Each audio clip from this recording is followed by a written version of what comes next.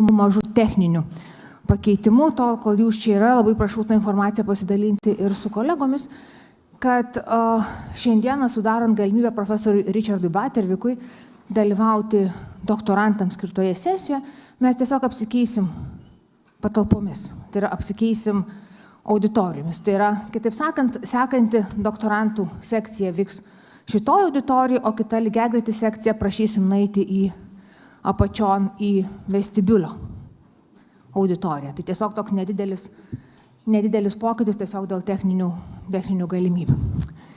Ir mes galim pamatyti Richardą. Hi. Hi, Richard, good morning. Labas rytas, Jurgita. Labas rytas. So, did you allow me to introduce you in Lithuanian because we have a simultaneous translation into Polish, and I try to be very kind, okay? So, and I don't do translation for you specially. It's okay? Okay, thank you. Taigi, aš noriu pristatyti šiandienos mūsų prelegentą, tiesiog priėmėm tokį sprendimą, kad aš neversiu dabar į anglų kalbą, ką jums pasakysiu.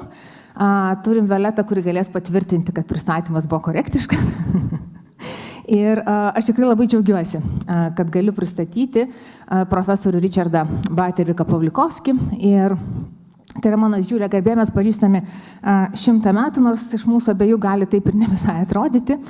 Bet tai yra, iš tikrųjų, vienas iš iškiliausių šiandienos istorikų, užsienio, tai yra užsienio Lenkams ir užsienio mums, ar ne, istorikų, vakaruose dirbančių ties labiausiai, aišku, Lenkijos, bet tame tarpe ir Lietuvos didžiosios kunigaikštystės istorija.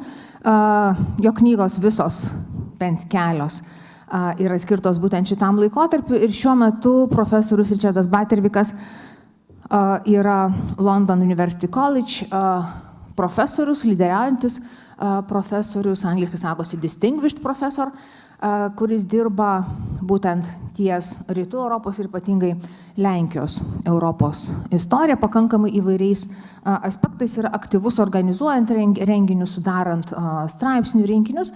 Ir tokia turbūt nauja pozicija, kuri gali būti ne visiems žinoma, tai profesorius Richardas šiuo metu yra išskirtinis ar pagrindinis Lenkijos istorijos muziejaus istorikas, kas yra iš tikrųjų labai tokia svarbi pozicija ir rodanti, kas iš tikrųjų geriausiai išmano Lenkijos istoriją. Tai aš norėčiau ir perduoti dabar, neužimdama daug laiko, norėčiau perduoti žodį profesoriui ir labai džiaugiuosi, kad profesorius, kaip minėjau, jungsis prie komentarų ir doktorantų sekcijų, tad visus dar kartą kviečiu, nes vakar tikrai buvo labai įdomu. So I finished your introduction. I think it was good. And Richard, the floor is yours. Thank you. Ačiū labai, Jurgita. Labas rytas visiems. Kad negaliu būti su tavimi asmeniškai.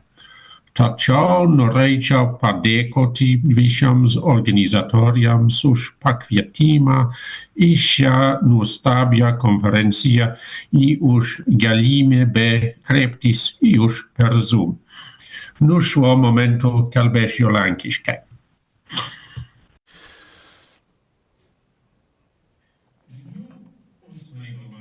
Tūkstantis 791 metų gegužės 8-ąją vyko kasmetinis Šventojo Stanislovo dienos minėjimas. Išdorotas ir stebuklingai tapęs sveiku Krokuvos vyskupas greta Šventojo Stanislovo buvo ir tebėra Vilniaus katedros globėjų. Ji buvo rekonstruojama jau 10-metį. Savo kubo formą primenantį senovinę šventyklą jau iškilo virš LDK sostinės žemupio. Katedros funkcijas de facto atliko universitetinė Šventųjų Jonų bažnyčia. Su bažnytinė švente persipynė karaliaus Stanislovo Augusto vardadienio proga rengiamos iškilmės ir vakaronės. Vilniaus universiteto profesoriai susėdo prie prabangių pietų, kurių metu gerbiamas rektorius kunigas Martynas Počobutas susijaudinęs perskaitė savo jaunesniojo kolegos astronomo Jono Snedeckio laišką. Šis laiškas, kaip patikino autorius Počobutas, kabutėse, privertė mus visus jausti džiaugsmingą pasitenkinimą ir apmąstymus apie dieviškosios rankos darbą ir stebuklą išgelbėjusi mus nuo paskutinės nelaimės ir sunaikinimo. Man sunku apsakyti, koks tai buvo džiaugsmas. Šis Dievo rankos darbas ir stebuklas be abejo buvo Varšuvoje priimta gegužės 3-osios konstitucija. Džiaugsminga nuotaika išliko visus eilinius metus. Eiliniai įvykiai buvo 1791 m. Liepos 1 dienos universitete vykusios padėkos iškilmės, miesto valdžios rinkimai į magistratą, Seimo ir apeliacinių teismų įgaliotinių rinkimai rugpjūčio 1-10, priesaika konstitucijai 1792 vasario 14 Seimelio posėdžio pradžioje, LDK tribunolo veiklos atnaujinimas kovo 15 dieną ir pirmųjų konstitucijos priėmimo metinių minėjimas 1792 m. gegužės 3 dieną. Ar galima teigti, kad nepaisant kai kurių nesklandumų ir baimių, Vilniečiams tie metai aplamai buvo laimingi? Bet kuriuo atveju atėjo sunkus laikai. Tai skatina mus atlikti sintetinę, nors ir atrankinę 468 metų amžiaus miesto, taip pat jo gyventojų ir lankytojų apžvalgą. Taip pat galime apmastyti Vilniaus ir Vilniečių trajektoriją link XIX amžiaus ir reformuojamos abiejų tautų respublikos. Tai yra ta trajektorija, kelias, kuris tapo staiga išardytas. Jau girdėjome ir šiandien išgirsime, kas iš tikrųjų vyko XIX-XX amžiaus sandūroje, tačiau prieš 232 metus Vilniaus žengė alternatyvios ateities link. 18 amžiaus pabaigoje į Vilnių atvykę žmonės matytų senų mūrų apjuostą, tarp vaizdingų ir iš dalies miškingų kalvų išsidėsčiusi, iš įvairių pusių netolygiai besidriekiančių priemiesčių apsuptą miestą. Nutirpus žiemos sniegui, viskas sužaliuodavo. Turtingesnių bajorų tarpe buvo madingos priemiesčių vilos su sodais. Kotedžai, dirbtuvės, trobos ir dvaro rūmai dažniausiai buvo statomi iš medžio, tačiau buvo ir mūrinių, ypač prie išvažiuojamųjų kelių. Virš žemų pastatų, sodų, kilo bažnyčios ir vienuolynai. Rytinius šlaitus puošė liekni misionierių bažnyčios bokštai. Už plikoje Antakalnio kalvos dominavo Šventųjų Petro ir Povilo bažnyčia bei Sapiegų rūmai. Toliau į šiaurę, ant Neries upės šlaito, matėsi Verkių parkas ir vyskupų rezidencija, taip pat platus trinitorių pastatų kompleksas. Dešiniajame krante savo ruoštų Šnipiškėse pijorai valdė po jėzuitinę Šventojo Rapolo bažnyčią, o kairiajame krante Lukiškėse tarnavo dominikonai. Kiek toliau, prie Neries vingio, aplink mečetę gyveno totoriai, prie miesto sienų stovėjo kukli evangelikų reformatų, tai yra kalvinistų bažnyčia. Reikia pripažinti, kad senosios sienos, bokštai ir vartai nebuvo gerai pritaikyti priešo apgulčiai. Teritorija už sienų buvo užstatyta tankiau nei priemiesčiai, bet irgi netolygiai. Tankiausiai apgyvendinta buvo vakarinė Turgaus aikštės pusė, kur rezidavo amatininkai. Nors, pavyzdžiui, odininkai savo neįtin maloniai kvepiantį darbą dirbo už pietinių miesto sienų. Prie sienų esančius vienuolynus supo sodai ir daržai. Žinoma, netruko įspūdingų bažnyčių, dauguma kurių priklausė vienuolių ordinams. Ypatingų architektūrinių nuopelnų 18 amžiaus viduryje pasiekė Jonas Kristupas Glaubicas, liuteronas, ne tik projektavęs atstatytą Augsburgo evangelikų bažnyčią savo bendruomeniai, bet ir dirbęs abiejų apeigų katalikų bažnyčiose, stačiatikių bažnyčiose ir net garsiojoje didžiojoje sinagogoje. Rytinėje arba rusėniškoje miesto pusėje dauguma šventiklų priklausė unitams. Tačiau stačiatikiai išlaikė Aušros vartų gatvėje esantį vienuolyną ir Šventosios dvasios cerkvę. Mieste buvo girdėti kalbų mišinį lenkų, jidiš, rusų, vokiečių, prancūzų ir lietuvių. Pagrindinėse gatvėse, kaip antai Pilies, Didžiojoje, Dominikonų ir Trakų, tarp mūrinių ir bajorams stovėjusi kilmingų šeimų rūmai. Geriausiose rezidencijose buvo arklidės ir vežimų patalpos. Dauguma įvairių prekių buvo gabenama arklių. Pietuose, arčiau Neries, dėmesį patraukė vaizdingi aukštutinės ir žemutinės didžiųjų kunigaikščių pilių griuvėsiai. Bet ten taip pat kunkuliavo gyvenimas. 18 amžiaus antroje pusėje LDK sostinė pamažu augo. Po paskutinio didelio 1760 metų gaisro liko mažiau tuščių aikščių ir negyvenamųjų namų. Nebuvo ir baisių epidemijų. 1790 metais sudaryto mokestinio surašymo duomenimis, kuris beje aptariamas šioje puikioje knygoje, Vilniuje buvo 1552 posesijos, iš kurių 2/3 1044 išsidėstė priemiesčiuose, 456 už miestą juosiančių mūrų ir 52 pilies teritorijoje. Šiuose sklypuose būta 1939 įvairaus tipo pastatų. Šio pagrindu Zigmantas Kaupa vertina bendrą Vilniaus gyventojų esant nuo 11 o gal 12 tūkstančių. Tuo tarpu demografijos vadovėlyje nurodomas bendras vertinimas siekia 24 tūkstančius žmonių. Palyginus šios rezultatus su 1775 mokesčių surinkimo tikslais užfiksuotų dūmų skaičiumi galime teigti, kad gyventojų skaičius padidėjo 10 procentų. Miesto gyventojų prieaugis Lietuvos didžiojoje kunigaikštystėje pirmiausia kilo dėl migracijos. Tarp naujų Vilniaus miesto piliečių didžiojo Seimo metu randame puodžių, stalių, kepėjų, siuvėjų, batsiuvių, auksakalių. Dauguma jų kildinami iš Vilniaus ar artimesnių Lietuvos apskričių. Tačiau dalis atvyko iš Lenkijos ar dar tolesnių kraštų, Prūsijos ir Vokietijos reicho. Dauguma atvykusių į Vilnių nesikreipė dėl miesto pilietybės, kurios gavimas dažniausiai buvo siejamas su miesto rekomendacija ar garantija. Daugeliui nebuvo būtinybės, o daugeliui tai tiesiog buvo nepasiekiama. Nepaisant ekonominės konjunktūros, daugelis vilniečių kentėjo skurdą. Šis skurdas kartu su paklausa lytinėms paslaugoms tikriausiai lėmė augantį nesantuokinių ir pamestų vaikų skaičių. Kaip nustatyta civilinės karinės tvarkos komisijos pranešime, 1790-aisiais veikė net 29 įstaigos ir fondai, geriau ar blogiau siekiantis palengvinti žmonių vargus. Iš esmės, kiekviena religinė bendruomenė rūpinosi savais. Iš viso 847 žmonių, 270 buvo hospitalizuoti žydų ligoninėje, bet tik 14 dviejose unitų ligoninėse, tiek pat liuteronų ligoninėje ir tik 3 kalvinistų ligoninėje. Stačiatikų ligoninėje nebuvo nieko, likusieji buvo patalpinti į katalikiškas lotynų apeigų ligoninės. Meilės seserų ligoninės, kurioje buvo suskaičiuoti 82 vyrai ir 224 moteris, apraše pažymėta.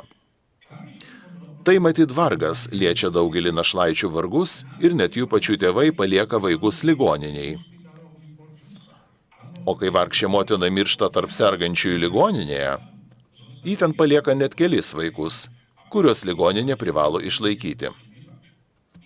Todėl nekalti kūdikiai dažnai tampa ankstyvos mirties aukomis dėl vaikystės silpnumo, negalintis atlaikyti nuodingo oro tvyrančio tarp ligonių. Net neabejotina, kad 616 vaikų, kurie dabar guli ligoninėje ir vis dar kažkokiu būdu išgyvena, yra tik maža dalis nevienodai didesnio skaičiaus tų, kurie per keletą pastarųjų metų šioje ligoninėje mirė.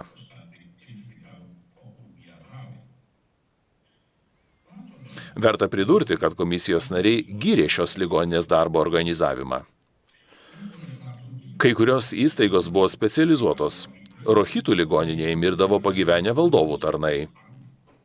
Šventojo Kazimiero jėzuitų bažnyčioje veikia 1726-aisiais įkurta senų ir ligotų kunigų ligoninė, pavadinta emeritorum, kad vyskupijos kunigai, kenčiantis nuo ilgo darbo ir amžiaus arba dėl negalios išsekę ir kurie yra netinkami tolesniam darbui, turėtų deramą priežiūrą ir komfortą senatvėje. Už 3 buvusių jėzuitų išlaikymą sumokėjo nacionalinė švietimo komisija, tačiau nors lėšų būtų užtekę 14 kunigų išlaikyti, 4 likę dvasininkai ilgus metus buvo apleisti ir kentėjo neapsakomą skurdą. Nenuostabu, kad 1792 pavasarį emeritorum administratorius atsisakė bendradarbiauti su abiejų tautų Respublikos policijos komisija. Kai kurie religiniai ordinai naudojosi panašia kliūtimi, baimindamiesi, kad mažesnės fundacijos nebūtų sujungtos į valstybei pavaldžias įstaigas. Kovoje su elgetavimu geriau atrodė komisijos ir vyskupų bendradarbiavimas. Vilniaus vyskupo kanceliarija 1792 kovo 15 išplatino skelbimą, įsakantį kiekvienoje bažnyčiai rengti po gailestingumo dėžutę, iš kurios buvo dalijama išmalda. Paaiškino, kad guldydami žmonės į ligoninės, kad ir kokios jos bebūtų, priimdami išmaldą bei tikinčiųjų aukas, turite išlaikyti šią sumanę ir apdairę meilę, kad neįsileistumėte tų, kurie tikrai nėra vargšai. Tų, kurie turi pakankamai sveikatos jėgų ir tinkamumo, kad galėtų išlaikyti save darbu, kuriam Dievas pasmerkė žmoniją. Reikia pripažinti, kad tuo metu Vilnius nebuvo metropolija, nors savo rezidenciją čia turėjo visos Rusijos metropolitas, buvęs Kijevo unitų arkivyskupas. Nepaisant to, miestas mėgavosi gyvybingų kultūrinių gyvenimų. Anot Magdalenos Švisarskos, kad valdymo metu ir nebūta monarcho, Vilniaus gavo naudos iš unikalaus veiksnių derinio, pritraukusį į miestą kultūros mecenatus, kūrėjus ir vartotojus. Galima kalbėti apie Vilniaus publiką. Miesto kultūros ritmas buvo siejamas su karnavalu ir gavėnia, taip pat su didžiosiamis bažnytinėmis šventėmis, įskaitant gatvių procesijas. Tačiau tuomet tokie renginiai buvo standartiniai ne tik Vilniuje. Vilniaus ritmo specifika buvo susijusi su LDK vyriausiojo tribunolo posėdžiais, susirinkimais, mokslo ir akademiniais metais. Socialinis gyvenimas mieste, periodiškai skatinamas aukštuomenės susitikimų, susiliejo su kultūriniu gyvenimu. Didaktinį su šou susijusi mokyklinį teatrą Pijorų ir nacionalinės švietimo komisijos poezijų mokyklose papildė mėgėjiški pasirodymai rūmuose, kur aristokratiškos damos galėjo parodyti savo talentus kviestiniams svečiams, pavyzdžiui, tribunolo deputatams. Naujovė tapo su tribunolo posėdžiais suderinti Vojcecho Boguslavskio viešojo teatro pasirodymai. Jis pasiūlė aukštesnio nei keliaujančių trupių ir gatvės muzikantų meninio lygio repertuarą. Augančią Vilniaus publiką sudarė beveik visi abiejų lyčių žmonės. Raštingi ir padoriai apsirengę, neapsiribojant aukštuomenę ir dvasininkais. Miestiečiai taip pat galėjo nusipirkti bilietus į teatro spektaklius, dalyvauti bet kai kuriuose susirinkimuose, skaityti apie renginius Vilniaus laikraštyje, įsigyti graviūrų, knygų ir įvairių žurnalų. 1791 m. balandžio 18 Lenkijos Respublikos laisvųjų miestų įstatymas įtrauktas į gegužės 3 konstituciją galėjo tik paspartinti šią valstybių konvergenciją. Susirinkusiai diskutavo apie kultūrą, prekybą, politiką, ginčijosi ar apkalbėdavo prie kavos puodelių, vyno taurių ar alaus ąsočių. Vilnietis užduodavo toną. Anksčiau vyrėvės galingų ir apšviestų mecenatų vaidmuo kultūros formavime ėmė silpti. Nuo 1760-ųjų mokslininkus ir menininkus traukė Vilniaus vyskupo kunigaikščio Ignaco Jokūbo Masalskio dvaras. Būtent jis pastebėjo išskirtinį jaunolį iš valstiečių šeimos Lauryno Masiulio talentą. Išsivežė į užsienį, įdarbino mokytojų bei architektų, kuris vėliau tapo Laurinu Stoka Gucevičiumi. Mokėsi pas lenką Martyną Knakfusą, tačiau daugiausia Gucevičiaus dėka dėl vyskupo rūmų perstatymo. Taip pat jam vadovaujant nebaigtos katedros ir rotušės atstatymo. Architektūroje pradėjo ryškėti menkai dekoruotas, bet pasižymintis monumentaliomis ir drąsiomis formomis brandus Vilniaus klasicizmo stilius. 1790-aisiais Seimas paaukštino bajorus vis garsesnį ir gerbiamą architektą. Jis skaitė topografijos ir architektūros paskaitas Lietuvių korpuso inžinierių mokykloje. Nors besilankančiųjų pas vyskupą daugumą sudarė dvasininkai, atmosfera buvo gana pasaulietiška, galima sakyti atpalaiduojanti. Nuolat įsiskolinęs Masalskis ne visada padengdavo savo lošimo kortomis skolas. Juozas Kazimieras Kosakovskis turbūt buvo ne vienintelis dvasininkas, kuris neprimindavo apie išloštų pinigų grąžinimą. Tad jau didžiojo Seimo metu vyskupo dvaras jau buvo nugyvenęs savo geriausius metus, nusivylęs dėl Seimo veiklos krypties ir praradęs viltį persikelti Krokuvą. Nuo 1789 spalio iki 1792 pradžios Masalskis gyveno ne Vilniuje, daugiausia užsienyje. Didžiulės vyskupijos administravimą jis patikėjo 5 asmenų kolegijai, kuriai vadovavo vyskupas sufraganas ir katedros kapitulos prepozitas Piotras Tončikovskis. Administracija paragino tikinčiosius ir dvasininkus dėkoti Dievui, kad Seimas priėmė konstituciją. Iš daugybės sakyklų parapiečiai girdėjo, kad Dievas ištiesė geranorišką dešinę ranką, palaimino šviesiausių mūsų Seimo narių posėdžius, subūrė jų protus, pastarėjai sutarė, surašė ir prisiekdami patvirtino konstituciją. Tai yra vyriausybės įstatymą, kuris gina mus nuo išorinio smurto, kuo stipriau užtikrina mūsų laisvę, per meilį ir tarpusavio pasitikėjimą vienyje visus tautos luomus, formuoja valdžią ir per labai gerą sistemą tvarko visą jos reikalų eigą. Vienu žodžiu, tai visiškai įtvirtina mūsų laimę.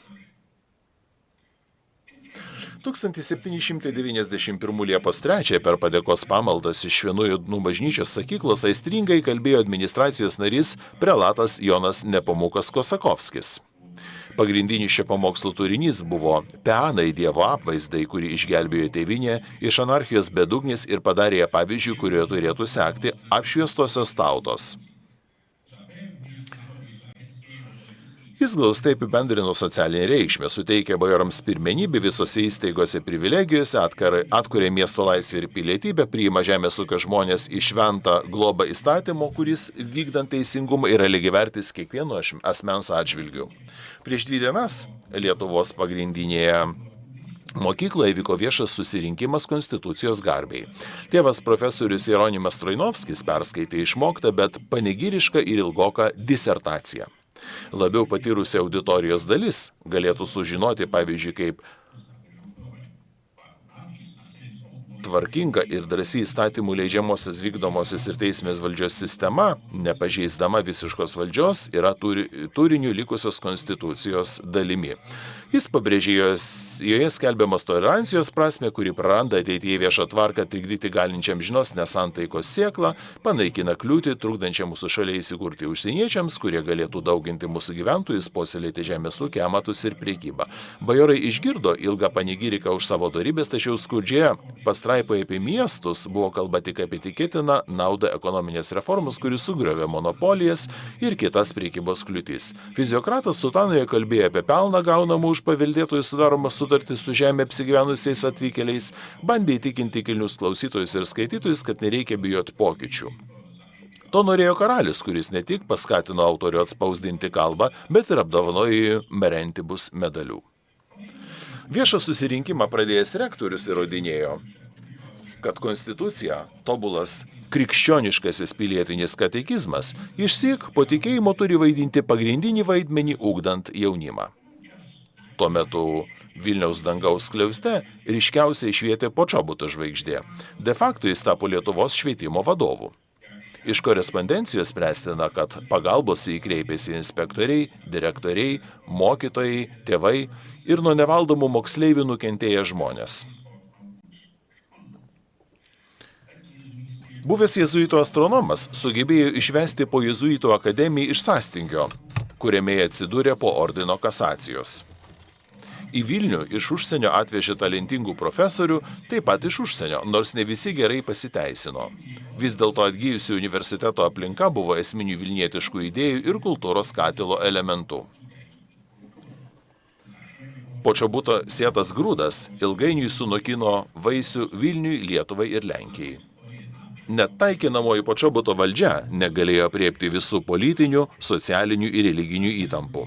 Tyrėjai atkreipė dėmesį aštresnius nei Karūnoje Lietuvos ginčus tarp magistrų ir seniūnų. Išskyrus 11 miestų, kurie išlaikė savo statusą 1776-aisiais, daugelis mažesnių LDK centrų stengiasi susigrąžinti ar įgyti savivaldą. Vilnius, kurio magistras turėjo bajoro titulą, su šia problema nesusidūrė. Savo ruožtu, jam teko susidurti su daugybė bajorų, dvasininkų ir rizdikų. Prieš pat miestų reformą pagal Magdeburgo savivaldybės teisę miestui priklausė tik 715 žemės sklypų. Per saldo jurisdikos netrukdė miesto plėtrai, tačiau šios konkurencingos galimybės įsikurti ir užsidirbti kenkė miesto gyventojų, ypač krikščionių amatininkų, susijusių su gildijomis interesams. Nors pagal 1791 metų reformą miesto teisė pradėta taikyti visoms jurisdikoms ir jų gyventojams, nebuvo panaikinti įsipareigojimai savininkų naudai. Vilniaus miestiečių nuotaikas pirmosiomis savaitėmis po gegužės 3-osios konstitucijos priėmimo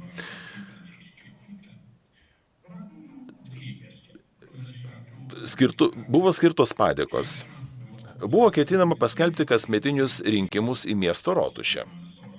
Taigi, pirmasis buvo opozicija prieš praktiką dirbti miesto įstaigose iki gyvos galvos, buvo ketinama paskelbti kasmetinius rinkimus į miesto rotušę, krikščionių ir žydų santykiai taip pat buvo antrasis iš klausimų rodantis stiprią trintį. Anot rūmų nuomonės miesto pilietybės suteikimas žydams reikštų galutinį Vilniaus miesto nuopolį, kurį lemia besidauginančių žydų priekybą. Panašus krikščionių miestiečių įsitikinimai kitur, ypač Varšuvoje, trukdė parlamento vadovų pastangoms reformuoti žydus. Didžiausia to meto žydų sėkmė buvo policijos komisijos sprendimas, kad privilegija nemenėm kaktivabimus nis jūra vyktum galėjo taip pat naudotis ir abiejų tautų respublikos laisvųjų miestų žydai. Žydų Vilnė buvo fenomenali dėl dviejų priežasčių. Pirma, jį turėjo didžiulį prestižą žydų pasaulyje.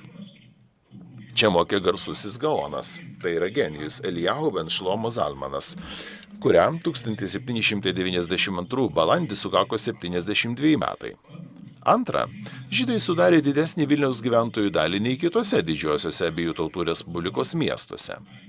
Čia žydų populiacija sparčiai augo nuo 18 amžiaus ir pasiekė gal 40% visų miesto priemiesčių gyventojų.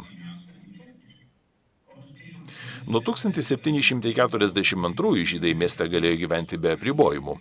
Vienintelis draudimas buvo naujai įsigyti nekilnojamąjį turtą pagrindinėme kelyje nuo Aušros vartų iki katedros ir Trakų gatvė iki Šventų Jonų bažnyčios. Dauguma žydų vis dar gyveno vakarinėje Turgaus aikštės ir kitoje Vokiečių gatvės pusėje. Jie gyveno ir jurisdikose, Radvilų Šnipiškėse, Sapiegų Antakalnyje, taip pat Užupyje ir kitose priemiesčiuose. Įvairiose abiejų tautų respublikos dalyse vyko bajorijos ir miesčionių fraternizacijos gestai. Taip pat vyko dvipusis reiškinys, kurį, vartodama Moliero terminus, Kristina Zienkovska įvardijo kaip bajoras miesčionis ir miesčionis bajoras. Jis skatino tiek euforiją, tiek interesai. Be to, daugelis bajorų Vilniuje priėmė miesto pilietybę, nors magnatai labiau priešinosi. Rugpjūčio 1 dieną Vilniečiai miesto prezidentu vienbalsiai išrinko dezignatą Chorunžą ir Vilniaus pasiuntinį Antaną Tyzenhauzą. Taip pat iš bajorų buvo išrinktas viceprezidentas ir 4 suolininkai. Po 10 dienų Vilniaus skyriaus delegatai savo plenipotentų Seime išrinko praėjusiais metais nobilituotą Vilniaus miesto burmistrą Danielių Paškevičių. Rugpjūčio rinkimai, kuriuose buvo išrinkti ir miesto apeliaciniai teisėjai, neabejotinai prisidėjo prie politinio miesto ir miestelėnų subjektiškumo. Kitas didelis politinis įvykis Vilniuje buvo vasario 14 susirinkęs ir 7 dienas posėdžiavęs Seimelis. Susirinkę kilmingi piliečiai vienbalsiai rinko tribunolo deputatus, teisėjus, asesorius, pasienio ir civilinius karinius komisarus. Taip pat susitarta dėl nurodymų pasiuntiniams, dėl varginančių tilto mokesčių, renkamų piliečiams kertant nerį, dėl reikalingos tinkamos būstinės civiliniai, kariniai ir pasienio komisijoms. Savo ruožtu pirmą dieną, anot Tyzenhauzo pasakojimo, po ilgų ginčų, posėdžio pradžioje buvo vienbalsiai sutarta prisiekti konstitucijai. Pirmininkaujantis Vilniaus kamarininkas kunigaikštis Kristupas Giedraitis paskelbė priesaikos tekstą. Prisiekiu viešpačiui, savo dievui, kad uoliausiai savo gyvybę ir turtų ginsiu gegužės 3 ir 5 dienomis priimtą vyriausybės konstituciją. Laikydamas jų laisvių ir nepriklausomybės, taip pat mūsų bajorų saugumo ir lygybės tvirtovė, mūsų tėvynės stabilumo ir galios užtikrinimu.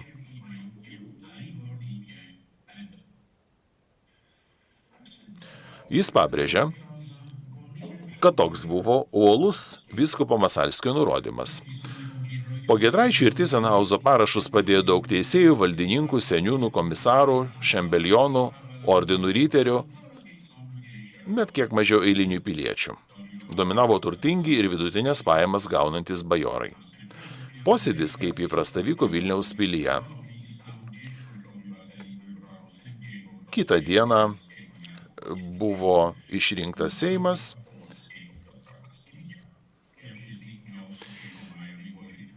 Taigi, Polocko iždininkas Petras Mackevičius ir kiti delegatai turėjo pasakyti 1792 gegužės 3 dieną bažnyčios kalbą. O šiaip posėdis vyko arba miesto teismo rūmuose, arba greta esančiose tribunolo rūmuose. Naujieji teismo rūmai, kurie buvo pastatyti, buvo pagal Knakfuso projektą. Konstitucijos triumfą seimeliuose, ypač LDK, galėjo taip pat paskatinti susijungti tautas. Tačiau turėjo paskatinti taip pat ir tuos, kurie buvo konstitucijos priešininkai, kad būtų galima organizuoti kontrrevoliuciją. Į Vilną grįžo Józefas Kosakovskis, kuris taip pat pasirašė 2 kartus po konstituciją. Geriausiai jis įtikino Masalskį, karalių ir popiežių, paskirti Vilniaus vyskupo koadjutoriumi su paveldėjimo teise. Kovo 2 dieną Kapitula, pernelyg gerai pažinodama savo brolį, nenoriai išrinko. Kitą dieną atėjo Kosakovskis, pasakė aistringą kalbą ir išėjo. Kosakovskis ir Masalskis mieste skleidė baimę.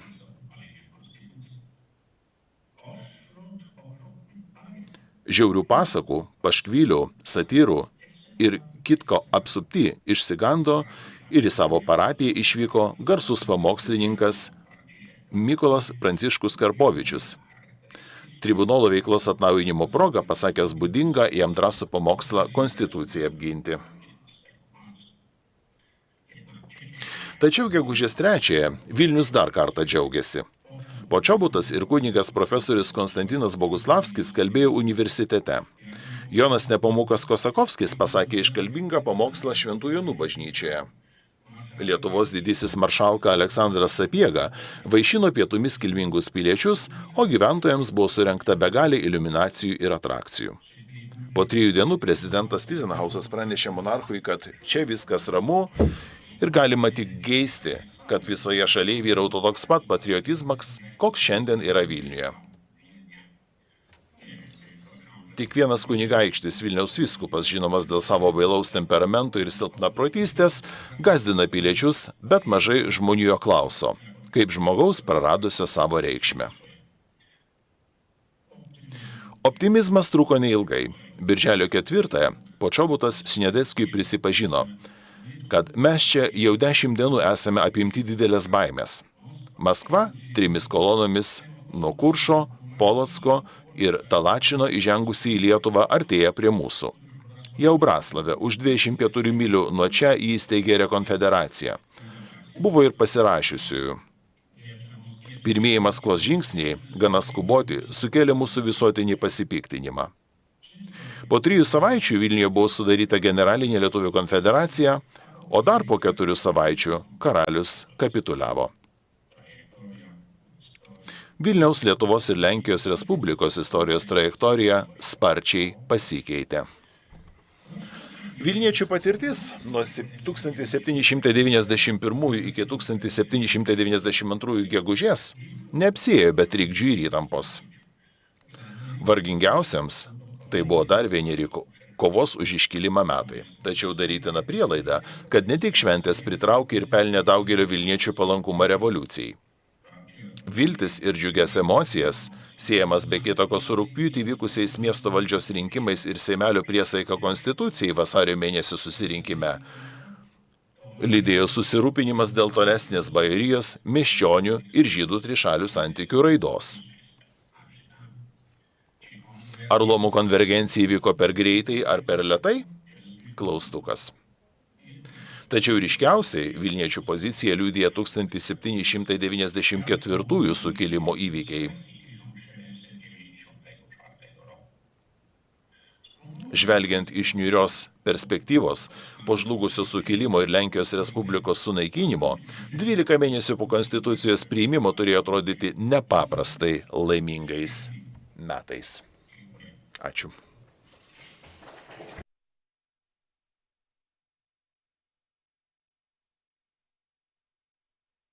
Dziękuję bardzo.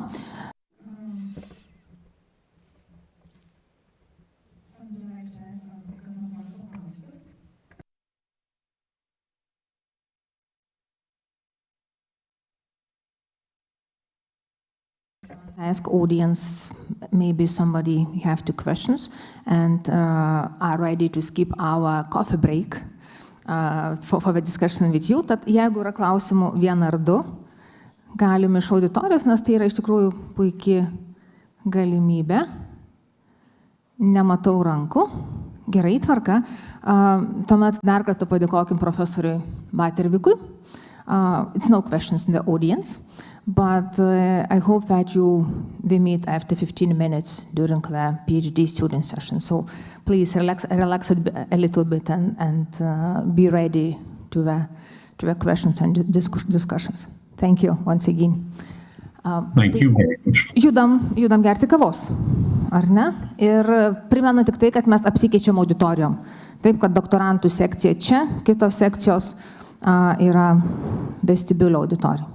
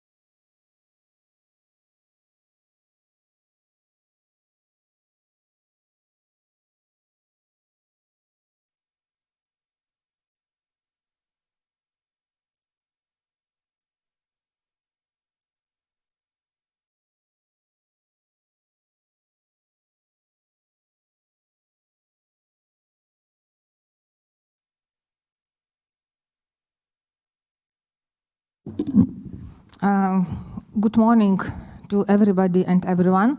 I would like to apologize that we are late. I have interviewed television, so it's many sorry for that. And now, as you understood, we switch into English, and all presentations and all comments, it will be in English. Sorry, in English language. I don't know, so it's good news or not so good to the PhD students, but you will be recorded, and now we exactly are in the internet.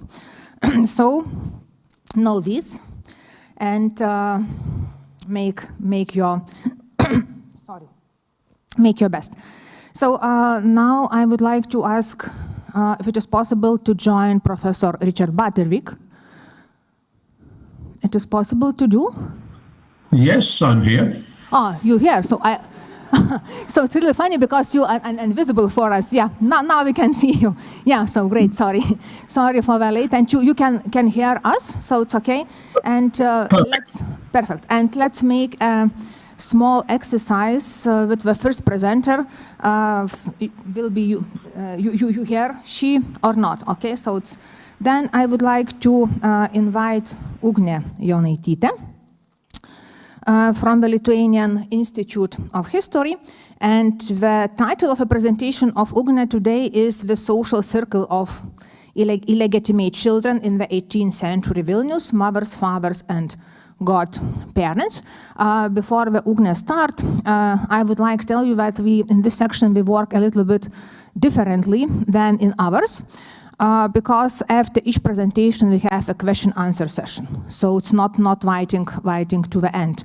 So presentation, then the short answer and question session. So it's and I would like to ask all more experienced colleagues to be very active in the discussions, because it's really a help to the PhD students. Yeah, Ugnė, floor is yours, please.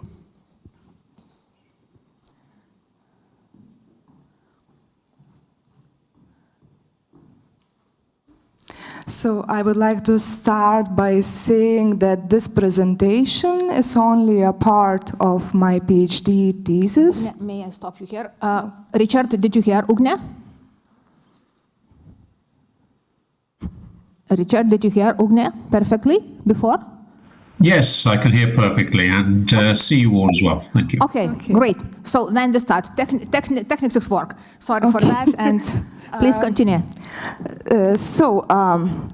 As Western scholars already noted, the stigma of illegitimacy was really multi-layered and varied depending on the social status of parents, as well as the type of sexual relationships they had.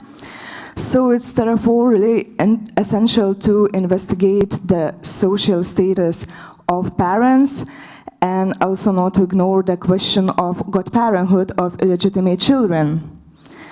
In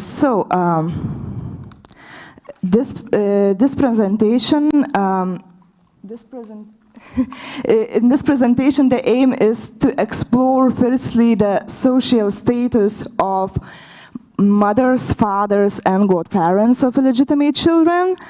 And the second part of my presentation will deal with the question how the godparenthood was shaped and how it interacted, how the institution of godparenthood interacted with mothers, fathers, and children themselves. I will mainly seek to answer two research questions. First question would be, could the social model of illegitimate parenthood that is well established and defined in Western literature could be established and could be applied when we talk about the case of Grand Duchy of Lithuania? And later I will analyze the godparenthood institution of illegitimate children and how it interacted with mothers, fathers, and godparents. And in order to do so, Oh, so this is very important to note here that the definition of illegitimate children in my presentation are not only those who were recorded as illegitimate in the sources, but also I included foundlings as foundlings that were babies who were left by mothers. I included them because for me more interesting is the social picture of illegitimacy, and it is well known that at the time I'm talking about here, 18th century, majority of babies were left because of their illegitimate status. The data was collected from 7 parishes in total. 2 of them covered Vilnius city. It was St. John parish, as well as St. Josephus and Nicodemus parish. And as I wanted to compare this data in more city and periphery level, I also included adjacent towns and villages just to seek to see if there were any minor or major differences. And the data was collected from parish records, and I I wanted to show the data limitations and how laconic the source itself is, because the parish books were the main the parish books simply registered the baptisms, marriages, and funerals. So it was really laconic information. And when we're talking about illegitimate children, it was even more limited, as we only have the date of baptism, not of birth, because it wasn't common that time still to indicate the birth date. And then also the status of children, either they were legitimate or illegitimate one, and then we have name of the parents and then godparents, and sometimes it was also noted where they are coming from. So my method was nominal record linkage in order to find parents and godparents in other sources by looking what kind of social status they belong to. So, talking about, starting with mothers, studies of Poland and Western scholars reveal mothers of illegitimate children usually belong to the lower status of the society. And the problem while searching for mothers is that illegitimate motherhood was considered to be secret motherhood out of shame. Mostly, those women tended not to reveal themselves, and that can be showed in the data collected, as in parishes of the city, as well as the adjacent towns. In the city of Vilnius, the majority, half of the mothers weren't mentioned with a surname. In the adjacent towns and villages, we see a bit better situation here, as 75% of all known mothers were recorded with a surname. This can probably indicate that in the city, in the main parishes, St. Jonas and St. Josephus and Nicodemus, it was, for these mothers, was easier to keep motherhood in a secret, because they simply could be arrivals from other towns. That's why we have way more foundlings found in the Vilnius city. And when we're talking about those smaller villages and towns, is the feature of the community, which probably those mothers were well known for those communities, and priests know their surnames as well. Now about the marital status of mothers, we can assume this information from the given surname. So analysis show that majority of them were unmarried women. And we can only guess that for many of them, illegitimate pregnancy could be their first pregnancy. Married women belong to a very small group of all known mothers. We can also assume the circumstances of the child, we can assume the circumstances here, like in which circumstances the child was conceived for a married woman, and the direct information, one of the possibility could be, as we found the direct information from one record of St. Josephus and Nicodemus Church, which stated in 1778 a boy Casper was baptized, who was born, quoting exactly the record from the parish record, from his mother's, Uršulės Mickevičienės, adultery. So it probably was one of the possible reasons of such kind of sexual relationships. And as for widows, probably shouldn't be surprised that they were like the smallest group of all known mothers, because probably they just remarried shortly after their first husband died. And we can also find some direct information of social status of mothers in the records, where a few of them were mentioned as noblewomen, few as plebeia, and another interesting record founded in St. Josephus and Nicodemus Church that proves that sometimes the mother of a legitimate child could belong to the lowest rank of the society. The record dated in 1778 claims that a baptized girl, Mariana, is the illegitimate daughter of prostitute Petronėlė. And to shortly summarize this, the segment of mothers, we could probably guess that the majority was belonged to the lower status of the society. This had confirmed also the marital status, as majority of them were unmarried and probably were likely without social and economic stability in society. And now, when talking about the fathers, the question of fathers of illegitimate children is problematic in few ways. So firstly, as it was already noted by other scholars in the researches, when we're dealing with illegitimate parenthood, we find this stereotype of uncertain paternity, as we do know information of lots of the fathers, because usually they were just recorded in parish records as patris ignoti, patris unknown. And even so, and this uncertain paternity can also be seen from the collected data, as we do not have information of the majority of fathers at all. And even when we have the information, we cannot know for sure if the father recorder meant that he acknowledged the child, or was just simply the mother who mentioned the father. However, from still limited data, we can also have at least a glimpse of variety of the social statuses that the fathers could belong to.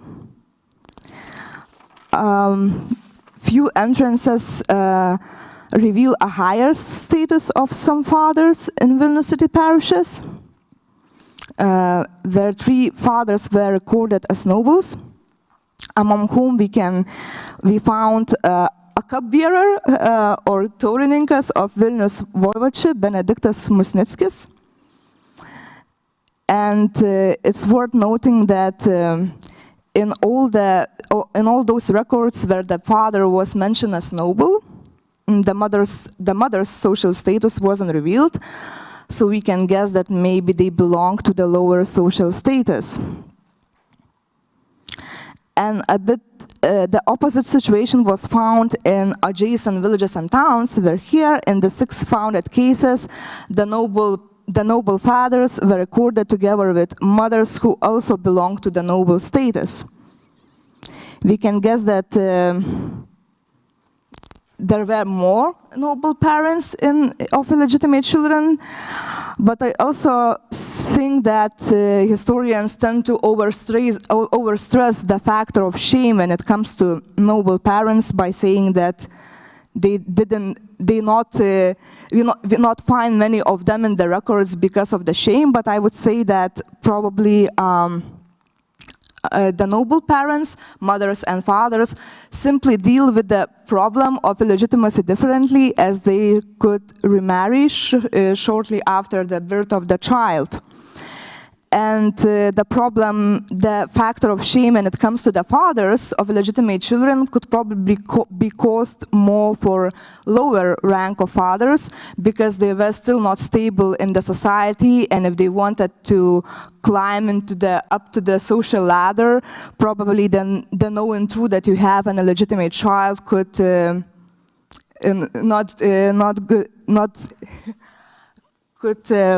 destroy your plans in a way to go up the social ladder. And although there were only small cases, like 3 in total, where the direct information revealed that the father belonged to the lower status of the society, as they were recorded as beggars, the peasants likely made up most of the fathers of illegitimate children. And another interesting type of parents were soldiers. I found few cases where mentioned that the father of a legitimate child is a soldier. We can here assume that it can indicate us that sometimes the legitimate children were the result of short-term relationships or even rape cases. And now come to godparents. Although according to Catholic doctrine, the godparents' main duty was to teach religious truths and be like spiritual guides of their grandchildren, starting from mid-16th century, the parents usually saw the option through the godparenthood to secure their social ties and secure their social position in the society by choosing the godparents from higher social ranks that they belong to. And seeing this, the church tried to prevent this. And with the Council of Trent that was established that a child must have one pair of godparents, a grandmother and godfather and godmother. And we can see, as the data shows, that in investigated parishes in 18th century, it was common for illegitimate children to have one pair of godparents. Although we can find this tendency more strictly in the main city parishes in comparison with adjacent towns and villages. And I found one case in Kernavė parish where the illegitimate child was baptized by 6 pairs of godparents.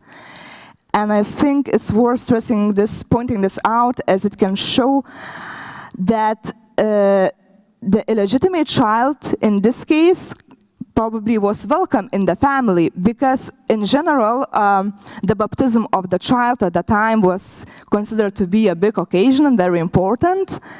And usually historians say that, like, when it comes to illegitimate baptisms, they were not as welcome into the family. Probably in some ways true, but in this at least case in Kernavė parish, where we have 6 pairs of godparents, and worth noting that none of them were mentioned as nobles, so probably it can indicate that they were like neighbors or friends of the parents. We can assume that at least this child was welcome into the family.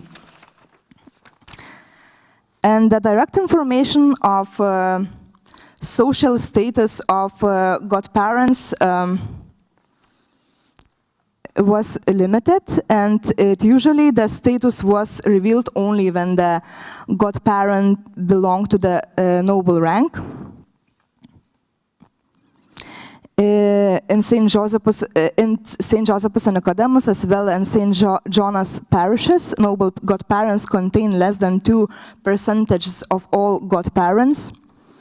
In adjacent towns and villages, the noble godparents were more common, although they will never contain more than 1/4 of all known godparents.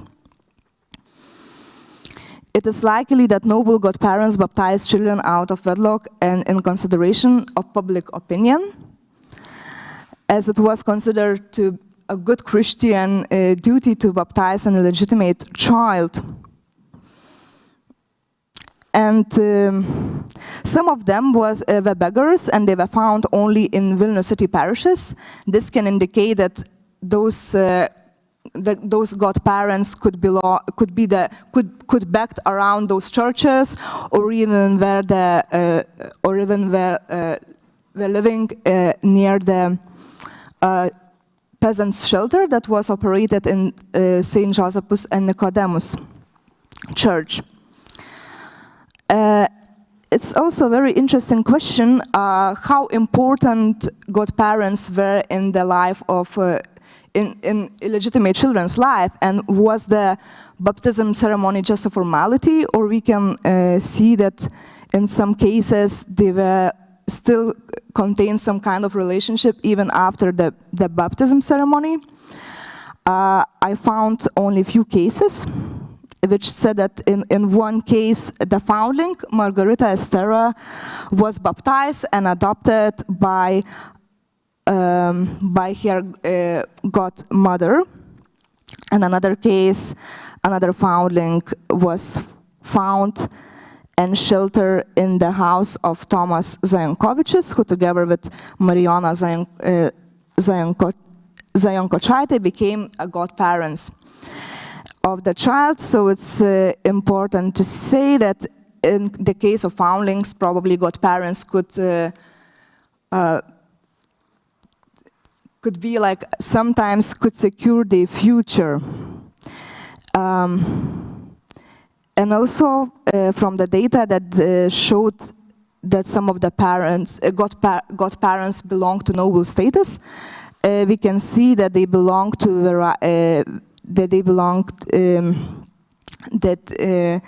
they had different kind of professions, and it's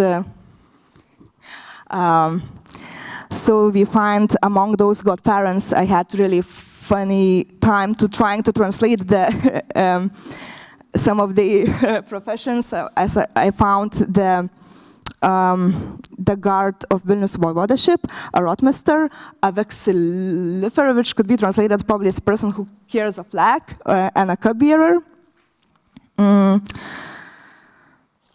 And also, the last question I need to answer here is how the godparenthood was shaped, and the relationships good parents could have with parents and mothers. So I found only small cases, like 5% of all cases, where the godparents was kinship-based. This can show us and reveal interesting things, like from two factors. So first, in such cases, we can be sure that the mothers and the parents were the one that were responsible for choosing a godparent. Another interesting find is that among all those cases, when we see the kinship-based godparenthood,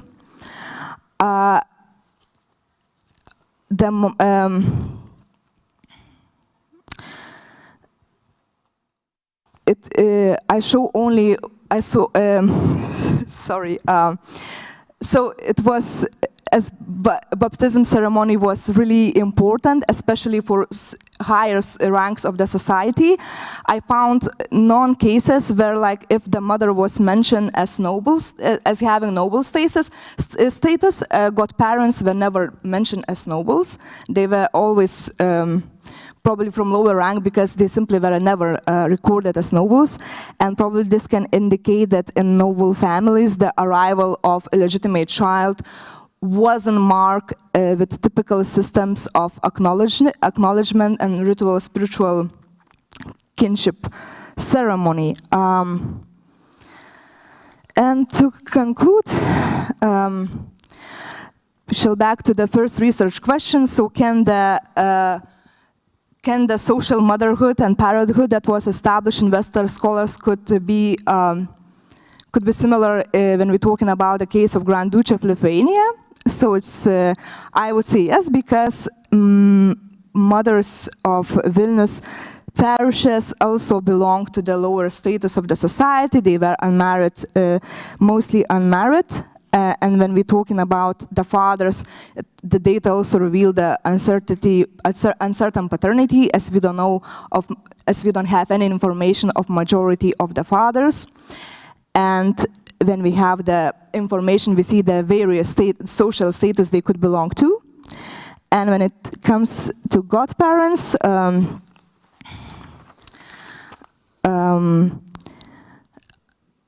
the given data show that godparenthood was used to seal family ties rather than pursue better social status, as with illegitimate children, majority of godparents were like relatives of the mother, but it never was the case where like mother from lower status could baptize a child with higher social rank godparent, and the foundlings is an exception here, as we found that foundlings usually got the noble godparent.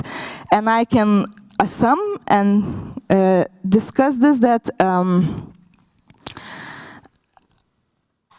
the social stigma prevailed, was attached more not to the child but to the mother of illegitimate child, and when we have only the illegitimate child without a mother, it could have a noble godparent. So that's to be it.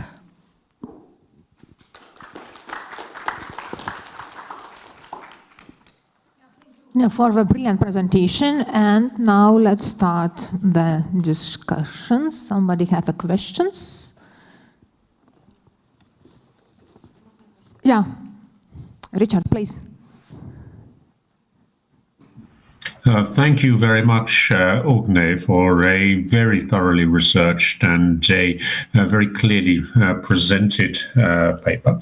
I have a question just slightly off what you've been talking about, but it may have come up during your research. Have you noticed any patterns in the Christian names given to baptized illegitimate children? Are there names which are characteristic, particularly for poorer illegitimate children? I mean, for example, is Marianna commoner than usual among the girls?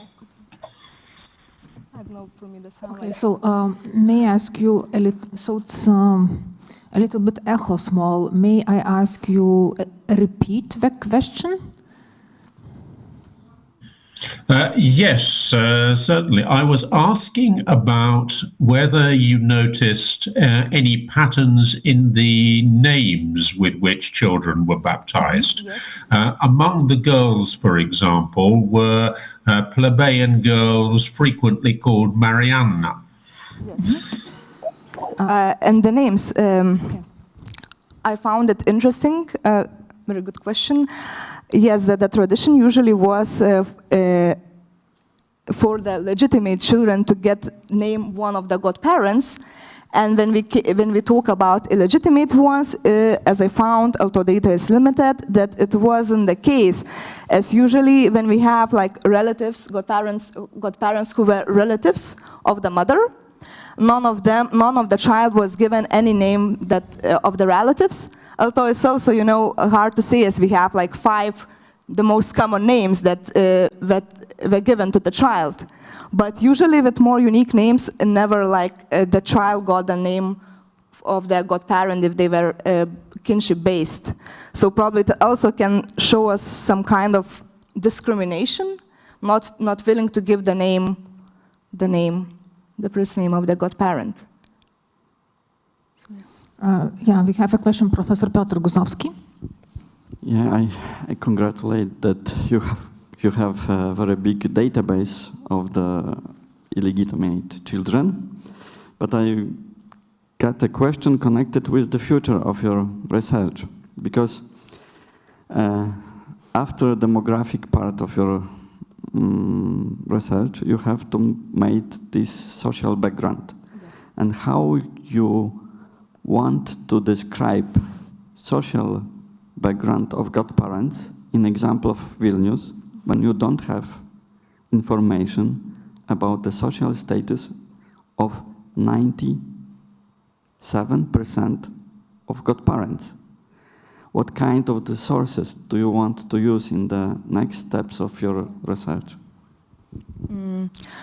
Yes, so I will be using the inventories, manor inventory, dvarų inventory, manor inventories in order to look for the godparents, as well as there are like some listings of parishioners that belong to some parishes. I already found some of them mentioned there as having the lowest status of peasants. I don't know the exact translation, baudžiauninkai, duoklininkai. So like I will be... Serfs. Yeah, so I will be using parishioner listings as well as inventories. But yes, the data, I can only find a few godparents mentioned there, so yes. Okay, thank you for your presentation. I'm thinking about the problem of agency, because in your presentation you were talking about the social stigma, about the mother decisions not to give their surname, about the grandparents' decisions, and so on, so on, so on. Are you able to check on which level the mothers were deciding are the surname is going to be recorded, are the information about kinship is going to be recorded? And on some level, the priests were the side that decided what is going to be recorded in the story. So maybe they were names, surnames, but the priest decided, okay, it's not important. I don't want to spend the time to writing those informations.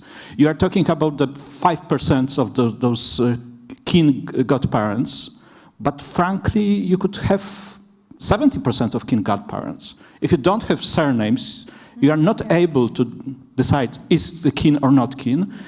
And of course, we also have to remember that some of your kins don't have your surname.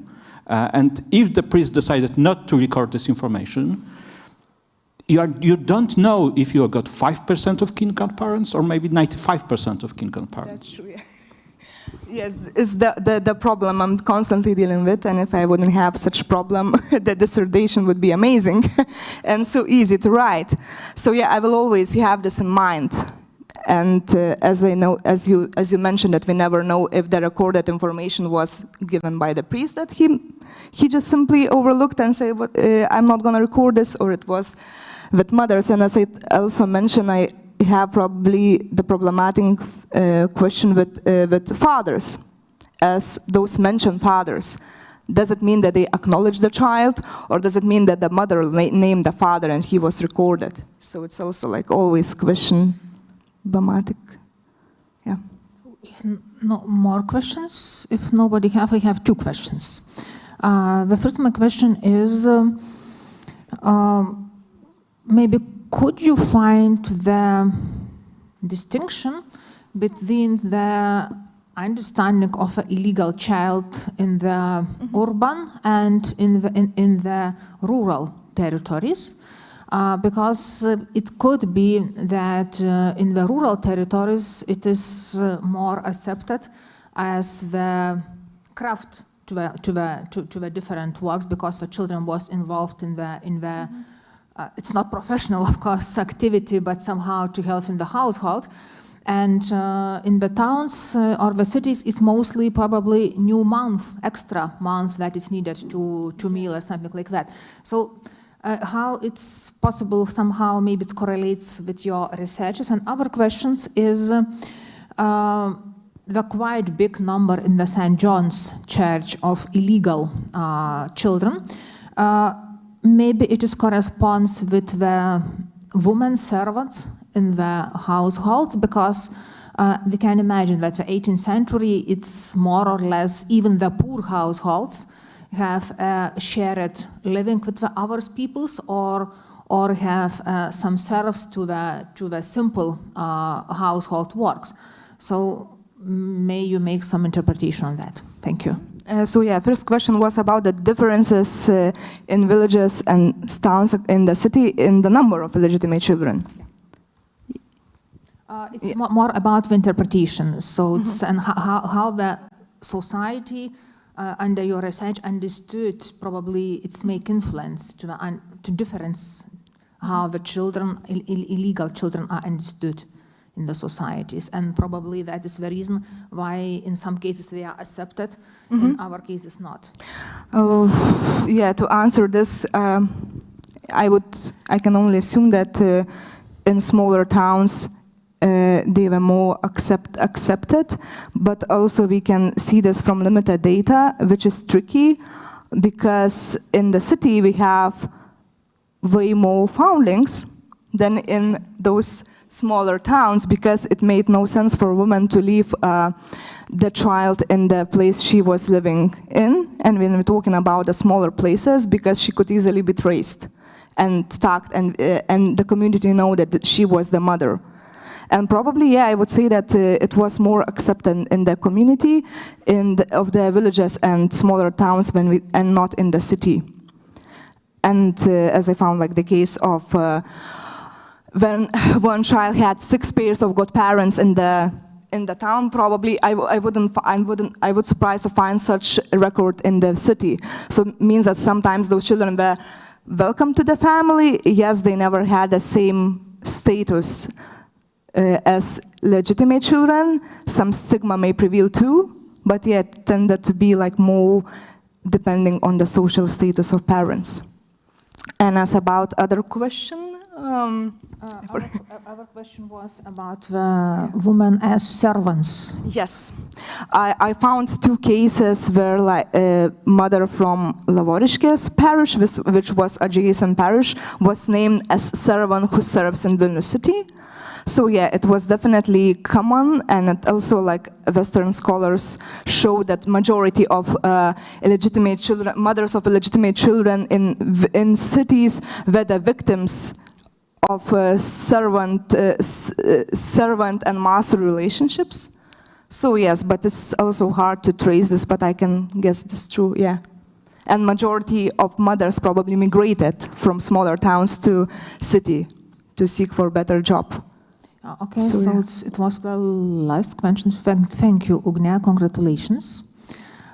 Thank you for presentations, and now we late, okay, but now I would like to introduce Viktor Korbut from the Warsaw University, and the title of presentation will be Establishment and Publication of a First Belarusian Newspapers Nasha Doля in Vilna in 1906 in the context of the cooperation between the leaders of the Belarusian and Lithuanian national movements during the revolution of the 1905-1907. So Ugne gives good tradition to make a presentation. Yeah, but you can choose to stay on to seat, so it's up to you. Yeah, the floor is yours. Dear colleagues, thank you for the attention. I would like to speak about the first Belarusian newspaper, legal Belarusian newspaper Nasha Dola, which existed just for a few months in Vilnius in 1906. But more, I would like to speak about Belarusian-Lithuanian relations. I mean relations between the leaders of Belarusian and Lithuanian movements in Vilnius in this time, because Lithuanians, they helped a lot to Belarusians to create their movement in Vilnius in the beginning of the 20th century, and this topic is mostly not good researched in Lithuania and not very good known in Belarus. So at first I would like to say that generally Belarusian national movement appeared and began to work in 1903, 1904 generally, in 3 cities in Russian Empire, in St. Petersburg, Minsk, and Vilnius. But generally, most of members of this movement, they came from the region not far from Vilnius. So they finally united in the organizations in Vilnius. And here I would like to say that the most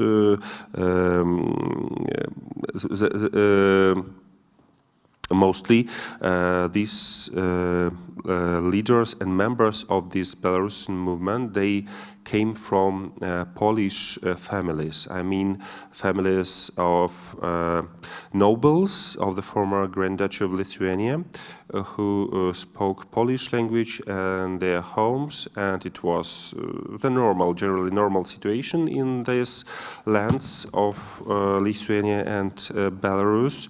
But we know that at that time a lot of nobles, they felt themselves, some nobles felt themselves Lithuanians, and they joined to the Lithuanian national movement, and some nobles, they felt Belarusians, and they joined to the Belarusian movement.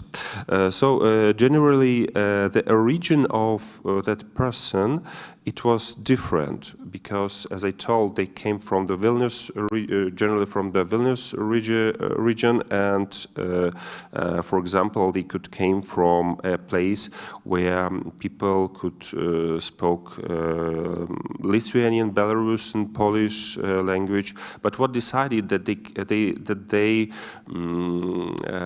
became members of Belarusian movement? It's most interesting question. So here, as I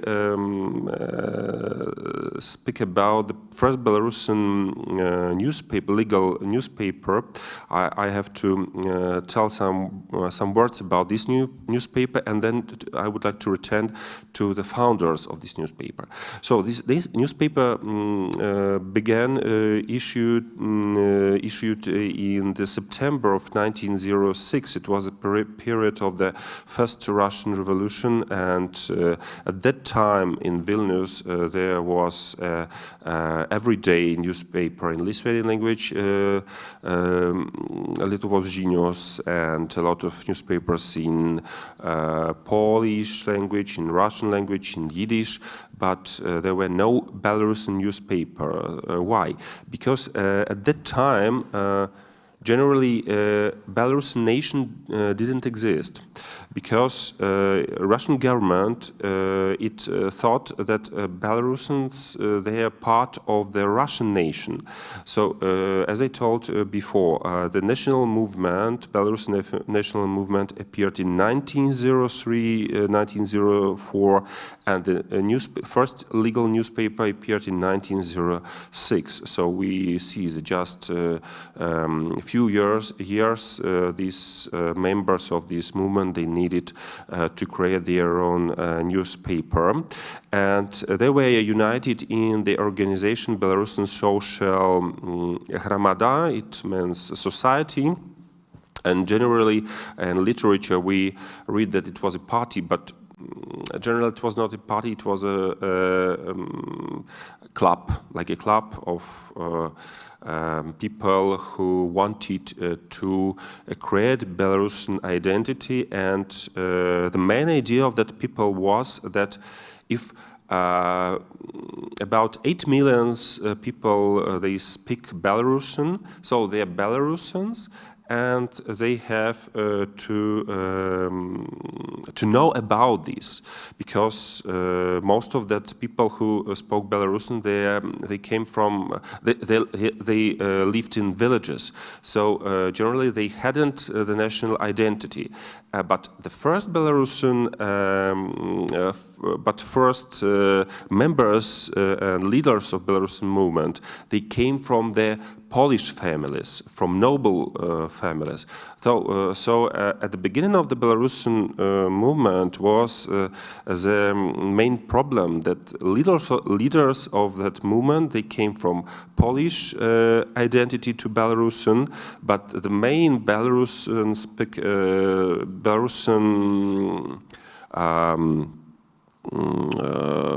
people, they spoke this language, but they belonged to they lived in villages and they didn't have this identity. So even one of the famous Polish publicists and later a famous Polish politic, Leon Wasilewski, he wrote in 1907 that this Belarusian movement was born in 1904, 1905, and just at that time it created like a movement of Belarusians, not a movement of people who just liked to research, not a movement of Polish and Russians who just liked to research Belarusian language, songs, and so on.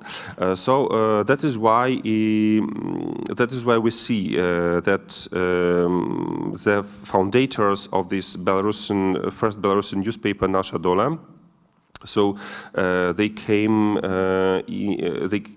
from a very special social group. The next question, who came from this group? So generally founders of this movement, there were main founders. There were two brothers, Jan and Antoni Luckiewicz. Generally their family, their father, he was from Minsk. But these two guys, boys, they was born in Šiauliai in Lithuania. After they, because father he worked in a railway in Libava-Romny railway, so he was traveling through different lands. And when he stopped in Šiauliai, so his children were born. But after they go to Mitava in modern Latvia, and there was a gymnasium where were a lot of Lithuanians, not just Latvians, but a lot of Lithuanians, because it was more free. There was more free atmosphere for studying. So there was a club of Lithuanians in that gymnasium, and the leader of this club, it was famous Lithuanian national movement activist Ambrozaitis. So two brothers, Luckiewicz, they learned a lot from Ambrozaitis about Lithuanians and about their own land, about Grand Duchy of Lithuania. So they understood that they came from that Belarusian lands, and this land, it has a special history. It is not Poland, it is not Russian, because as we know, in the beginning of the 20th century, in Belarusian Lithuanian lands, that there was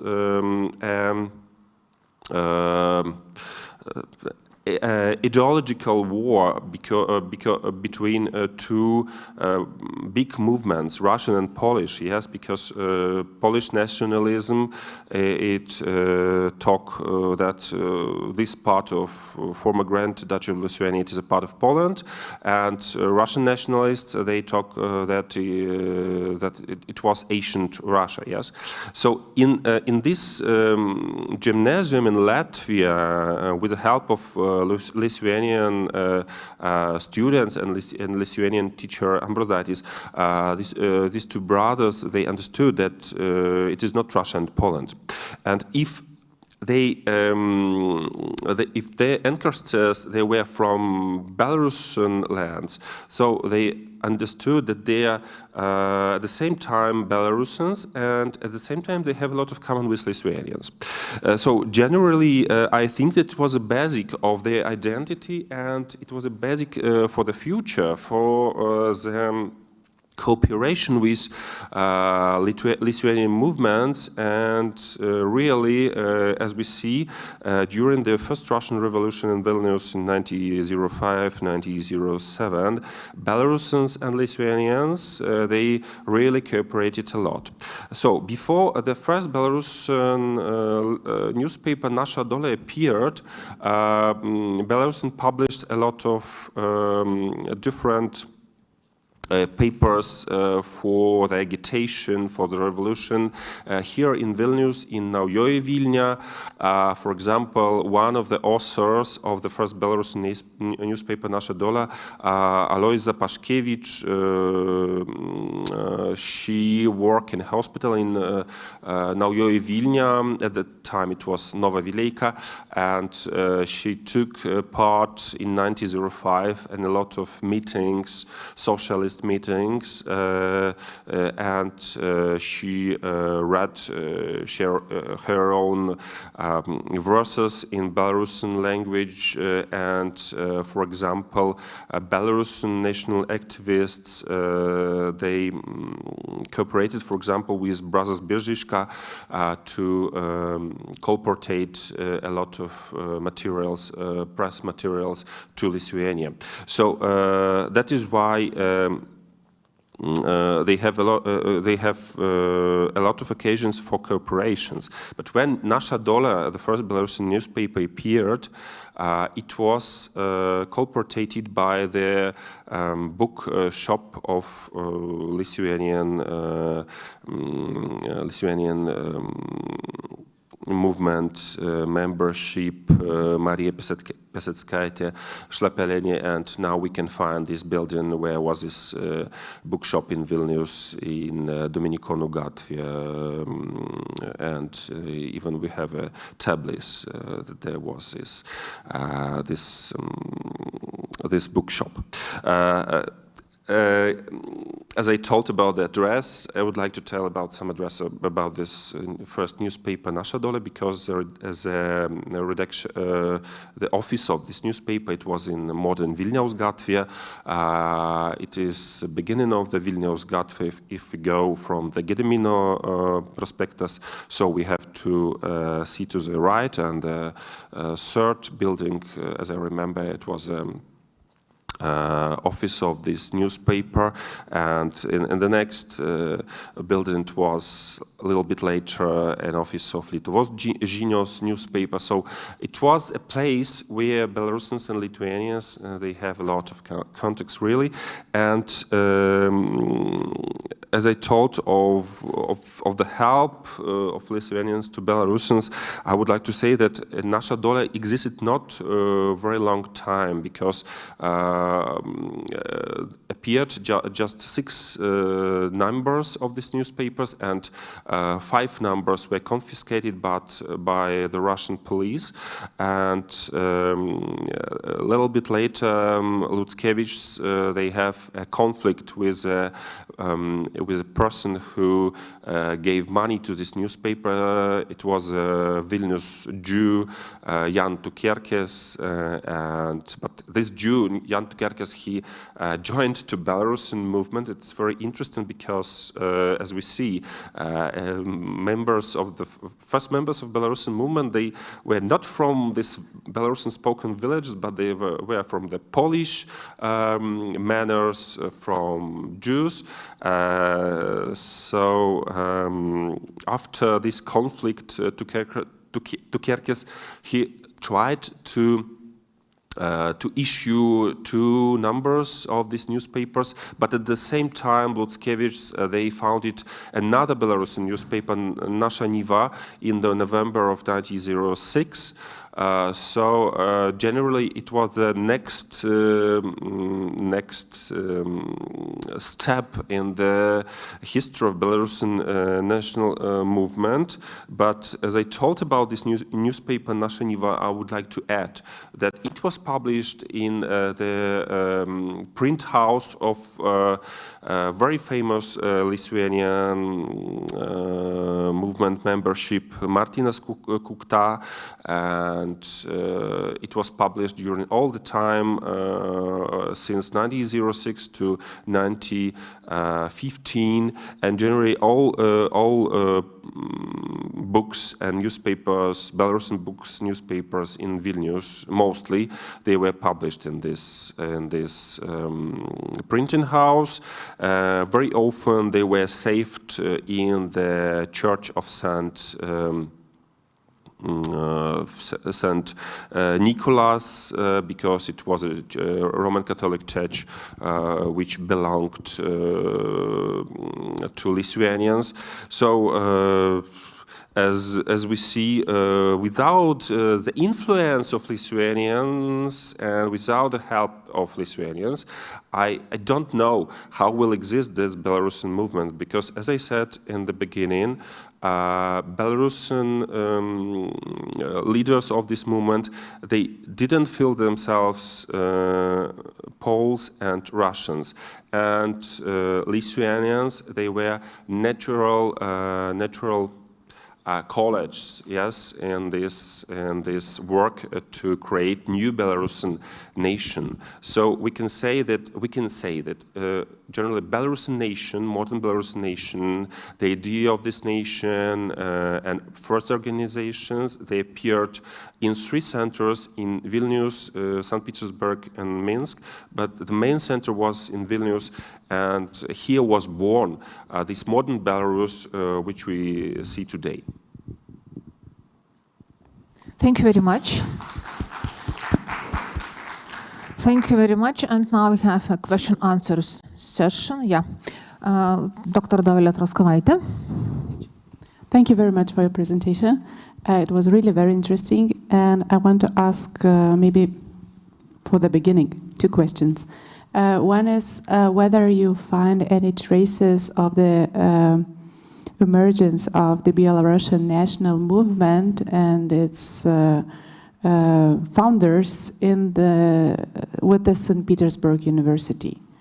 In the beginning of the 20th century, the St. Petersburg University was a place where many national movements appeared in the Russian Empire, and I was interested whether the Belarusian national movement has any connections with this university. This is one question. Maybe I will answer to one question after the second. Yes, as I told, that one of the centers was Petersburg, and even when Vilnius was a main center, Petersburg still continued to work, because, for example, there was Václav Ivanovsky.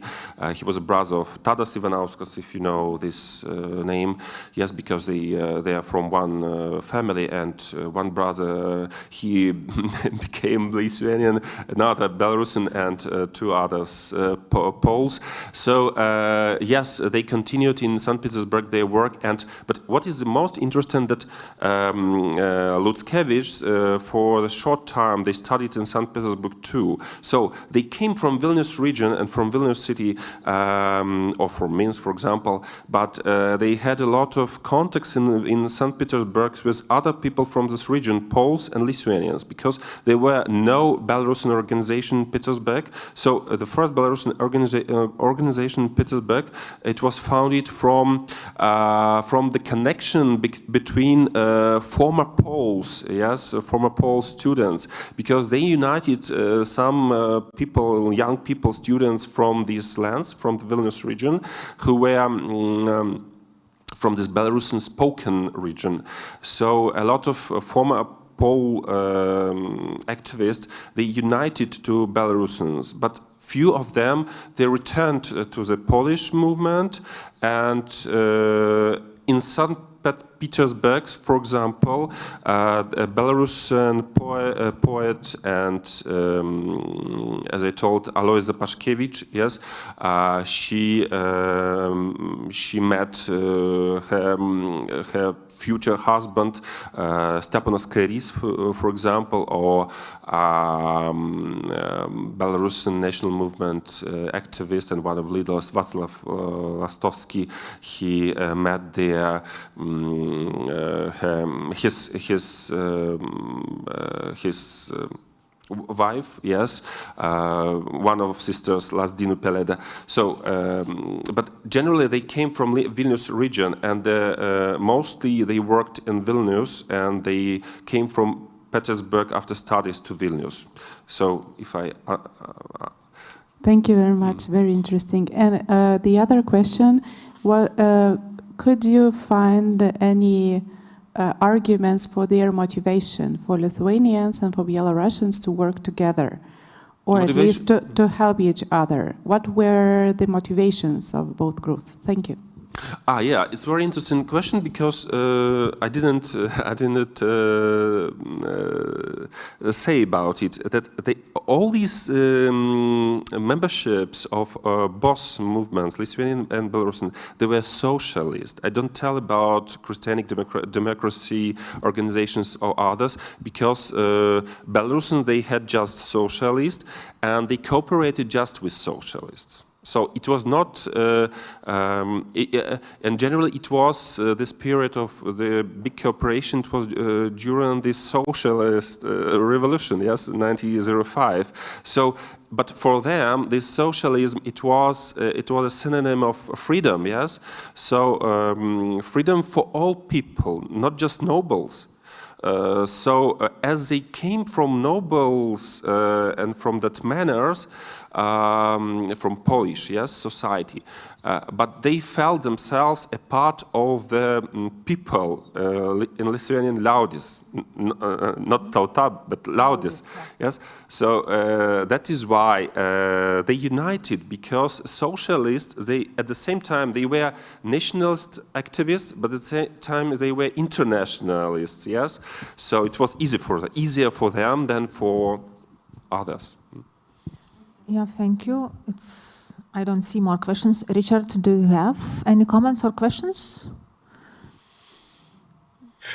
Yes, thank you. I was very impressed by this, and I was struck by the emphasis both on elites and outsiders, sort of Polish-speaking nobles of Grand Duchy of Lithuania families, Jews, Lithuanians as kind of teachers here. I wanted to ask you, Victor, about if you're using any theoretical frameworks to sort of compare national movements and nation-forming processes. Is, for example, Miroslav Hroch's three-stage process relevant or useful in this case? And off the top of my head, it would seem that you've got a mixture of the first stage where sort of elites take an interest in sort of folklore and language, and it sort of moves to the second stage where there are political goals, but it's a long way from the mass movement of a third stage. I didn't hear very well, but as I understood, you mean the theory of Miroslav Hroch about three studies, ABC, for the Belarusian movements, yeah? And you asked me what was a study, yeah? Yes. Professor Richard confirmed that the question was... how useful is it? How relevant is it? I mean, would you critique it and say that it's limited, or would you say, yeah, this fits? As I see, it was a study, I think it was the beginning of the study B, and generally between A and B after Hroch, because that first Belarusian activists, they needed to learn a lot about their own people or nation, yes, as it was imaginated nation, of course, for them. So they were very young, and it was the beginning of construction of this nation. But the main idea was that all Belarusian-speaking people, they consist Belarusian nation, yes. But I would like to say that as for Belarusians, it was very fast process, because as Lithuanians at that time, or Poles and Russians, they had all their own organizations, newspapers, and so on. Belarusian just began, but very fast. So this movement was very fast. But I think that the beginning it was between studies A and B, and this study B, it was so long, it was fast, but at the same time long, because as I think, even today, Belarusians, they have this study B, between B and C. So that is why the case, Belarusian case, it is not very typical for all nations of East Europe. That is why this theory of Hroch, it works, but as for Belarusian, it has a special case. Yeah, so it's interesting when you have a possibility to add something and include the Belarusian case into a broader historiography. I have a small comment that probably it could come from my batch knowledge. You mentioned Jan Tukerkes, a Jew. And my question is that you are sure that he a Jew is not converted? Yes, of course. He is not converted when he cannot be Jan. So that it's maybe he is Jon. Maybe he was converted, but this, for example, as we read sources, when memberships of these newspapers, they write about Tukerkes, they tell that he was Jew, yes, but maybe converted, yes, you're right, but generally for them, he was converted. Still a Jew, yeah. Still a Jew, yeah, still because a Jew. It's what I saw from my research is generally the 3 generations you needed that the converters. Not religion but be... nation. Yeah. It means not religion but nation. Yeah, but still. Yeah. Okay. So it's important. But he was from Vilnius. We don't know a lot about Tukerkes. It's a pity because we haven't good archive of these newspapers because generally for this period. So not a lot of information. Okay. Yeah, Victor, thank you very much. Yeah, so it's for your brilliant presentation. And now I would, prošau. And now I would like to ask Inna Kudryashova-Petkevičė from Vilnius University Faculty of History to talk about the Vilnius Old Believers community and Primov family until the 1939. Inna, floor is yours.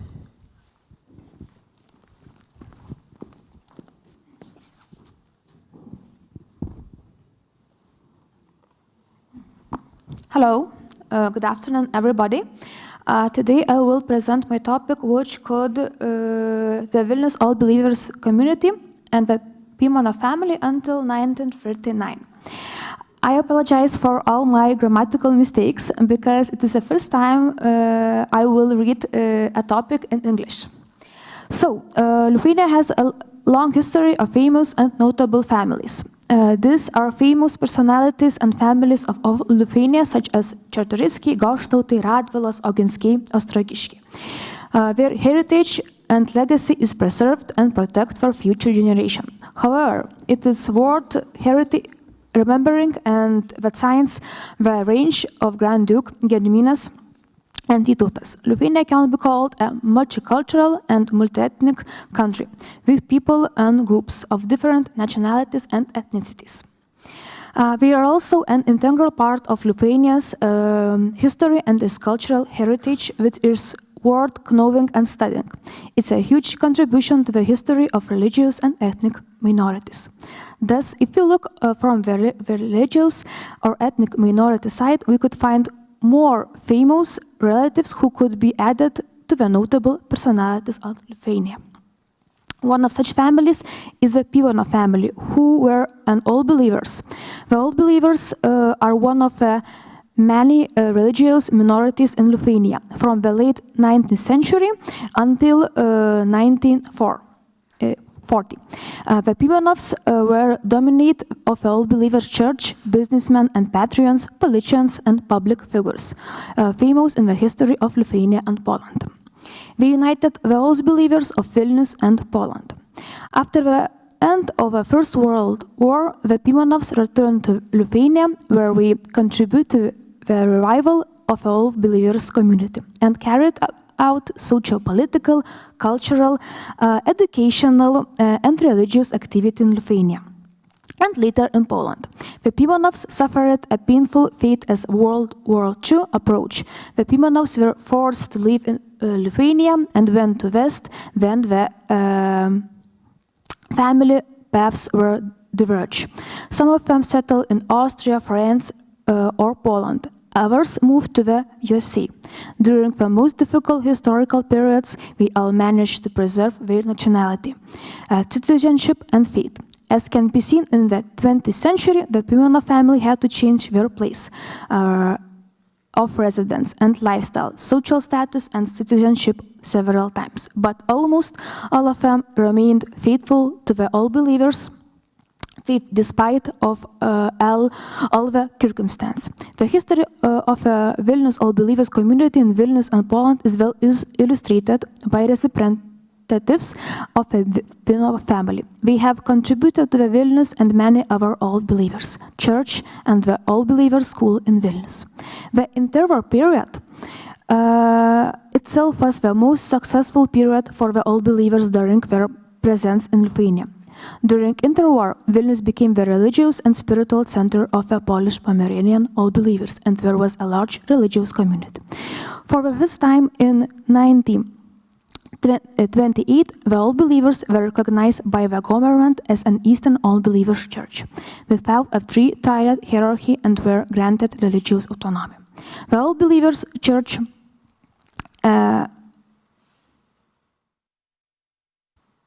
The all believers were quite active, and the Pimonovs were at the forefront of this activity in the public life of the Vilnius region.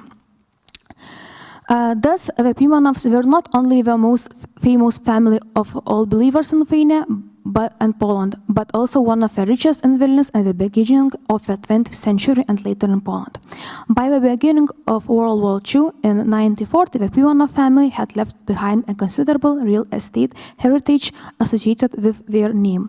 Land holdings, buildings, cinemas in Vilnius, several minors, example, Pilaitė minor near Vilnius, Ostruvka minor in Širvintos district, or Vidiškių minor in Ignalina district.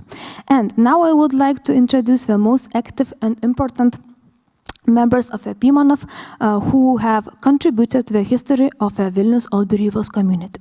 The first person I want to introduce is Arsenij Moisejevich Pimonov. Born on 15th of March 1863 in Belый Dvor, Disna district, Vilnius county. He was married to Stepanida Karpušenko and was the father of 5 children: Boris, Georgi, Petras, Irina, and Valeria. Arsenij was a specialist in the construction of houses of worship and large and important public government buildings. In Vilnius, he contributed to the construction of a gubernatorial prison in Lukiškės, the State Bank, the Orthodox Church in Grodno, and the Tsar's Palace in the Belovežas forest in the territory of Belarus. He made his fortune in Orenburg, later returned to Vilnius and made profitable investments, bought real estate, and supported the Vilnius all believers community. He helped everyone who asked him for help, regardless of nationality or faith. It was written about him in interwar Russian periodical press. From 1907 to 1915,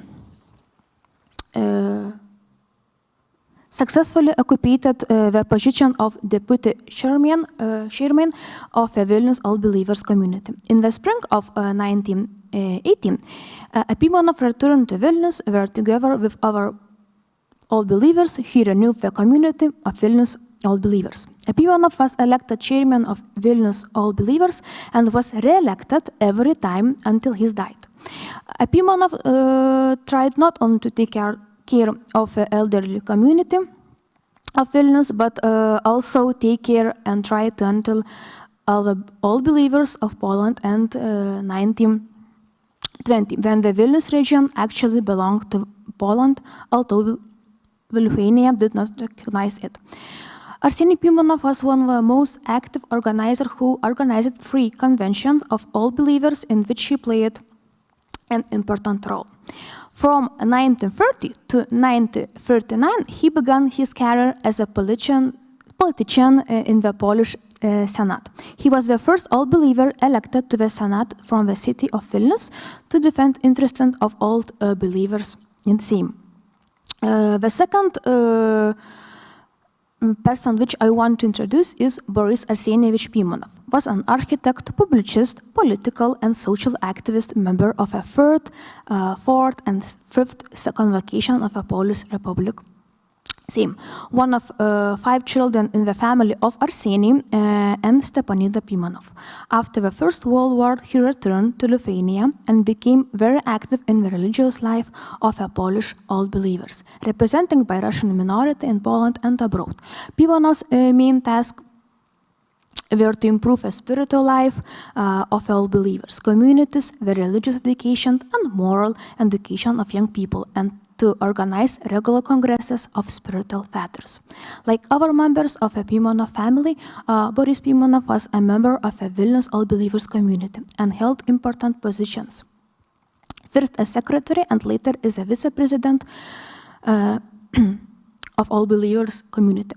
5 years later, Pimonov's real career as a politician began. This had a significant impact on the All Believers community in Poland and on the Russian minority, as he was their representative in the Polish Sejm, where he defended the interests of the All Believers as well as those of other nationalities minorities. In 1930, he was elected as a member of the Sejm for the first time from the Braslav and Svandia counties. He advocated cooperation with the Polish government, promoted the ideas of national coexistence, and defended the rights of national minorities in the Sejm. Thus, it can be said that Boris Pimonov was the most famous representative of the Pimonov family during the interwar period. He was known not only in Poland but also outside it. He was perhaps the only one of the Pimonov family to follow in the footsteps of his father, Arseny Pimonov, and become a politician and a member of Sejm. His speeches were printed in the interwar Russian press. He was a member and active participant of 2 notable organizations Russian of that time. As an all-believer, he was also active in the Vilnius all-believers community, but he was also interested in our Polish all-believers community. He was an organizer of various all-believers gatherings. Boris was considered about the all-believers church, youth education, schools. The third personality is Leonid Vasilievich Pimonov, who was a Polish, French, and Lithuanian acoustic physicist and a member of the Polish-Lithuanian Supreme Council of All Believer Science 1984. He was notable in the cultural life of Vilnius in the early years of the 20th century. Around from 1929 to 1930, he managed to construct a sound system for films. When the Second World War approached, he and his wife, Eugenia Pimonova, left to Germany and later lived in France near Paris. In France, he had a successful scientific career and was well known not only in France but also abroad. He was a foreign member of a Polish Academy of Science and an honorary member of scientific organization in Germany, Hungary, Belgium, Argentina, and other countries. Leonid received various awards in France and other countries. As already mentioned, Leonid Pimonov was an all-believer and was therefore active in the religious life of all believers. In 19 1880, he came to Poland for the first time after the Second World War. In 1984 and 1988, he took part in the Congress of a Polish All Believer Church in Suwałki, where he was elected honorary president of the Supreme Council of All Believers. He was provided material assistance to the All Believers communities. For example, in 1984, he established a foundation in Suwałki, Poland.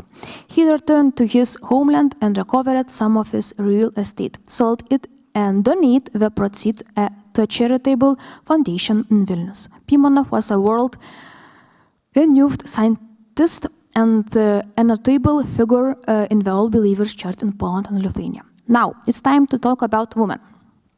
In the course of studying the historiography, the biographies of Pimonov family and their activities, it has been noted that the Pimonov family, in addition to the men, included a number of activity women who were also active in religious, social, and educational spheres of all believers, and in some case in the public life of Vilnius. Therefore, two women can be distinguished who deserve to be discussed, and well as the notable men of a Pimonov family. They are Stepanida and Irina Pimonova. The most notable woman of a Vilnius All Believers community was Stepanida Pimonova. He was the wife of Arsenij Pimonov and mother of 5 children, Irina, Valeria, Georgi, Boris, and Petras. She was a well-known public and religious figure among the All Believers. After the First World War, as a member of a council of a Vilnius Believers community. She took an active education and social role in that community. She was the chairwoman of a Vilnius All Believers school committee and the chairwoman of a ladies charity committee. Together with her husband, she donated and helped the Vilnius All Believers community and the ladies charity committee many times. Another notable woman was Irina Pimonova-Jagmin, a public and religious figure, an educator and Russian poet. She was born in Vilnius, province, into a family of Arsenij and Stepanida Pimonova. After the First World War, she returned to Vilnius, where she graduated from pedagogical course. At the same time, she was a representative of the Vilnius All Believers School and the head of a Vilnius Ladies Charity Committee of a Ladies Charity School. At the same time, she was a member of a Vilnius All Believers Council.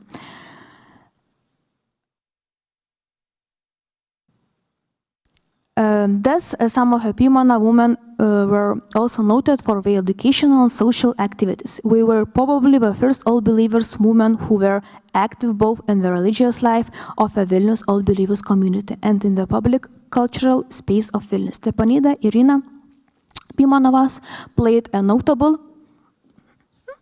role in the activities of a ladies charity committee and the Vilnius All Believers School.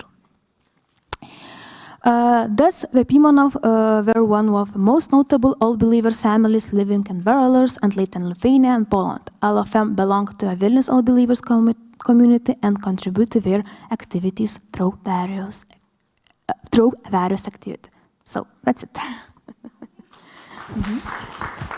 So it's probably somebody have a questions. Yeah, Dovile, please. Galite paskui išversti tiesiog. Klausimą tai išverst?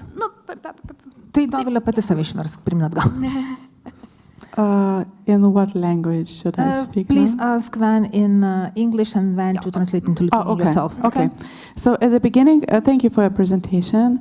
At the beginning of your presentation, you mentioned that the All Believers and the family of Pimonov, about whom you were talking, were preserving their not only religious but also national identity.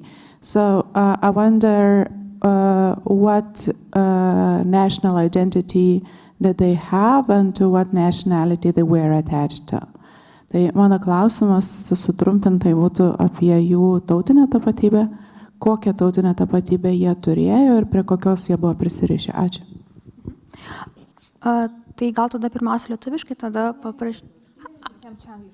Tai tiesiog lietuviškai paskui tada išversti angliškai, nes...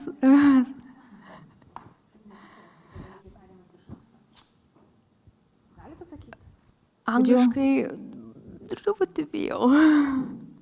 Okay, so we stopped on this place, and we probably don't go to a translation of questions and answers because we don't have enough of time right now. And yesterday we have prepared PhD students, we have translators. So okay, thank you for your presentation. And now I would like to invite Pavel Leish from Institute of History.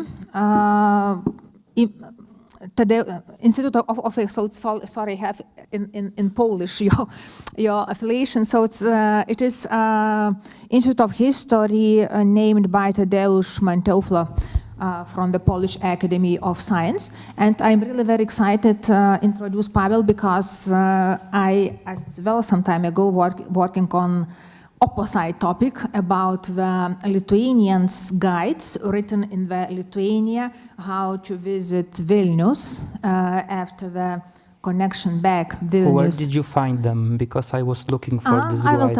I will tell you. Thank you. Great. So, and the topic of Pavel today is looking deeper. Polish guides to Vilnius from the beginning of the 20th century as source of a specific nation message. Floor is yours. Thank you very much. Laba diena, ponios ir ponai. Dzień dobry. So now in English, and I hope this video will age well. Okay. The turn of the 19th and the 20th century, the period from the end of the January uprising to the outbreak of the Great War, was the time when in Lithuania, despite the top-down Russification, modern nation, Poles and Lithuanians crystallized. And those changes accelerate after the liberalization of the system of the Russian Empire after the revolution of so-called 1905.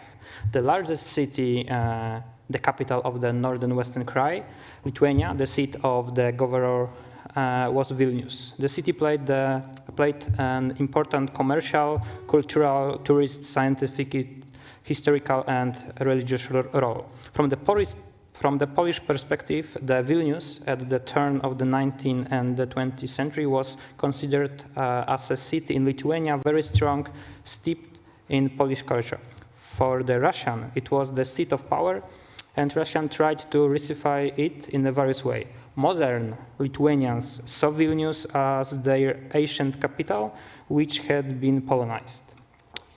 With the political changes that took place after the revolution, communities that had previously been marginalized were allowed to operate more freely, allowing, among others, for printing compact publication, magazines, books.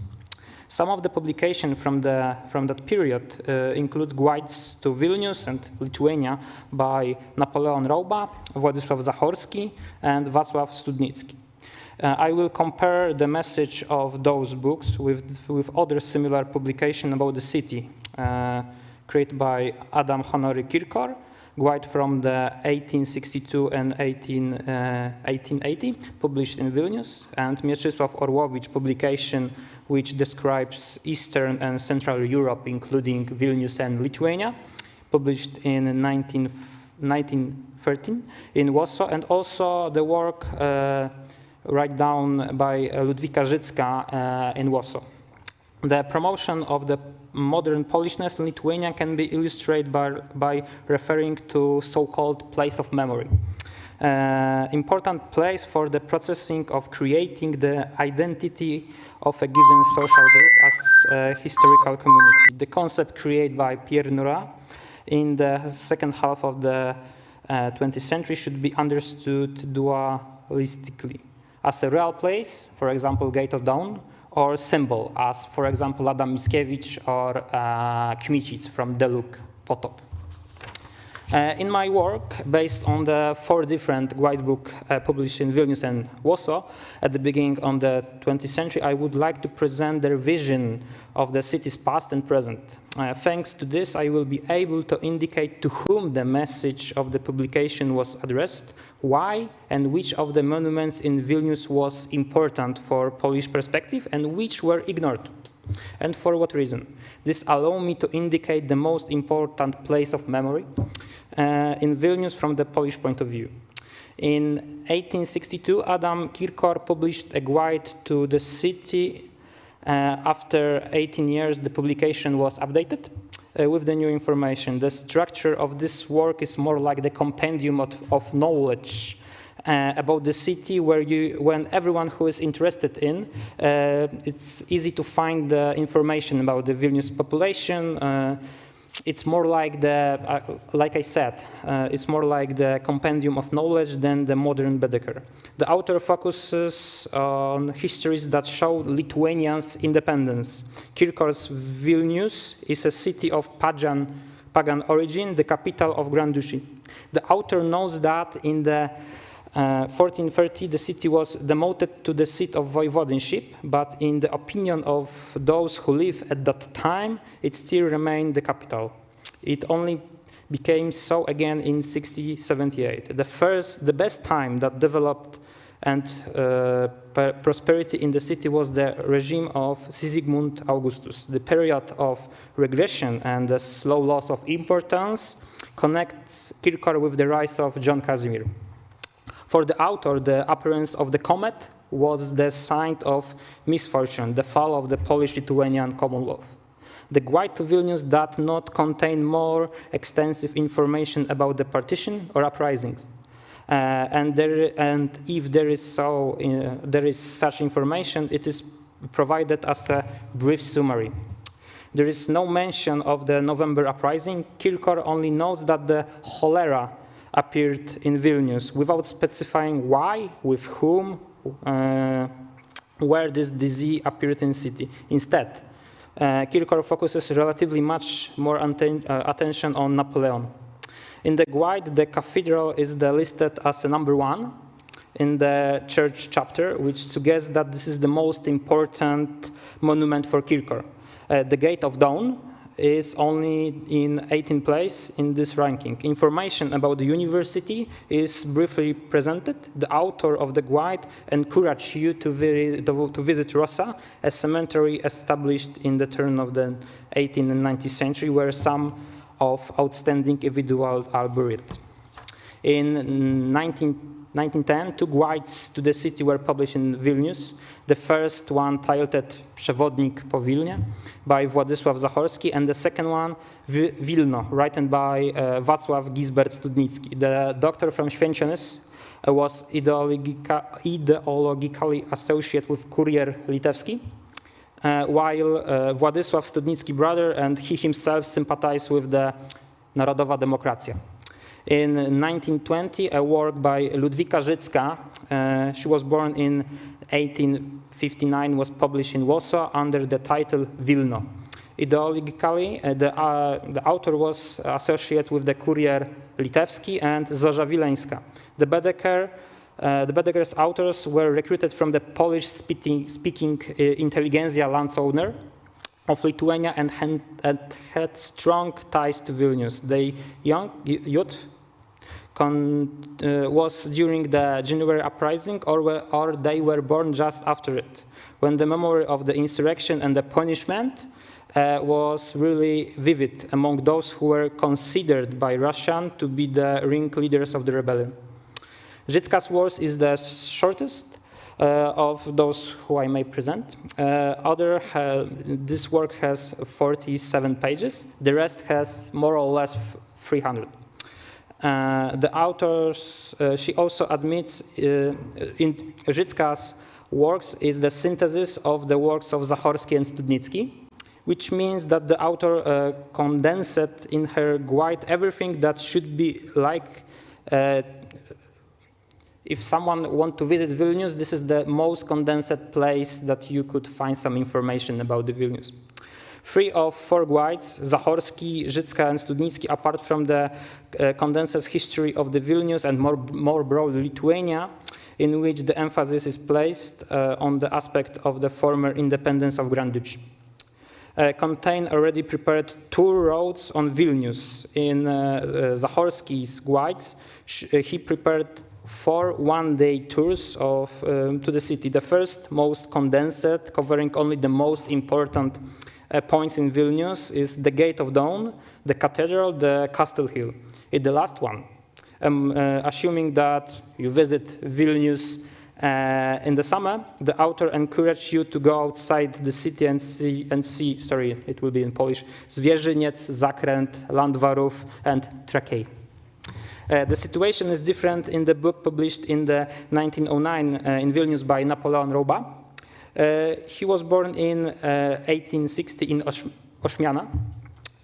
He was a former student on Warsaw University, and he was also associated with the Courier Wileński, and he published the Guide to Lithuania and Belarus.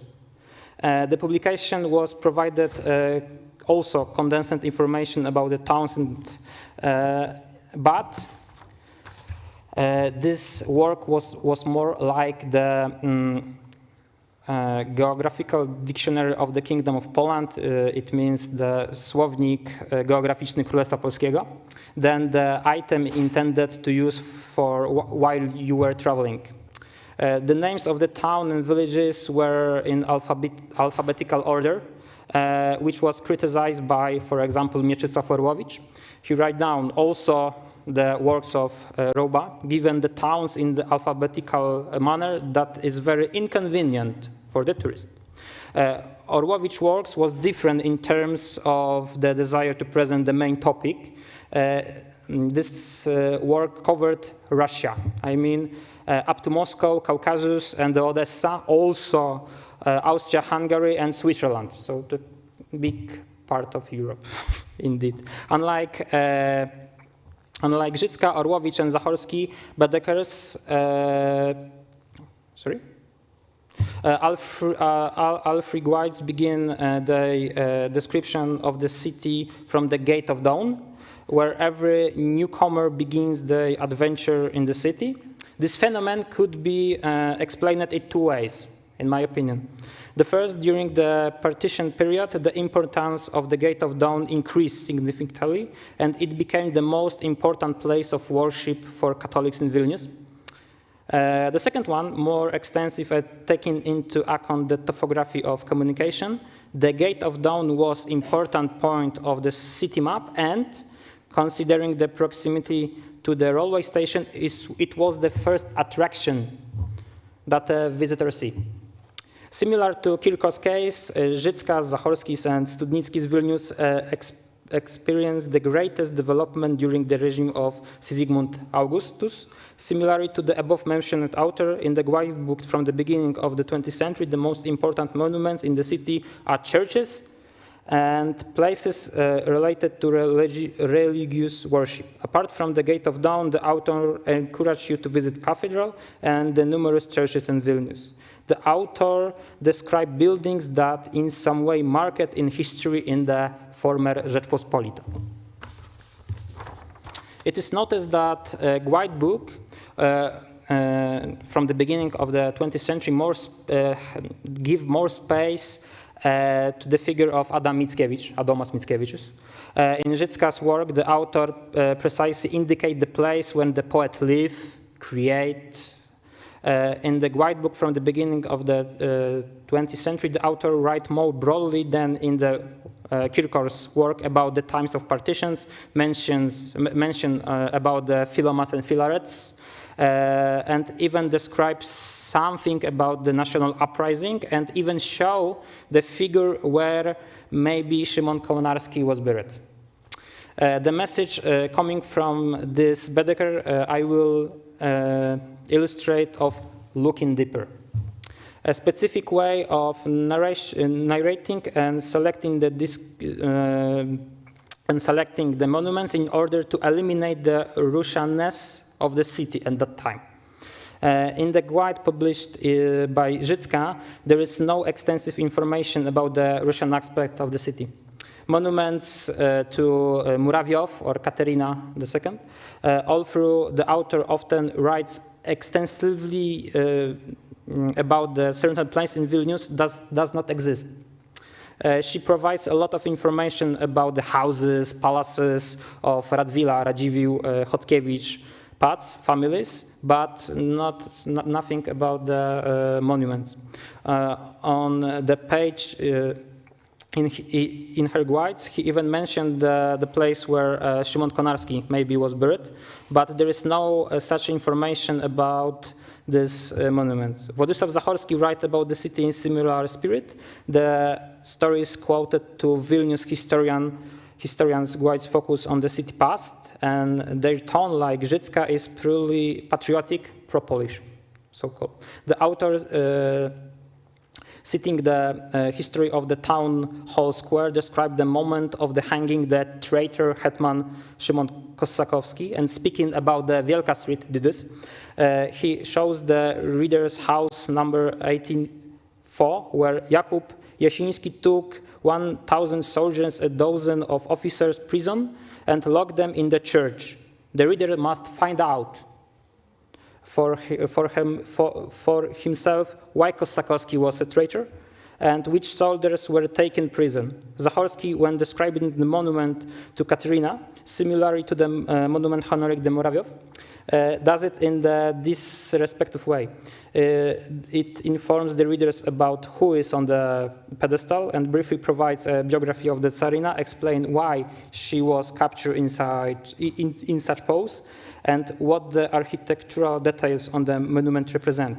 Zachorski also informs us about the events related to the unveiling this monument, pointing out the presence of the 60 people from the Lithuanian noble during that event. At the end, he diplomatically stated that in other place, this monument might look good, but here, on the spacious square close to the so-called mountains and large building, it shrinks and disappears. While Życka, Zachorski, and Trauba mentioned the statue of Katerina in the square in front of the cathedral, Wacław Studnicki, in his Baedeker, remained completely silent about the fact that statue high and several meters wide, honoring the former Tsarina, stand in the town at all. The author of the guide did it deliberately. After all, he was in the city, he lived there. The only mention of statue of Katerina is a page from the subsection of Index of Monuments, where is a field in which there should be information about the website, where more information of this subject can be found. However, Studnicki leaves this field empty. This, however, does not change the fact that the Russian character of the city is not mentioned in the guidebooks, except when it's come to the old churches that have been converted to Orthodoxy. When providing information about the cathedral square, the general governor place, the author completely ignores the Russification connotation as intended by the Tsarist authorities. In the guides, Życka and Zachorski tells reader to look deeper. I know. The authors describe the ancient history of the city when Vilnius was ruled by Grand Duke and kings, as well as the history of the great magnate family of the Polish-Lithuanian Commonwealth. They point to building that played a significant role in the history of non-existent state. Russian and stories related to them are nowhere to be found, and if they exist, they are assumed to be invaders or those who were defeated in the past, or at least locals. Vilnius people, Lithuanians, Poles tried to defeat them. The site looking deeper as of in language were not necessary when the author of the guide published it behind the cordon. In this way, Mieczysław Orłowicz openly write about the Kossakowski, who was hanged, openly write about Mickiewicz, Filarets, and why he was in the prison in post-Basilian monastery. The most important places in Vilnius, which are considered place of memory in the guidebooks from the beginning of the 20th century, are those points on the map that are in some way connected with the history of January Uprising, the Roman Catholic religion, and the history of the former Polish-Lithuanian Commonwealth. The most important place of memory in such list is the Gate of Dawn, while place of so-called anti-memory are those places that authors intended to testify the Russianness of the Vilnius. Ačiū. For a brilliant presentation, now we start the question answers. Yeah, Martinas, And Richard, probably you have as well, so I can see you. Yeah, thank you for your presentation. I hope you hear me. If not, I think so. Okay. You talked so much about monuments, and I would like you to answer, or just ask you whether these guides leave an impression of Vilnius as a city museum and not a city inhabited by people. It's a really good question, and to be honest, I never think that way about this guidebook. But when you're writing down these guidebooks, it's like it's almost like the Rome. You are walking down the streets, and you have like this place is important, this place is important. You have to look at it, and don't forget about this because it was really important during that time. So you are, in my opinion, you're right. Yeah, so it's more exponents, yeah. Than people. Yeah. Piotr, please. And two questions. One, do you see the differences between the authors who are insiders, because Studnicki, Rzycka, Zachorski were born here in neighborhood, and people like Orłowicz, who described the region from different part of the country? And the second one, do you think the place of publishing of the guides had the importance for the character of description? About the Orłowicz, his book is not only about Lithuania, so he had to compress everything about this giant area of Europe. So maybe if he was only looking deeper about only Lithuania, it maybe will be something more than only some little aspect of the Vilnius, because in his work about Lithuania and Vilnius more precisely is the really small place. I mean that the description of Vilnius made by Vilnius people is their own vision, how they want to present the Vilnius, not people outside. How maybe for people from outside, different elements of Vilnius landscape will be more interesting. In Rzycka's book, there is such a sentence that the Lithuania is a part of Poland. So he was thinking that the Poland is also the part of I think that they want to show what they want to show, what was the most important at that time for them. Yeah, Richard, please, your question. So you are writing something, yeah, but now the floor is yours.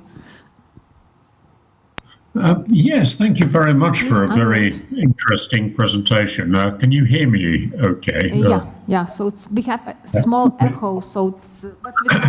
I would like to ask, have you any evidence of readers' reactions to these books?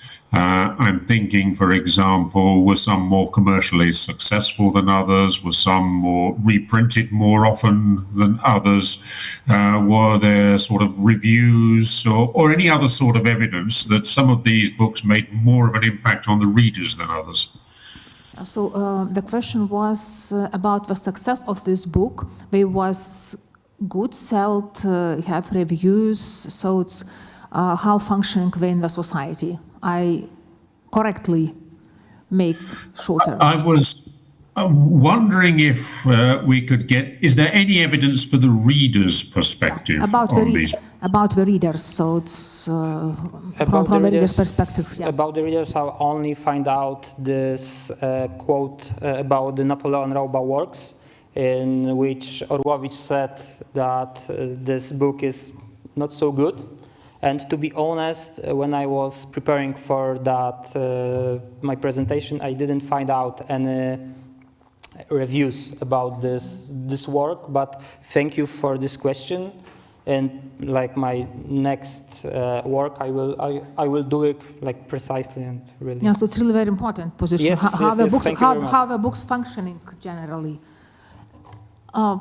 Yeah, Dovile, have a question? Thank you very much for your presentation. It was really very interesting.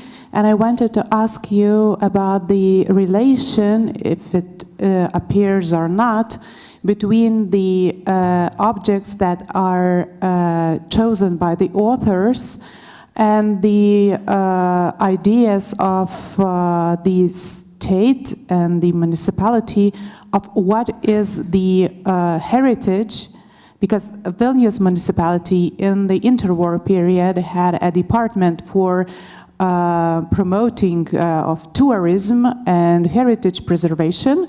So what did they intend to show as the heritage and as the objects with potential interest for the tourists, and how it corresponded to the objects and ideas presented in the guides?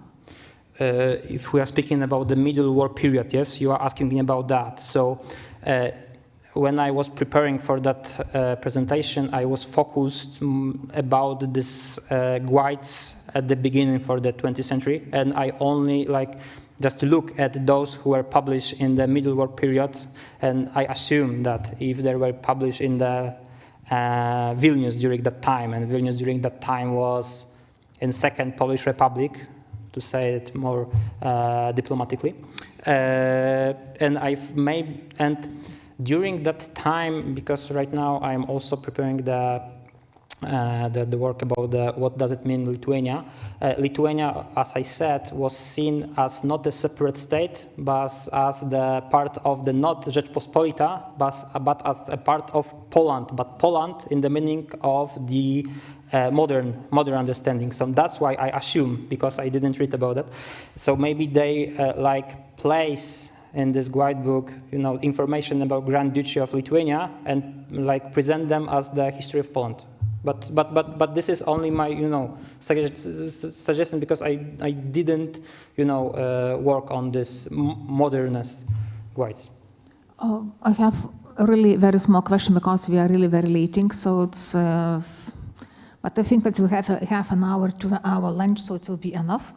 My small question. So it's I compare your research with my own, and in these guides, what was under your research, there are some information about the Jews, because Kraszewski spread different even legends. He talked about the Vilnagon, he talked about the Gercedek, Count Valentin Potocki, and it was, we can assume that it's more or less common knowledge, so it's some points. There is information about Jews, like how many of them are living in the Vilnius, but what I see, even those that during that time the half of the population of the Vilnius was Jews. So it's like it was easier to find a Jew than anyone else. Yeah. But in these guides, it's like there are almost no of them. Like, when you are reading them, they focused on something different than on the Jews. They are but they are not important for them. But it's, for example, not written like that it's do not go to the Jewish quarter, it's dangerous, I didn't or find it's Black about City, that. or something like that. I didn't find. Okay, so it's interesting. Yeah, thank you. And applause. And we have the last, but of course not least, presentation in this section, and I'm really very proud to present my PhD student from Vilnius University, Faculty of History, Saulė Valiūnaitė, and he will talk on the Jewish topic and on the woman. And the presentation is dedicated to the Yiddishist school as an incubator of Jewishness, the case of Vilnius women education. Saulė, floor is yours. Thank you. Good afternoon. I have to begin by reminding that during the interwar, Jewishness could be expressed and maintained by different level of religiosity and by supporting different Jewish political movements.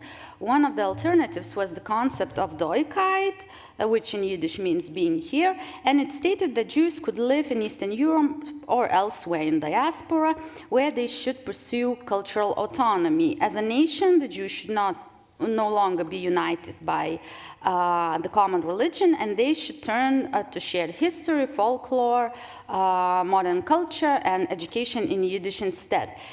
Yiddish education was one of the top priorities for all political parties supporting the concept of Doikai. The goal of this presentation is to overview and analyze how women contributed to the work of Yiddish schools, which nurtured and preserved Jewishness. It will also provide a gender perspective into Vilnius Jewish education during the interwar, until now, mostly seen from the perspective of men, and this hopefully will allow to broaden the knowledge in the field. Although there were cases of clandestine teaching in Yiddish during the Tsarist rule, Yiddish schools in Vilnius were firstly legally established during World War I. The German occupation allowed Jewish intelligentsia to fulfill their long-standing plans to develop a modern Jewish school network, which in their vision would enable children to acquire secular education and strengthen their Jewish identity. The establishment of Jewish schools became possible because of few factors. First, the turmoil brought by the war influenced migration, and this destabilized the functioning educational system. A lot of educators left the city, and the second factor was the fact that the educational policies of Oberost were much more liberal than those of Tsarist government. The Germans implemented the policy of diversification and supporting establishing Jewish schools where children would be taught in their mother tongue. Jewish representative Yakov Vygotsky, although a Zionist in his political beliefs, suggested to the government that the language of instruction in Jewish schools should be Yiddish. According to local activist Moshe Shalit, the first Vilnius Yiddish Volksschule, a school for members of all social strata, opened in 1916. This was the first school in which the primary language of instruction was Yiddish, and another novelty in this school was teaching of secular Jewish subjects such as Jewish history. In May 1919, Vilnius educational organizations established CBK, Zentrale Bildungskomitee, the Central Educational Committee, an organization that oversaw Yiddish schools here in Vilnius. This organization was established 2 years earlier than XIII, Zentrale Jiddische Schulorganisatie, the Central Yiddish School Organization. This was a similar organization to CBK, but it was based in Warsaw and oversaw the schools, Yiddish schools in Poland. Vilnius CBK became part of the Polish XIII network the same year it was established. According to Andrew Koss, Vilnius was the leader in the development of Yiddish as well as Hebrew secular education. Analyzing the biographies of Vilnius women educators in the memorial book of parish XIII teachers of Poland, we find a number of them credited for taking part, for participating in the establishment of a Yiddish school movement. Unfortunately, their input is rarely mentioned outside their biographies. One of these examples is Chaya Sora Stupel-Kahan. She studied Romance languages in Zurich, University of Sorbonne in Paris. Later, she also went to study at the Bestuzhev higher women's courses in St. Petersburg. Stupel-Kahan, along with Maria Kuhn, were those who organized the first Frebel courses to prepare kindergarten and primary school teachers. She also helped to establish Vilnius Yiddish Teacher Seminary, and she herself worked to educate future teachers. For a period of time, Stupel-Kahan worked as a manager of the school at the children's home, at the home of orphanaged children, and turned this institution into a model school by carefully selecting selecting the teachers and looking for new and professional pedagogic methods of teaching. The example of Stupelka Han illustrates how difficult it is to reconstruct women's input into the educational field. Most of their work was not the type of work often discussed in the press or registered in documents. One of the main issues is that women seemingly tended to write less than men and were more involved in teaching and organizational work. In relatively rare cases, women's input can be traced through their publications. This is the case of Helen Hatskels. Here you see her portrait. She was born in Kovno in 1882 and went to study history at the Bestuchev higher women's courses. After the failed Russian Revolution, Hatskels, like most Bundestan revolutionaries, shifted her focus towards the cultural work, and she began teaching in Vilnius and significantly contributed to Yiddish education by publishing the first curriculum for studying natural science and geography in Yiddish, which you see on the slide. I have to add that one of the main problems in establishing Yiddish schools was the fact that there was no material, so they had to build those materials along as they went. Hatskels later published travelogues and articles on geography and nature in Yiddish and after the Holocaust in Lithuanian. Although it is difficult to reconstruct women's educational input, their biographies and statistical data show that women played a prominent role in Vilnius Yiddishist education throughout the interwar period. Firstly, women were very active in pursuits to become teachers. The Vilnius Yiddish Teachers Seminary published a pamphlet about its activities and provided statistical data on the gender divisions of its students in 1926 and 1927. So you see women in green and men in blue. From this data, we see that in most cases, women constituted the majority of students, some years even doubling the number of male students.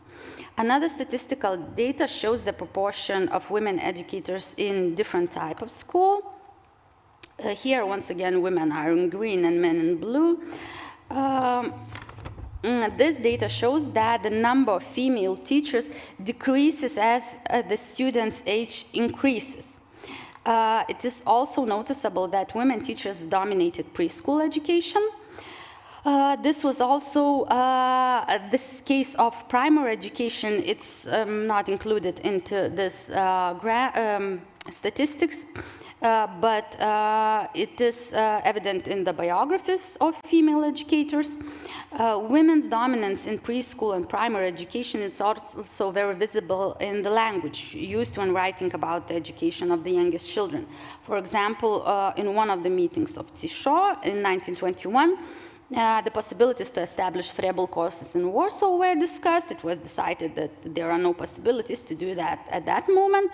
Therefore, it was decided that XIII in Warsaw should approach Tzabaka in Vilnius and ask them to accept Zuhörerinnen, which means female listeners of the courses, not only from the Vilnius region. The feminine form of the noun suggests that the fact that only females studied at the Frebel courses was a natural phenomenon. The fact that the women dominated preschool and primary education shows how important it is to look into women's input into educational fields. It is also worth noting how important the early years are in the development of a child. According to Center of the Developing Child at Harvard University, healthy development in the early years provides the building blocks for educational achievement, economic productivity, responsible citizenship, lifelong health, strong communities, and successful parenting of the next generation. Although this might not have been known during the interwar, this allows us to argue that women teachers might have been very important in forming the personalities and the worldviews of the youngest children. Analyzing the biographies of educators in Vilnius, difference between education of male and female teachers becomes evident. Many of Vilnius' most active male educators have graduated or studied for some time at the Tsarist Vilnius Teachers Institute. It was a Jewish institution which seemingly did not accept female students. This was the case of Shloime Bastomsky and Gershon Pludermacher, Zalman Reisen, who was very active in establishing Yiddish schools, but in Vilnius and often wrote about Yiddish education in various publications, graduated from Russian Municipal School in Minsk, and it seems that he did not have any pedagogical education. One of the most active writers about Yiddish education, Avrom Golomb, attended the pedagogical courses of the Mevetsei Haskalah. The case of women, however, is very different. Quite a few women educators in Vilnius received their education in West European universities. One of them is already mentioned, Chaya Sores Tupel-Kahan, who studied Zurich, University of Sorbonne, and Bestuchev Chaya women's courses. Another example is Lisa Gordon Zuckerman, who studied in Switzerland. She received a doctoral degree in history. After graduating the university, she returned to Vilna and taught history at the Real Gymnasium. Another important example is Malke Haimson Bastomsky. She studied pedagogics in Switzerland. Among the most active and base-trained professionals in Yiddish education was Rosa Simchovich. She was born in Slutsk. She studied at the Jean-Jacques Rousseau Institute of Pedagogy in Geneva. She also took courses in the Department of Philosophy at the University of Geneva. In 1919, Simchovich moved to Vilnius, where she was a manager of the Frebel courses. In 1922, she took over the leadership of the Yiddish Teachers Seminary. She also co-edited the pedagogical monthly Anaya Schul, the new school, and journal Schul und Heim, School and Home. Although Simchovich left Vilna in 1923, she often published articles in the local pedagogical periodical press and attended various events and meetings. For example, in 1928, Simchovich convened the founding meeting of Vilnius section of the teachers of the first grades. Characteristically, all 8 members of the section were women. Maybe high professional qualifications contributed to the fact that when writing in the pedagogical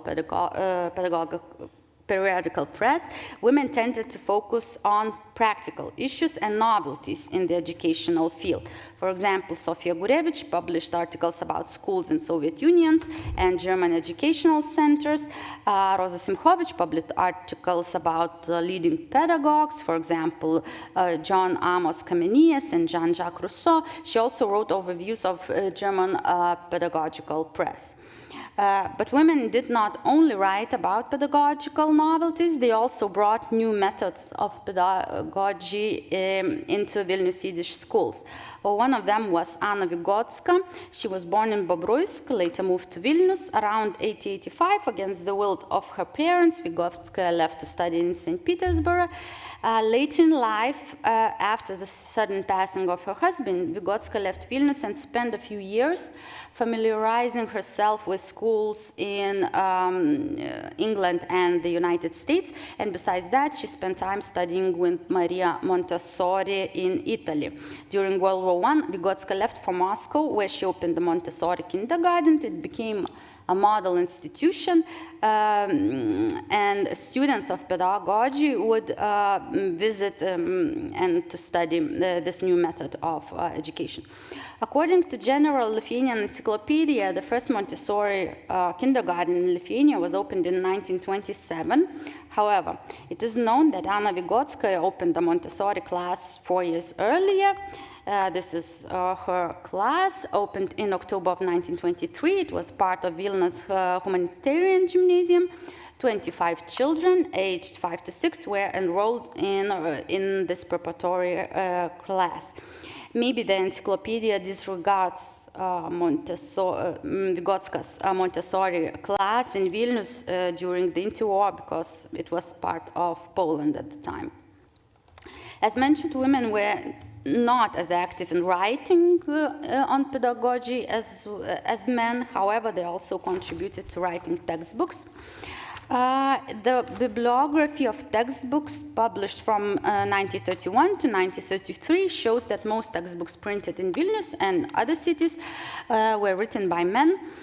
Notable exception is Malke Chaimson Bastomski. She published 9 textbooks with her husband, Shloime Bastomski, and she stands out as the most noticeable woman on this list.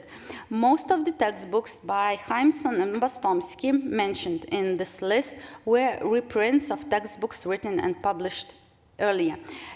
So this bibliography cites that these textbooks were re-released for 6th, 7th, and even 9th editions throughout 1931-1933, suggesting that these were highly valued teaching materials.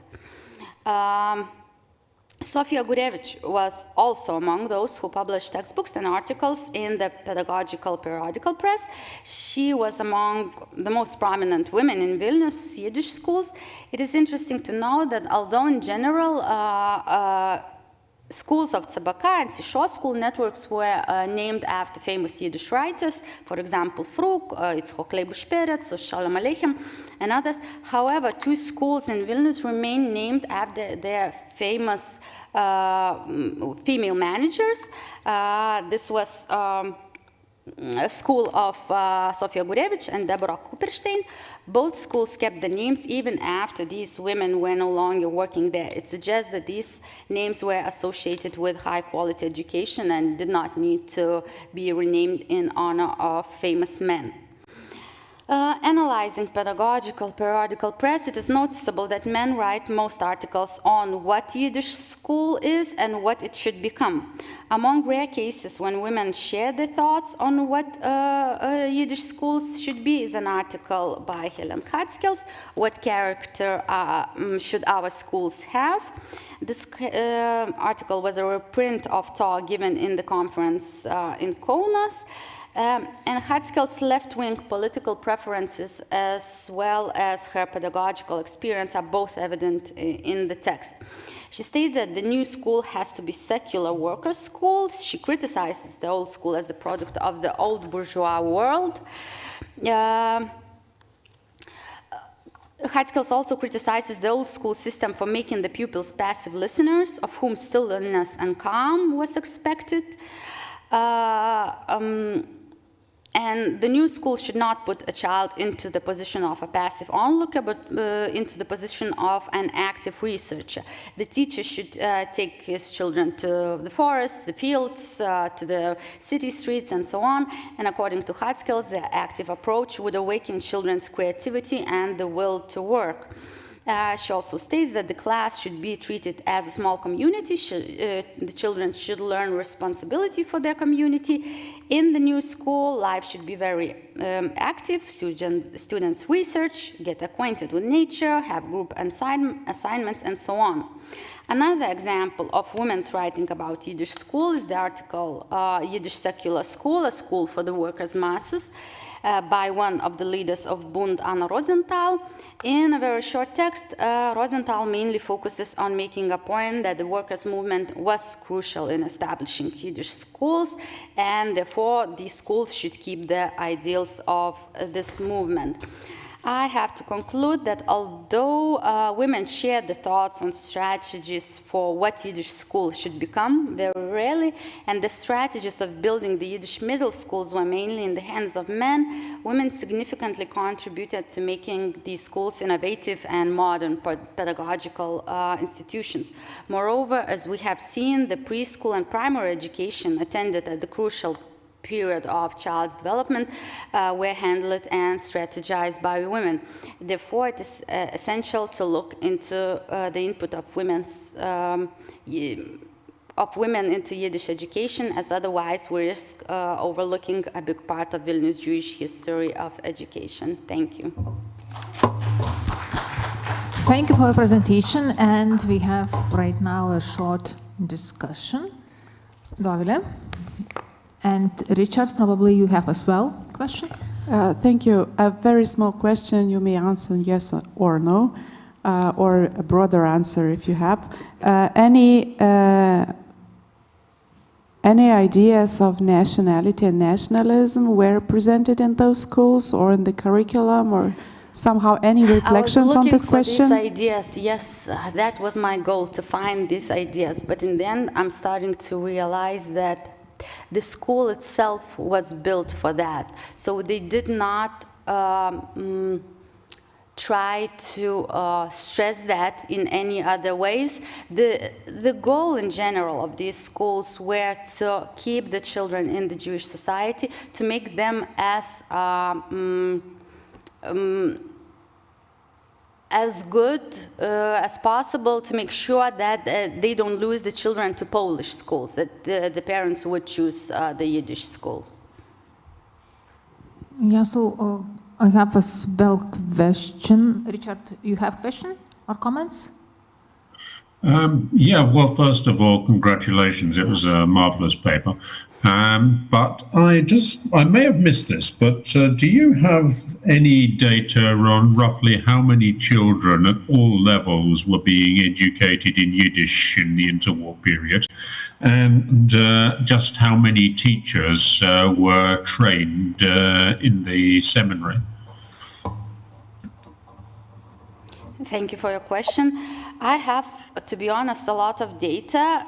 Thankfully, the Jewish community had this passion to make to produce statistical data and to publish it in various forms.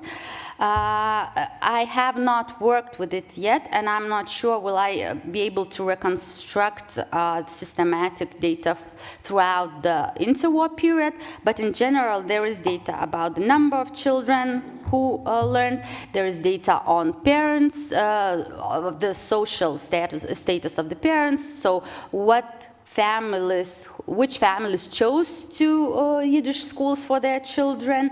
There are also even research on why parents chose this type of school. So I think I will have sufficiently data, but I have not looked into it more detailed yet. Yeah, thank you. And I have as well question. So I was really very impressed on the universities where these women teachers study. And yeah, I did not name the whole list. Yeah, but so it's still what we saw in the slides, and listening from your presentation, it's incredible. And may I ask about the social status of the parents of these teachers? They are at least probably middle class, or so. Please make comments on that.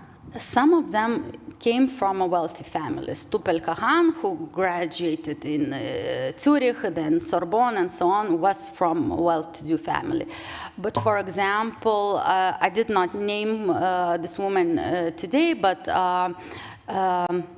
Rebecca Epstein was from a very poor family, and she managed also to go to Sorbonne and to study for a few years in Sorbonne. So it's a very unexpected portrait of this female student in the Western European university. So it's really a very interesting point, and maybe these ladies somehow, I don't know, make a comments why they go to study, for example, especially to Sorbonne, or don't choose the, I don't know, local university or something like that? Not yet. I'm on the way there to find that out, but in general, women tended to really write less. And that is a big problem, to find their motivations. We can reconstruct the biographies, what they did, but I think we lack a bit of information on the motivations.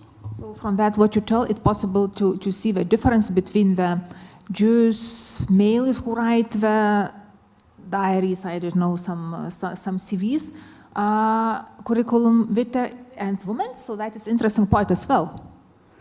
No, they have they have CVs, but I haven't been able to find the CVs. Okay. No, I talk about that. Could you tell? So it's the males. Then they write any information about yourself, gives more motivation on the behavior or on the choices than the women's. Men tend to write about themselves more than women in general, just in general. Okay, so it's interesting to know. Okay, thank you very much for today's sessions. My applause to all presenters. And thank you, Richard, to attending us. It was great pleasure to see you, and I hope to see you in Vilnius or in London in person. I hope so too. Thank you very much for inviting me. It's been a fascinating morning. Yeah, thank you very much, and have a good day. Bye. Bye. Let's go to eat lunch. We're a little bit late, and many sorry for that.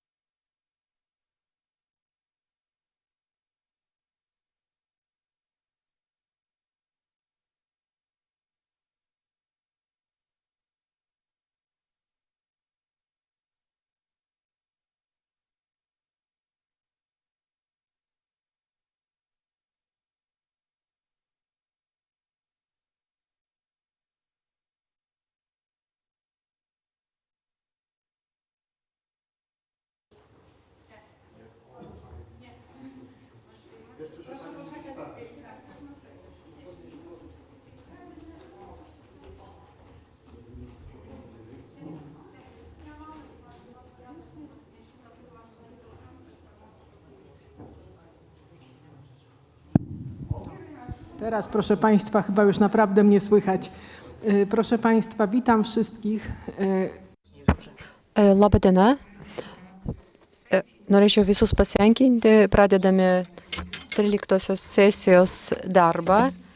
Žinau, kad visi pranešėjai dalyvauja ir norėčiau atkreipti dėmesį kad reikėtų laikytis mūsų darbotvarkės. Kviečiu daktarą Algimantą Kasparavičių, kuris perskaitys pranešimą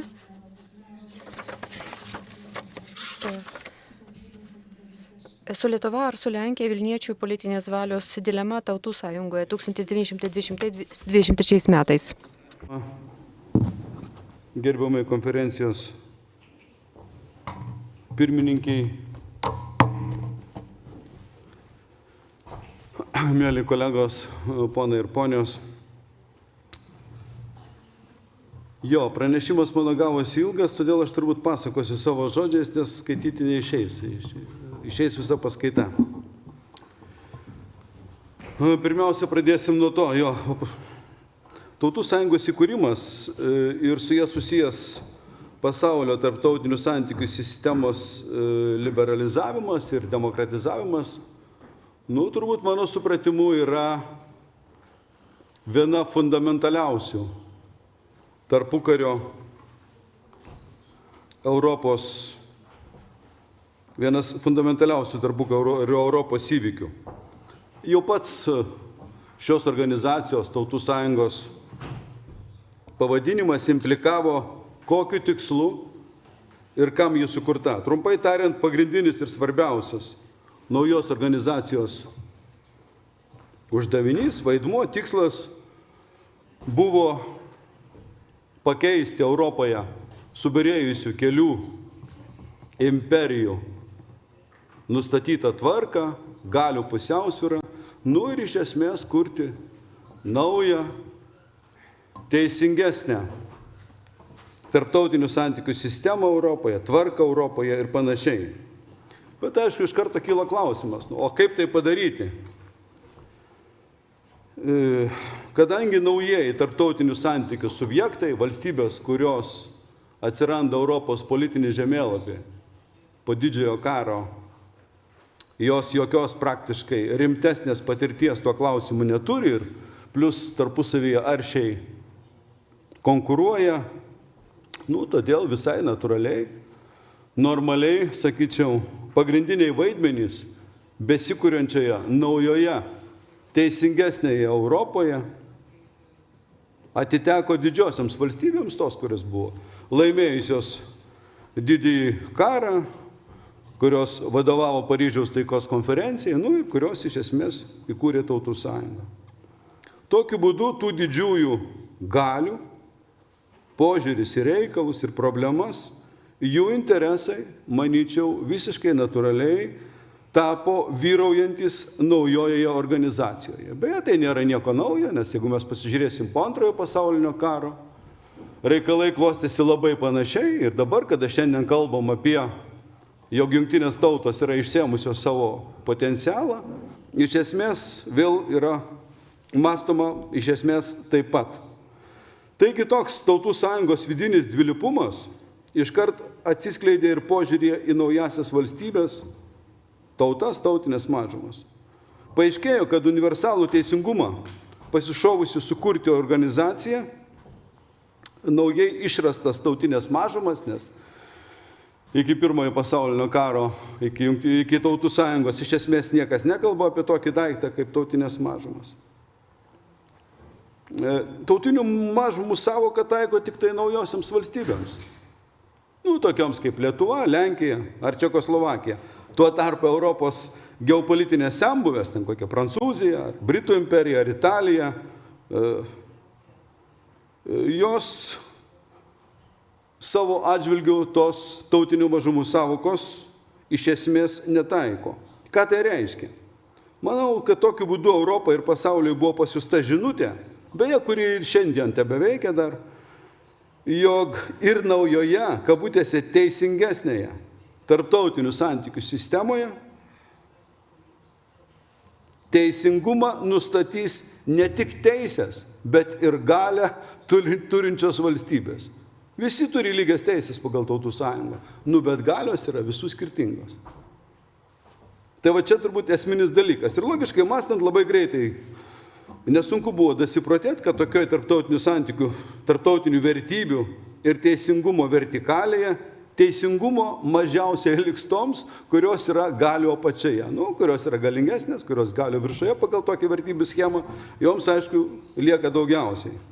Kaip konkrečiai tai pasireiškia, manyčiau, Vilniaus problemoje? Kaip tai konkrečiai pasireiškia, tai parodė Vilniaus problema, ir Lietuvos-Lenkijos teritorinis etnopolitinis ginčas, kuriame iš esmės, mano galva, pačių Vilniečių politinė valia, nesakau, kad jinai buvo ignoruojama, bet jinai daugeliu atveju likdavo antroji ar netgi trečioji vietoje. Žinia, kad taip nutiko, negalima versti kaltės vien tik tai Tautų sąjungai arba Tautų sąjungoje reikalus pagrinde tvarkiusioms didžiosioms valstybėms, kurios veikia arba Tautų sąjungos vardu, arba per Tautų sąjungos institucijas. Problema, iš karto turbūt vienu sakiniu čia sakau, problema Vilniaus, mano supratimu, ji buvo imanentiška. Tai yra plaukianti iš pačios senojo Lietuvos-Lenkijos bendro jungtinio unijinio valstybingumo, kada neegzistavo jokios tautinės mažumos, o jeigu mes kalbam apie lietuvius, tai tos, manyčiau, abidvi tautos jaučiasi kurį laiką sudaro, kalbančio laikiniais terminais, vieną titulinę naciją, galbūt po 1791 gegužės 3 konstitucijos visai pelnytai Lenkai pasijaučia, aš manyčiau, pagrindinę, kadangi konstitucijoje kalbam apie Lenkų tautos kūrimą, jie pasijaučia ir turi tam pagrindo, pasijaučia pagrindinę titulinę naciją arba svarbiausią titulinę naciją. Ir iš esmės su tokiu mentaliniu bagažu yra ateinama į 20 amžiaus pradžią ir į tautinių valstybių kūrimąsi. Tautinių valstybių konceptas 20 amžiaus pradžioje, Pirmojo pasaulinio karo metais ir iškart pasibaigus Pirmajam pasauliniam karui, iš esmės keičia situaciją. Keičia situaciją ta prasme, kad tos buvusios titulinės nacijos, jos, šiuo atveju mes kalbam apie Vilniuje, Vilniaus kraštą ir tą patį miestą Vilnių, Lenkai, kurie čia jautėsi titulinę naciją, kuriantis Lietuvos valstybei, jie netenka šito statuso. Jiems Lietuvos valstybė siūlo tautinės mažumos statusą. Ir ta transformacija, susitaikymas mentalinis ir visoks kitoks nuo titulinės nacijos iki tautinės mažumos, aišku, reikalavo, tai buvo milžiniška duoklė, kurią jie privalėjo atiduoti naujai besikuriančiai Lietuvos valstybei, moderniai tautiniai Lietuvos valstybei.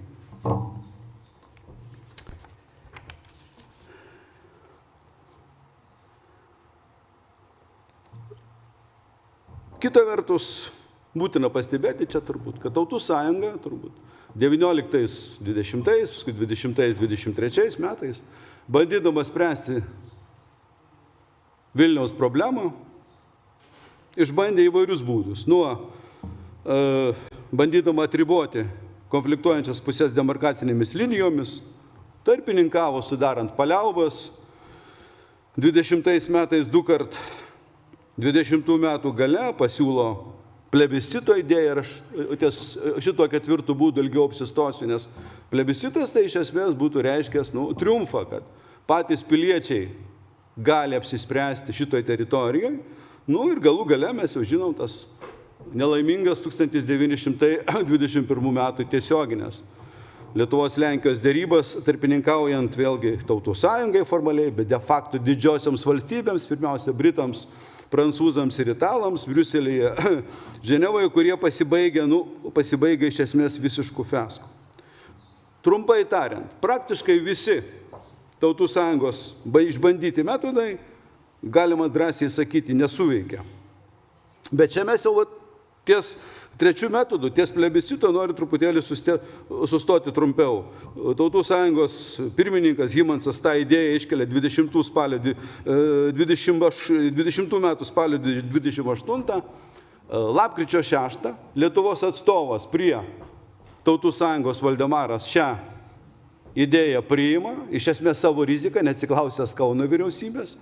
Kitą dieną tą patį padaro ir Lenkijos atstovas profesorius Šimonas Aškenazi, lapkričio 7.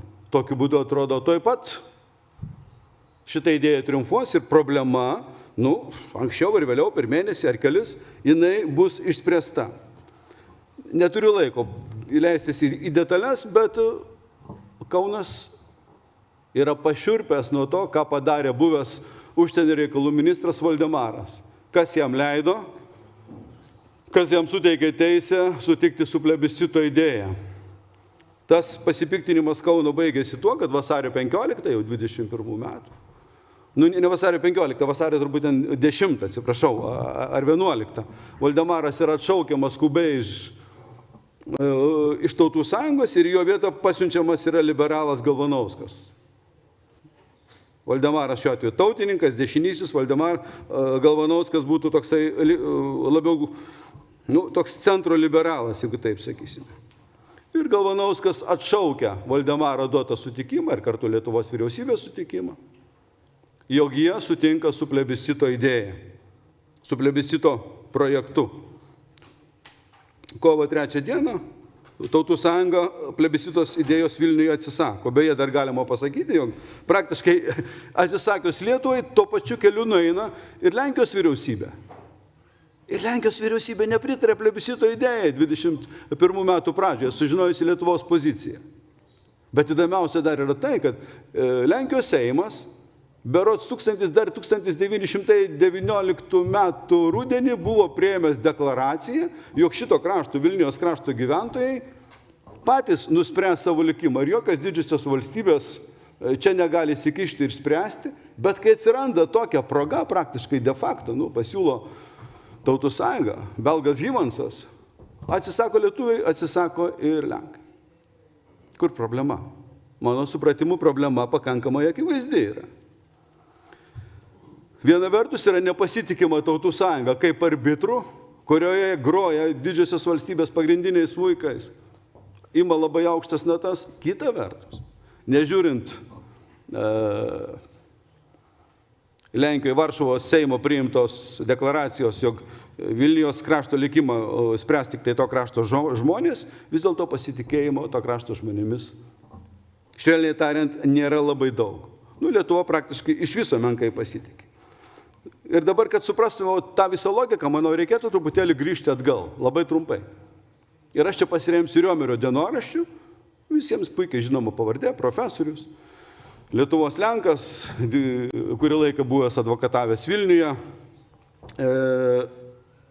Ir, manyčiau, labai sąžiningai fiksavęs Vilniaus ir Vilniaus krašto gyventojų politinę valią, jeigu norite. Ir kartu jam prieš pastatysiu Lietuvos vyriausybių protokolų. Ištraukas, kaip Lietuvos vyriausybė mato Vilnių ir Vilniaus krašto gyventojus ir kaip traktuoja jų politinę valią ir panašiai. Labai trumpai, vėlgi laikas žiūri man labai senka, pabrėžinu to, kad Riomeris labai tiksliai fiksavo visus įvykius savo dienoraštyje. Iškart po dar 18 metų vasario 16 akto, jisai savo dienoraštyje parašo, jog vasario 16 aktas Lietuvos nepriklausomybės nutraukia lietuvių tautos, kuriamos Lietuvos valstybės santykius, ne tik tai su Rusija, bet nutraukia ir istorinę, politinę Lietuvos Lenkijos uniją arba sąjungą. Lapkričio 30-18 metų Riomeris rašo, kad Vilniuje plačiai paplitusi mintis, jog jeigu neįmanoma atkurti istorinės Lietuvos Lenkijos valstybės, istorinio ryšio, unijos ar kitokios sąjungos, cituoju, tada belieka jėga padalyti Lietuvą ir inkorporuoti jos lenkišką ir baltarusišką dalis, įskaitant Vilnių Lenkiją. Toliau jisai rašo, jog įdomiausia tai, kad Vilniaus demokratai, Abramovič, Pilsudski, Jan, Bronislav Kžanovski, Nagrutski mano, kad karinė Lenkijos ofenzyva į šitą teritoriją patrauks lietuvių mases ir jas pakels prisidėti prie Lenkijos valstybės kūrimo. Prie bendros Lietuvos Lenkijos valstybės kūrimo. Bendros Lietuvos Lenkijos valstybės kūrimo. Po mėnesio gruodžio 29 Riomeris pažymėjo, Vilniuje, cituoju, nei lietuviai, nei lenkai negali ko nors stipraus valstybiško pasiekti, nes Lietuvos ir Lenkijos valstybių kūrime jie čia šitoje teritorijoje neranda giluminės masių paramos. Yra žydiška visuomenė, lenkiška visuomenė, lietuviška, baltarusiška. Taip Riomeris mato. Gruodžio 30 Riomeris dar pridėjo, kad Vilniuje abi pusės, prieš pat Lietuvos vyriausybėje pabėgant iš Vilniaus į Kauną, abi formuotės skuba kurti Vilniuje savo ginkluotas pajėgas. Ateina bolševikai nuo Dvinsko, nuo Daugpilio. Bet Riomeris rašo, kad ginkluotas pajėgas į Vilniuje skuba kurti ne tiek, kad apsigintų nuo bolševikų, nes vieni ir kiti supranta, kad nuo bolševikų greičiausiai neapsigins, bet kad ir vieni ir kiti prieš ateinant bolševikams nori fiksuoti savo valstybingumo faktą. Lietuviai kurdami kariuomenę Vilniuje Lietuvos valstybės, lenkai kurdami Vilniuje lenkiškas formuotės įvairias Lenkijos valstybės. Net grėsmės akivaizdoje, kuri ateis už 6 dienų, yra kaip yra, taip sakant. Ir čia paskutinė Riomerio, 19 metų balandį, po ilgų diskusijų su Lenkų jau minėtais mano demokratinės sąjungos Vilniuje lyderiais, Riomeris apie lietuvių ir Vilnijos Lenkų politinę valią, manau, parašė aiškiai, taikliai, kad nei pridėsi, nei atimsi. Cituoju, kaip lietuviai iš tikrųjų siekia ne istorinės Lietuvos atkūrimo buvusiuose LDK ribose, o tautinės valstybės sukūrimo siauresnėme plote. Taip Lietuvos Lenkai, bent jau didžiausiose savo koncentracijose Gardino ir Vilniaus gubernijose, svajoja ir trokšta ne kažkokio Lietuvos ir Lenkijos valstybių sąjungos atgimimo, o tiesiog paprasto priklausimo Lenkijai. Konkretus dalykas, aiški politinė valia. Ir aš manyčiau, kad šitie dalykai praktiškai jau buvo fundamentalūs. Jie nesikeitė iš esmės iki pat Antro pasaulinio karo. Kita pusė, Lietuvos vyriausybė. Lietuvos vyriausybės protokolai. Kas čia mes turim? Viešpatį, nebeturim nieko. Labai trumpai, 1 minutė liko man. Tai Lietuvos vienu sakiniu. Iš esmės visi Lietuvos vyriausybių, 2 vyriausybių protokolai, kurios čia dirbo Vilniuje, o vėliau ir Kaune persikėlė, ta pati pozicija išliko. Pasitikėjimo vietiniais Vilnijos gyventojais praktiškai nėra jokio. Kai 18 metų gruodžio pabaigoje kyla reikalas perimti Vilniaus geležinkelį, vokiečiai perduos Lietuvos vyriausybei Vilniaus geležinkelį, reikia 500 žmonių perimti Vilniaus geležinkeliui, kad jis veiktų, funkcionuotų. Lietuvos Šleževičiaus jau čia vyriausybė, antroji, socialistas liaudininkas, tų 500 žmonių nesuranda. Todėl vokiečiams trumpai pasako, jūs nesikiškit, jūs tiesiog mums atiduokit. Vokiečiai sako, duokit sąrašą, kas valdys, kas atliks tam tikras funkcijas. To sąrašo nepateikia, nes kai posėdėje akivaizdžiai matosi, 500 specialistų lietuvių Vilniuje nėra.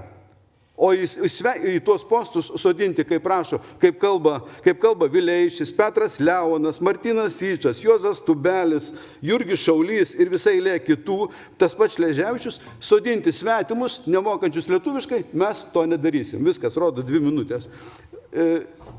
Buvo viena išimtis. Dar prieš atsistatydinant Valdemaro viena citata. Iš esmės tai nulėmė Valdemaro vyriausybės žlugimą.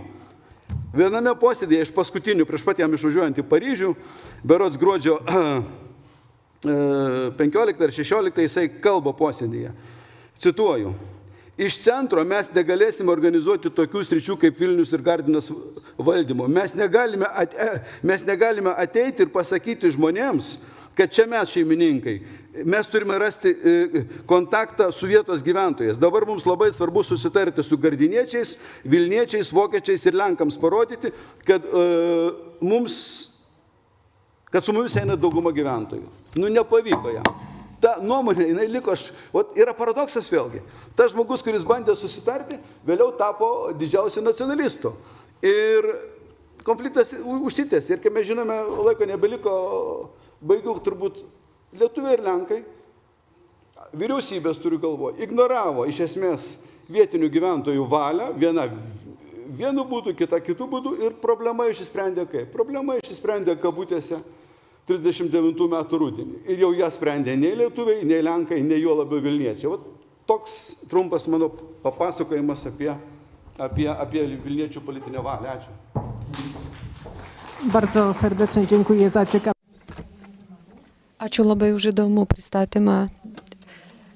Dabar kviečiu skaityti pranešimą daktarą Pavelą Liberą iš Lenkijos tautos atminties instituto, kuris skaitys pranešimą Lietuviai Vilniuje 1920-1939 metais Lenkijos valstybės administracijos akimis. Dziękuję bardzo. Drobna.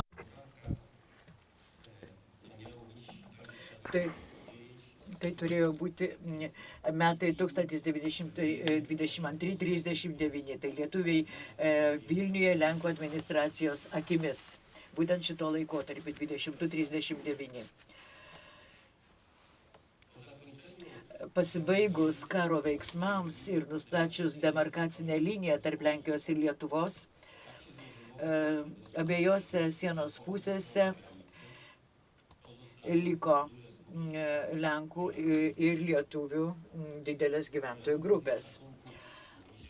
Vairiais skaičiavimais sakoma, kad Lietuvos teritorijoje gyveno apie 200 tūkstančių Lenkų, o Lenkijoje, kuri tuo metu apėmė Vilniaus kraštą, apie 100 tūkstančių lietuvių. Nors šia dauguma duomenys nors būna įvairūs, priklausomai nuo šaltinio. Vilniuje gyveno prieš antrąjį pasaulinį karą 230 tūkstančių gyventojų. Iš jų apie 2000 lietuvių, apie 2000. Čia irgi nėra tikslių duomenų.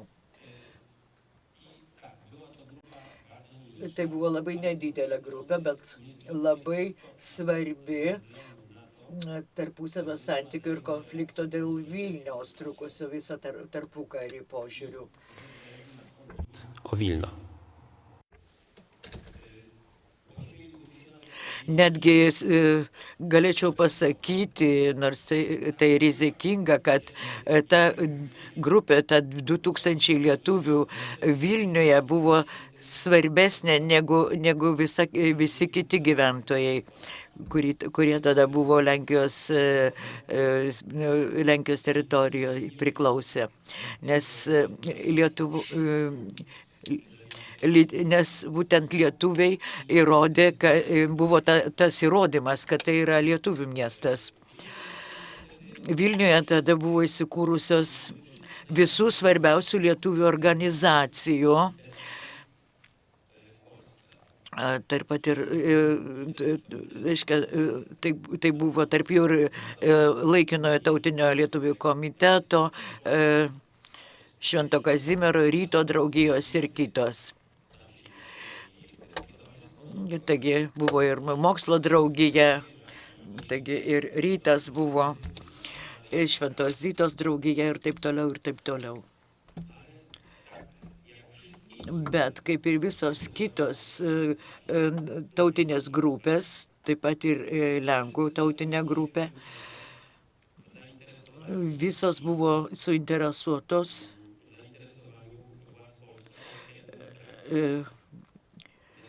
stebėjo Lenkijos administraciją. Taigi dabar verta pagalvoti, aš dabar už tokį savo klausimą iškėliau. Kokios buvo įvairių lyderių Lenkų administracijos žinių šaltiniai apie Vilniuje gyvenančius lietuvius. Ir kokios buvo pasiekmes, kiek ši problema jiems buvo svarbi. Ir kas jiems leido formuoti geresnę politiką lietuvių atžvilgių. Nėra čia per daug laiko tam, kad sakyti, kad apie tai buvo ne kartą kalbama, tyriama, tyrėjų buvo rašoma apie tai, ponia profesorė Gerovska Kalaur rašė apie tai, o vėliau rašė Bronius Makauskas, parengė dar 70 metais Lenkijoje knygą Lietuviai Lenkijoje 1920–39 metais. Ta knyga pasirodė vėliau, 79 metais apgynė savo mokslinį darbą. Ir reikia pasakyti, kad Makauskas jis neturėjo prieigos prie šaltinių, apribuotas buvo jo prieigos. O į Lietuvą jam buvo jam suteikta prieiga tik tai prie Mokslo akademijos bibliotekos, bet ne prie archyvo nacionalinio. Ir praktiškai nesinaudojo juo. Dar viena knyga, kurią reikia paminėti, tai yra ponios profesorius Joanos Januševskos Jurkevič darbas, jinai iš Katovicų, kuri 2010 metais parašė knygą apie nacionalinius santykius Vilniaus krašte, būtent 1920–39 metais. Ji naudojosi tais dokumentais, prie kurių negalėjo prieiti anksčiau Makauskas. Visų pirma, ji naudojosi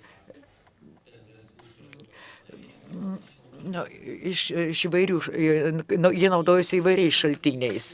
Šis darbas kalba apie tą būtent temą lietuviai Vilniuje, bet papildant jį, galima pažvelgti į šią problemą šiek tiek kitaip. Kai aš jau minėjau tarpukariu, Lenkijos valdžia labai reguliariai ir nuodugniai prižiūrėjo visų Lenkijoje gyvenančių tautybių politinį, ekonominį ir socialinį gyvenimą. Tas pats vyksta kitose šalyse. Ši priežiūra visų pirma yra dviejų tipų. Tai buvo kiekvienoje valstybėje. Jeigu mes nuvažiuotume ir patikrintume, kaip atrodo Prancūzijos archyvai, tai buvo tikrai įsitikintume, kad tai buvo labai panašu. Ta priežiūra buvo dviejų tokių tipų.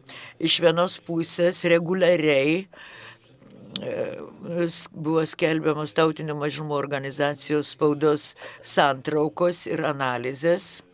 Dokumentai tų metų dokumentuose labai dažnai buvo tokie ataskaitos tokios iš viso per visą tarpukario laikotarpį. Tai yra labai detali medžiaga daugeliu atveju.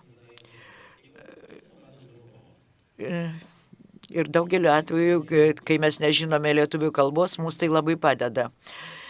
Ir antras toks tipas dokumentų, tai buvo tokia cikliniai, tokia administracinė dokumentacija, policinė, galima pasakyti, tai tokia cikliniai kas mėnesį, kas savaitę ir net kasdien informacijos apie tautinių mažumų saugumo, gyvenimo būklę rinkiniai. Kas buvo atsakingas už informacijos apie lietuvius Vilniuje rinkimą? Kaip jau aš suskirščiau tas institucijas į 3 grupės. Pirma, tai yra įvairaus lygio administracija, kitas tai yra karinės struktūros, o trečia tai kitos. Aš dar grįšiu prie to. Administracija įvairaus lygio, tai žinoma, visų pirma, tai yra vidaus reikalų ministerija. Lenkijos tyrėjai žino,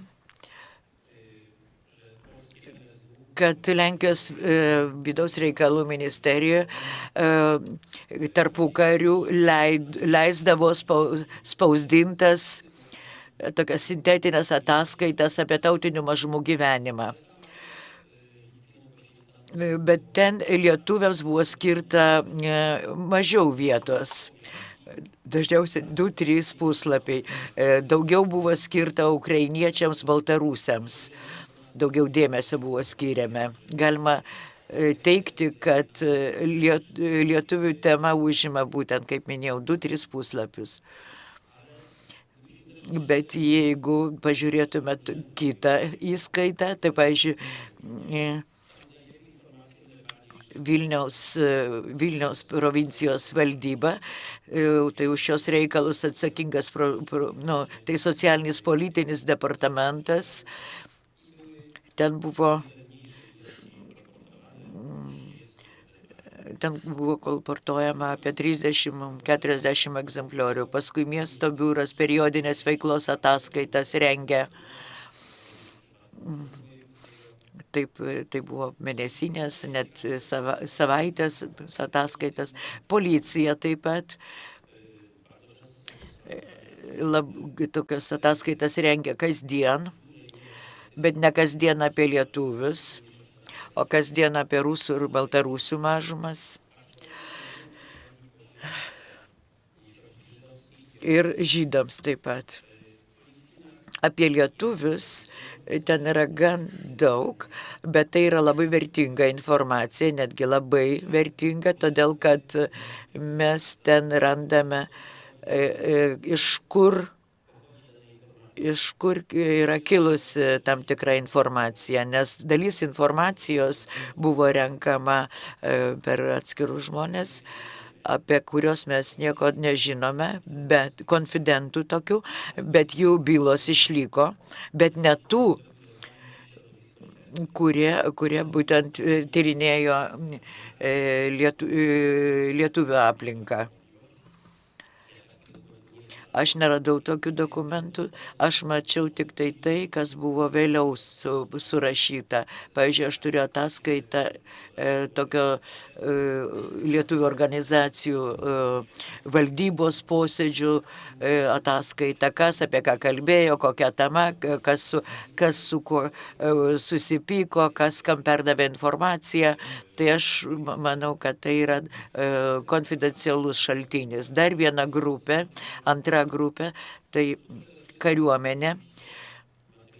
Tai visų pirma, tai yra karinė kontžvalgyba. Tada veikia gardinė, bet paskui, bet čia išliko santykinai nedaug dokumentų.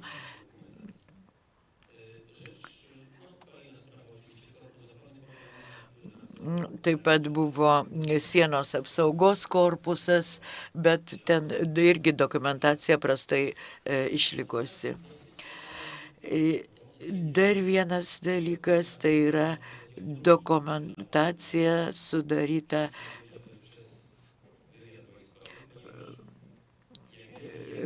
karinės kontžvalgybos, nes ta struktūra veikia Vilniuje ir formaliai praktiškai turėjo dirbti užsieniui, taigi visų pirma stebėti Sovietų sąjungą ir iš tikrųjų tai darė, bet čia irgi ne.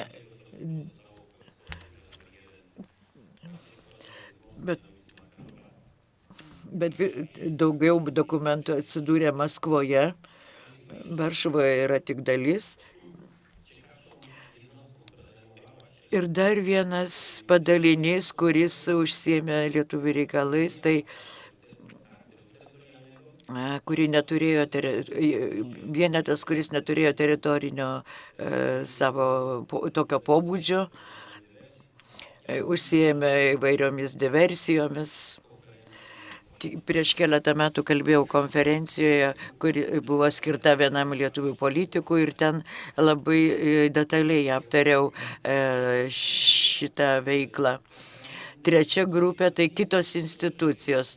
Kitos institucijos, tai man čia svarbiausia yra viena. Tai Vilniaus informacijos biuras, Vilby taip vadinama. Tokia keista struktūra, kuri susikūrė 23 metais, buvo finansuojama Užsienio reikalų ministerijos antrojo departamento, tai žvalgybos, ir leido tokį ciklinį, tokį monitoringą, tai kas vyko lietuviškoje spaudoje.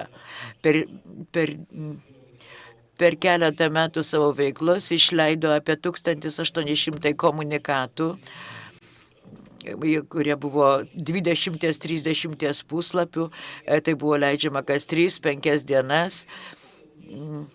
Ir ten buvo kalbama ir apie lietuvius Lenkijoje. Jeigu kas nors būtų susidomėjęs tokiais dokumentais, tais komunikatais, tai internete galima tai rasti ir susipažinti. Tai yra taip pat irgi labai vertinga medžiaga. Dar pridėsiu, kad tas Kauno biuletenis, taip jis vadinosi, jis buvo leistas nedidelios tiražas buvo ir buvo siunčiamas tik į institucijas. Dar buvo tokia žinių apie dar buvo programos buvo transliuojamos, be biuletenio. Taryba buvo atsakinga už taip vadinamasis programas transliuojamas į Lietuvą, lietuviškos akimirkos.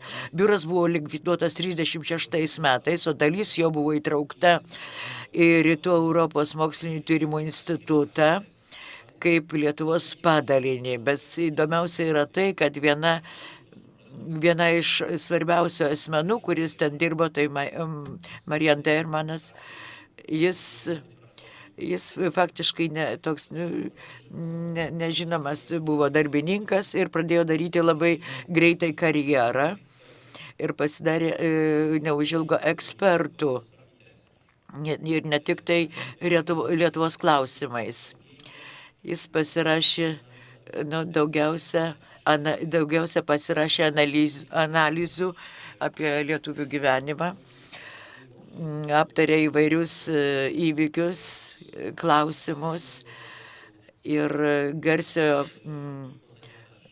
Konstantino Stasišo proceso metu buvo vienas iš ekspertų iš Lenkijos pusės. Dabar trumpai, kokia buvo kokybė tų informacijų. Informacijos buvo labai detalios ir buvo susijusi su tokiais aspektais, pavyzdžiui, Vilniaus lietuvių kontaktus su Kaunu, kada kas išvažiavo, kada ryšiai su to Kaunu. Aišku, to informacija nebuvo pilna. Nes iš tų komunikatų, kuriuos skaičiau, pavyzdžiui, niekas neliūdė apie tai, kad būtų įvesta, kad būtų policijos konfidentas atsidurtų lietuvių organizacijose. Ir neaišku, ar tai buvo vienas asmuo, ar čia buvo įvairūs asmenys, bet Lenkijos valdžia labai gerai žinojo apie įvairius konfliktus, kurie vyko tarp lietuvių aplinkoje. Ta informacija buvo teikiama nuolat, bet nežinia, ar šios žinios virsta politika lietuvių mažumos Lenkijoje atžvilgiu. Na, kadangi bet aš galiu pasakyti, laikas bėga, tai aš turiu pasakyti, kad tikrai nevirto ta politika lietuvių mažumos Lenkijoje atžvilgiu. Mažumų politika, mažumų atžvilgių visų pirma po 36 metų po Pilsudskio mirties, kai užsienio reikalų ministerija politika toliau buvo vadinama asimiliacinė, kuri buvo vykdoma lietuvių mažumos Lenkijoje atžvilgių, pasiekė maksimumą. Buvo likviduotos visos lietuvių draugijos, nors ir anksčiau buvo likviduojamos lietuvių mokyklos ir taip toliau. Bronius Makauskas teigia, kad tai buvo pasiekmė ar atsakymas į tą mažumų politiką Lenkų atžvilgiu. Bet kiekviename etape matome matome užsienio reikalų ministerijos ranką, nes tuo momentu užsienio reikalų ministerija vidaus reikalų ministerija buvo svarbesnė už užsienio reikalų ministeriją. Bet ir dar kitų aspektų ta ranka yra matoma, kai Vilniuje prasidėjo procesas prieš Lietuvių tautinį komitetą ir jo pirmininką, tai tam tikrų momentų pasirodė, kad Lenkijos valdžia neturi reikiamų dokumentų, kad jam pateikti kaltinimus. Bet 36 metais rugpjūtį Vilniaus vaivada surengė konferenciją apie šį procesą. Ir pasirodo, kad prieš to komiteto už paleidimą užsienio reikalų ministerija buvo prieš. Ir dar kas įdomiau, antrojo departamento atstovas pasakė, kad jeigu bus iškelta, teismo procesas bus pradėtas, tai jis słyša nic. Buvo bandoma išnaudoti to proceso metu įvairius argumentus. Iš vienos pusės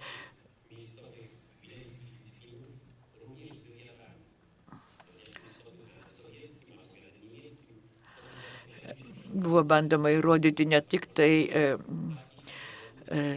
tautinio lietuvių komiteto Vilniuje ir jam pavaldžių organizacijų veikla visiškai atitinka Vilniaus išsilaisvinimo sąjungos nustatytas gaires.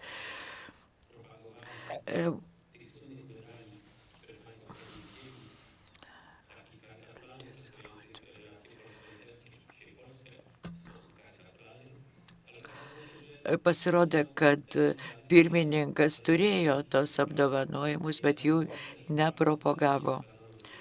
Tai buvo nuteistas tik tai už valiutų finansinius nusikaltimus, bet paskui nuosprendis buvo, bausmė buvo sutrumpinta. Trumpai tariant, man atrodo, kad galima apibendrinti taip. Iš vienos pusės Lenkijos valdžia turėjo galimybę gauti informaciją, bet iš kitos pusės svarbiausi sprendimai ir tai buvo priimami Varšuvoje. Galbūt būtų kažkada įdomu patikrinti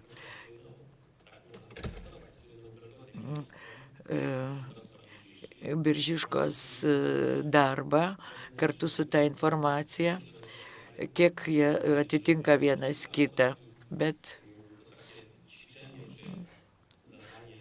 kas patvirtina tą teisę, kad abi mažumos buvo tarp valstybinių santykių įkaitai. Ačiū labai. Dar turime, dar kviečiu ponę daktarę Stravinskienę iš Lietuvos istorijos instituto. Tema Vilniečiai tampa Lenkijos piliečiais.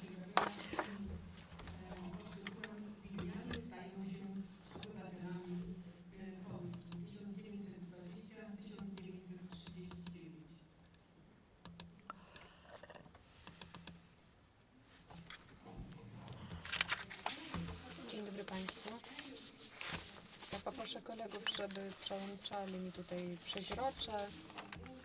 Poproszę włączenie drugiego przeźrocza.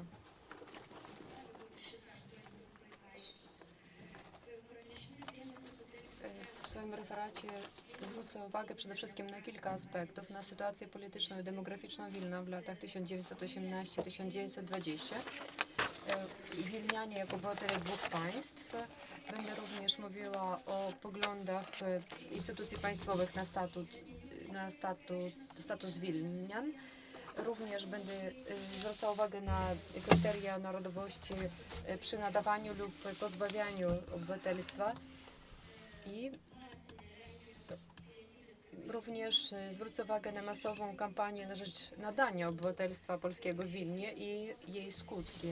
I jeszcze pokrótce omówię zmiany, które nastąpiły w 1939 roku dotyczące obywatelstwa, ponieważ akurat te zmiany są ważne do dzisiaj.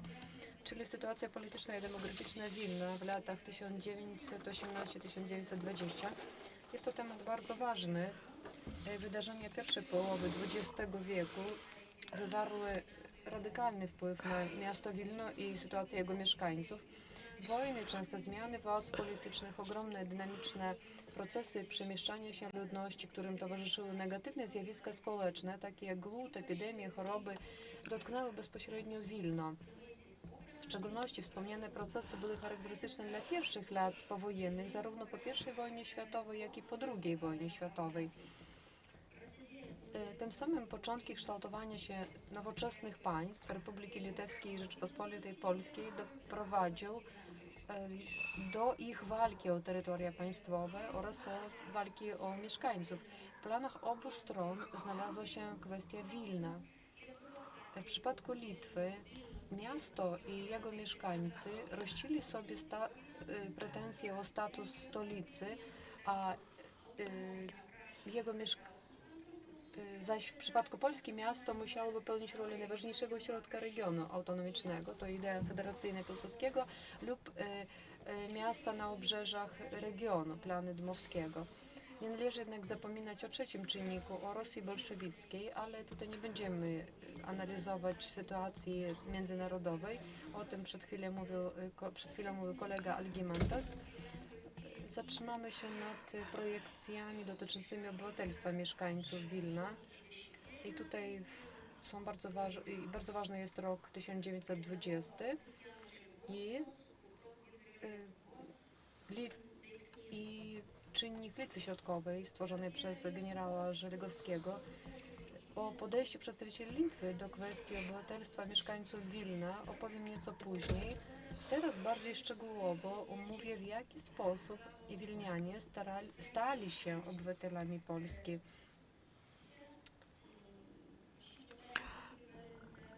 Poproszę o włączenie przeźrocza z tabelą, z danymi demograficznymi. Mogą Państwo spojrzeć na skład narodowościowy, to jest początek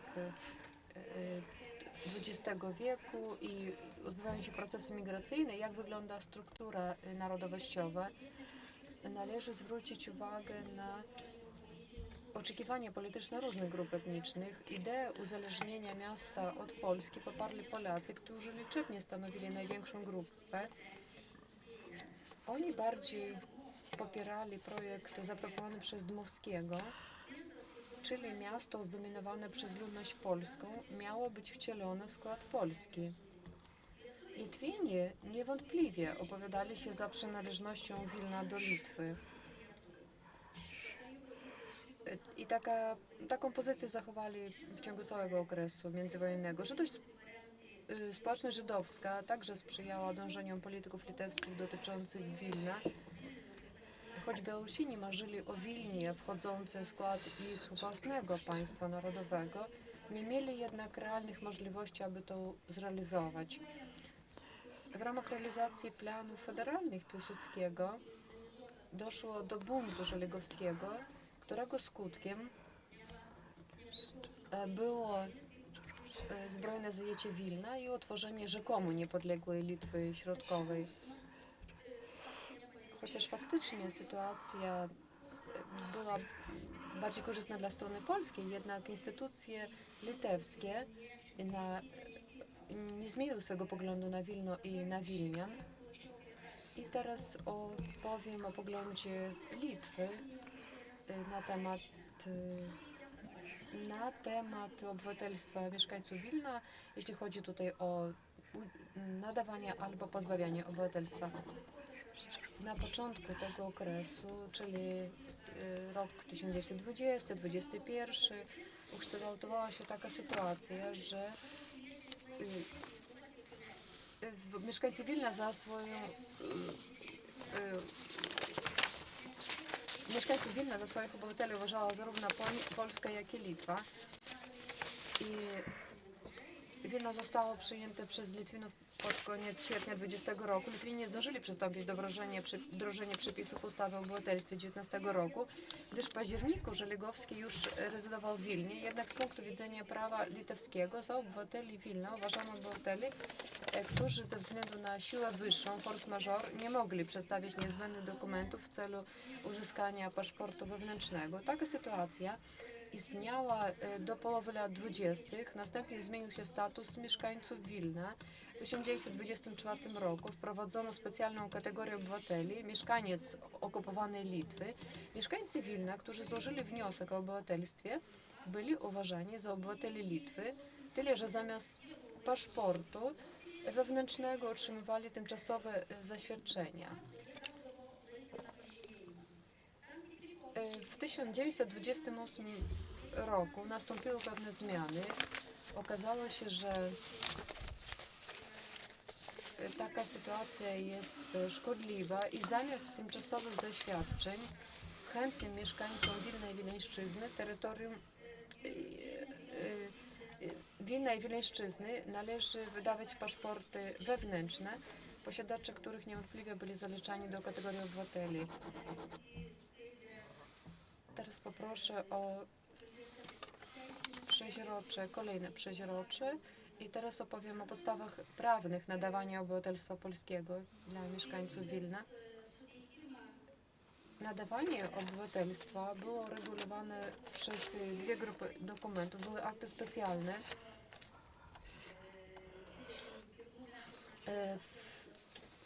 Po dekret naczelnego wodza nr 56 dnia 7 stycznia 2021 roku określił, kim są obywatele tego regionu.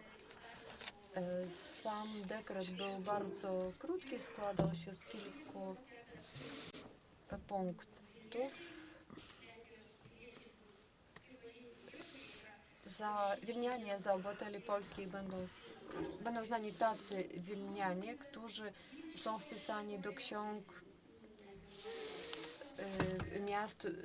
ksiąg rejestrowych miast lub wsi, do ksiąg stanowych. Druga kategoria to obywatele, którzy byli urodzeni na terytorium Litwy Środkowej lub posiadający tu nieruchomości, jeżeli mieszkali tu przed 1 stycznia 2019 roku. Trzecia kategoria to mieszkający na terenie Litwy Środkowej przez co najmniej 5 lat, przed 1 sierpnia 2014 roku. I mieszkańcy na Litwie Środkowej, mieszkający na Litwie Środkowej od 1 stycznia 2018 roku i mający tu stałe miejsce zamieszkania, a także pracownicy instytucji państwowych i samorządowych. Przepisy te miały zastosowanie także do żon i dzieci do lat 18, osób, o których mowa w punktach, wyżej wymienionych punktach, dzieci tych osób. Warto podkreślić, że przy sporządzaniu dekretu niewątpliwie kierowano się ustawą o polskim obywatelstwie z 20 stycznia 2020 roku, która określała nie tylko tryb nadawania obywatelstwa, ale także tryb jego pozbawienia. Dekret Żeligowskiego o obywatelstwie obowiązywał od 15 stycznia 2021 roku.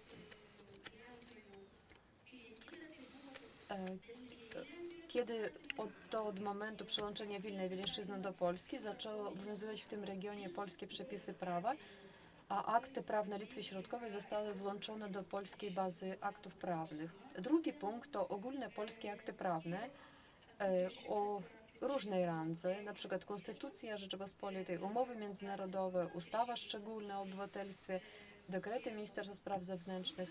Ze względu na specyfikę Wileńszczyzny masowa ewakuacja mieszkańców regionu miała miejsce w 1915 roku w głąb Imperium Rosyjskiego i dla mieszkańców Wilna istotne znaczenie miał traktat pokojowy między Polską a Rosją bolszewicką i Ukrainą, podpisany w 1921 roku.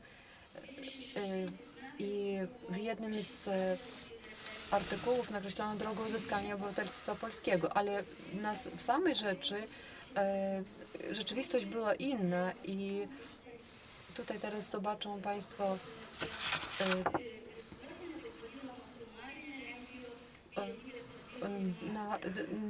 Znaczy widzimy tutaj dane dotyczące akcji w zakresie obywatelstwa. W Warszawie zauważono, że mieszkańcy Wileńszczyzny i w ogóle obrzeży Rzeczypospolitej, część tych osób nie ma obywatelstwa i wówczas województwom wschodnim zlecono zatwierdzenie obywatelstwa polskiego tych mieszkańców, to znaczy w tym przypadku Wilna wszystkich tych mieszkańców należało podzielić na kategorie i odróżnić, którzy są uważani za obywateli, którzy nie są obywatelami, którzy mają status obcokrajowca. I tutaj widzą Państwo, jaka była ta klasyfikacja mieszkańców Wilna, więc były 3 takie duże grupy. Można jeszcze pominąć ten slajd i zobaczymy kolejny, zobaczymy wyniki. Więc do pierwszej grupy to należeli ci, którzy mieli prawo do obywatelstwa i to były osoby pochodzenia miejscowego. Do drugiej osoby zarejestrowane, które ewakuowały się do Imperium Rosyjskiego. Nėra. Tuoj aš jums viską pasakysiu. 3 piliečių grupės, apie 120 piliečių, apie 80 tūkstančių pripažinti Lenkijos piliečiais, 35 tūkstančiai piliečių Vilniečių negavo Lenkijos piliečio statuso. Jie nepripažinti, pakliūna į svetimšalių kategoriją ir jiem lieka tik tai individualus turint pilietybės teisės įrodinėjimo kelias. Problema buvo ta, kad tiesioginiai įrodymai, kad tu esi Lenkijos pilietis, buvo įrašymai į luomų arba miestiečių kaimų bendruomenių knygas.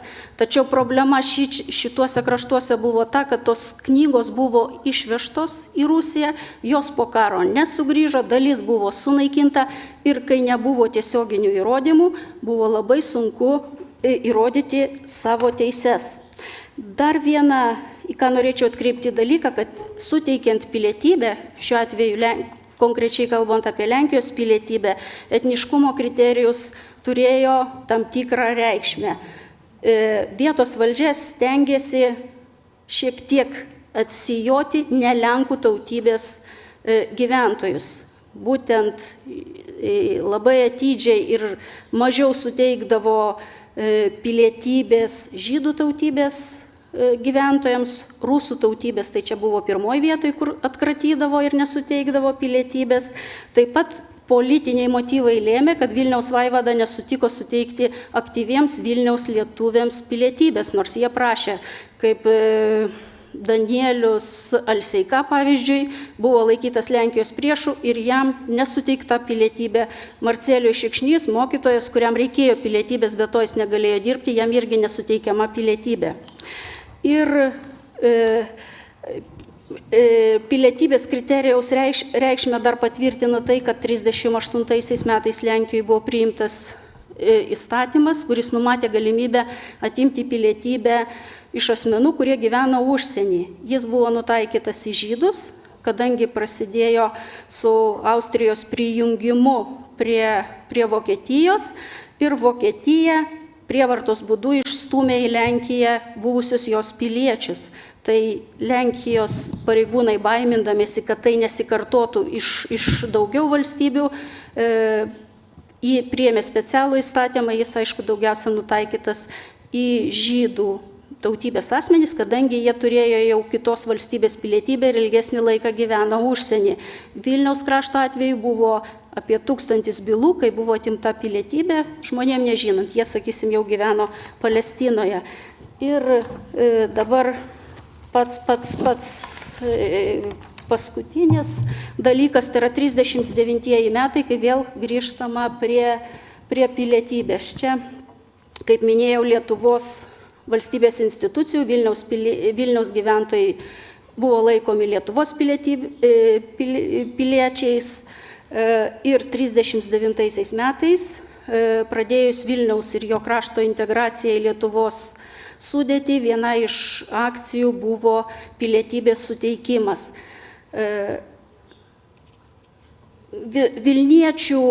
Vilniečių nuostatos dėl pilietybės buvo skirtingos, labiausiai gal tokios ištikimybės ir lojalumo Lenkijos valstybei turėjo ir laikėsi Lenkų tautybės žmonės. Čia matote, kad tik čia reikia pasakyti, kad pilietybę gavo šeimos galvos, o tai reiškia, kad jeigu vyras arba žmona, jeigu būdavo šeimos galva, tai pilietybę gaudavo visa šeima. Vilniuje 39 metais gyveno apie 200 tūkstančių žmonių, ką minėjo Pavelas, tai čia reikia pasakyti, kad 230 tai yra su karo pabėgėliais ir iš 200 tūkstančių žmonių 100 tūkstančių tapo Lietuvos piliečiais. Čia akcija šita vyko labai greitai, labiausiai akcija naudojosi lietuviai, jie besąlygiškai rėmė Vilniaus priklausomybę ir jautėsi Lietuvos piliečiais. Žydai taip pat pasinaudojo, nes čia, ką matome, reikia padauginti iš 4, kadangi šeimos vidurkis buvo 4 asmenys. Trečdalis Lenkų tapo Lietuvos piliečiais ir kitos mažumos irgi pasinaudojo.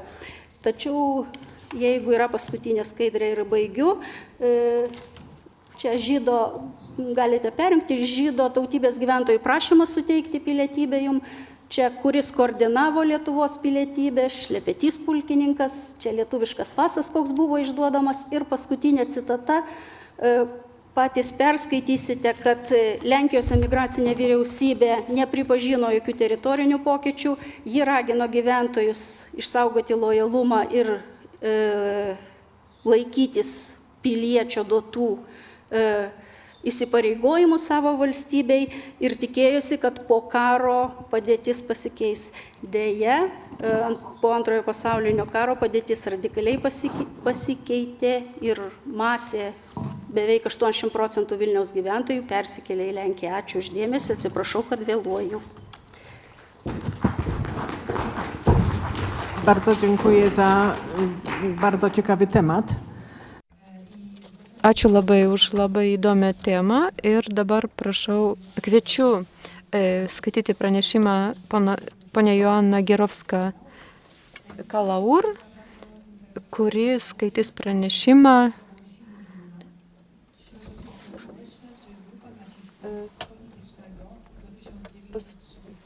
paskaityti. Dzień dobry, dziękuję. Wyrażam wielką wdzięczność dla moich przedmówców, którzy mi nie tylko dużo chlebka zabrali.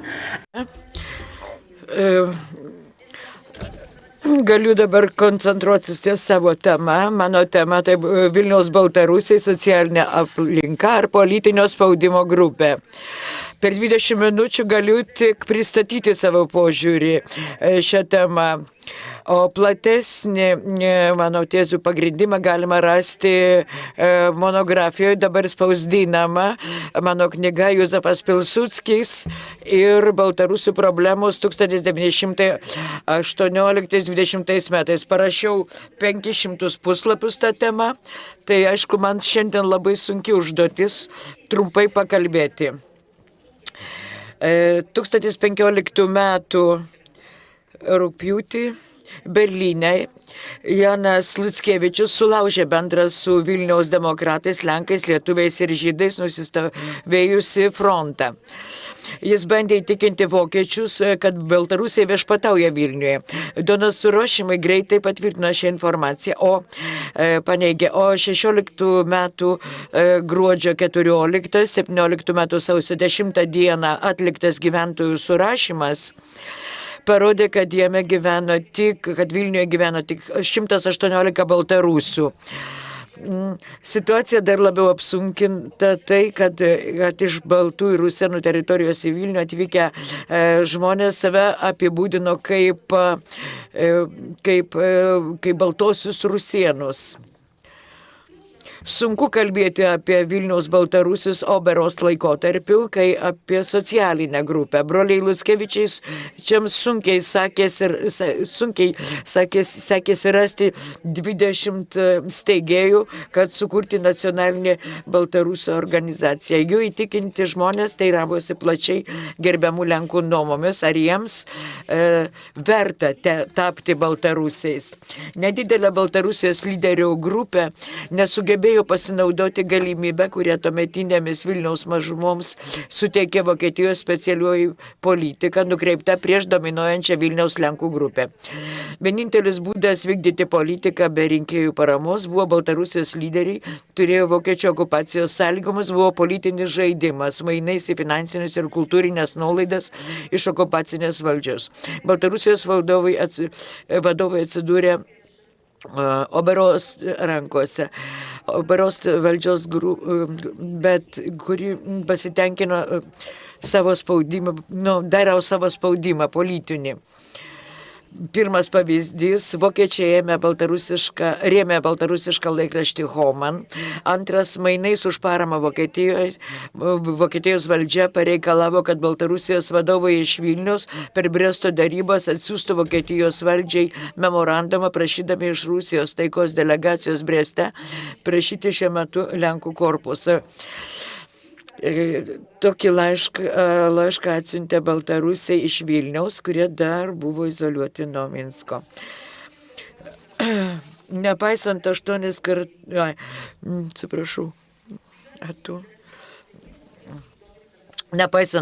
kartus Vokietijos valdžios sutikimų sušauktos Baltarusijos konferencijos, Baltarusijos vadovai iš Vilniaus nepasiekė tokios politinės sėkmės kaip lietuviams Bresto-Litovsko sutarties laikais. 18 metų lapkritį BRL vadovai visų Baltarusių žemių gyventojų vardu priėmė lietuvių tautinės mažumos statusą. 19 metų sausio 5 dieną prasidėjo Lenkijos ir Sovietų sąjungos karas. Antanas Luckevičius kartu su vokiečiais ir lietuviais evakavosi į Kauną. Jis išsiuntė, ten įvairių skaičiavimai yra, kiek dabar. Taigi Antanas Luckevičius kartu su vokiečiais ir lietuviais evakavosi į Kauną. Jis išsiuntė protestus prieš Lenkiją visą pasaulį, įskaitant prieš Lenkijos kariuomenės mobilizaciją. Tuo tarpu bolševikai įsiveržė į Baltarusijos struktūras. Davidas Gopneris, įgaliotas charakterizuodamas 19 metų sausio mėnesį Vilniaus politinę panoramą, signalizavo, kad miestuose susikerta horizontalus politinių partijų tinklas, komunistinė, visų rūšių tautinė, oportunistinis socializmas, Lenkų, lietuvių, nacionalinis, demokratinis ir įskaitant sionistinius žydus. Šiame Vilniaus aprašyme nebuvo Baltarusių partijų.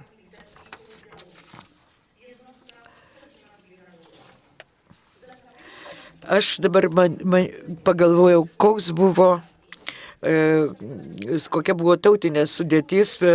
Lietuvos kariuomenė buvo sukurtas pirmas Baltarusių pulkas. Tai kokia buvo ta nacionalinė sudėtis? Gardino pulko karius sieja lietuvių kalbos nemokėjimas, nes Lietuvos valdžia siųsdavo baltarusių dalinius į Gardiną savanorių ir šauktinių nemokančių lietuviškai. Pulkas atliko specifinį veiksmą, siekdamas išgryninti savo gretas. Verbavimas į pulko kopą sudaryta iš žydų buvo vykdomas tik apsiginklavimo prieš Lenkijos šūkiu.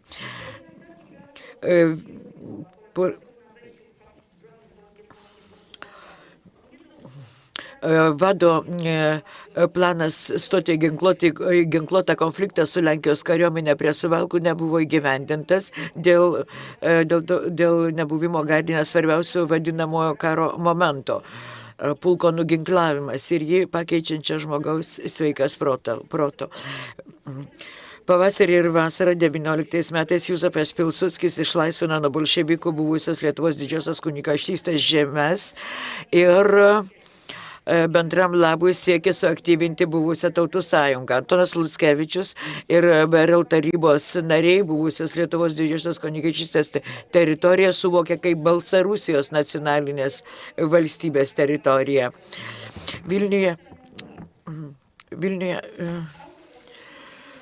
Vilniuje išleisto kreipimosi į buvusios Lietuvos didžiosios kunigaikštystės gyventojus autorius nesėkmingai bandė perversti puslapį.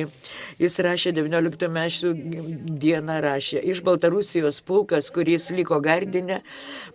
Šis Baltarusijos pulkas, kuris liko Gardine, tai puikus turtas mūsų rankose. Dabartinėje situacijoje Baltarusijai labai tinka priešintis lietuvių vokiečių koncepcijai, kuri baltarusių gentį dalyja į dalis.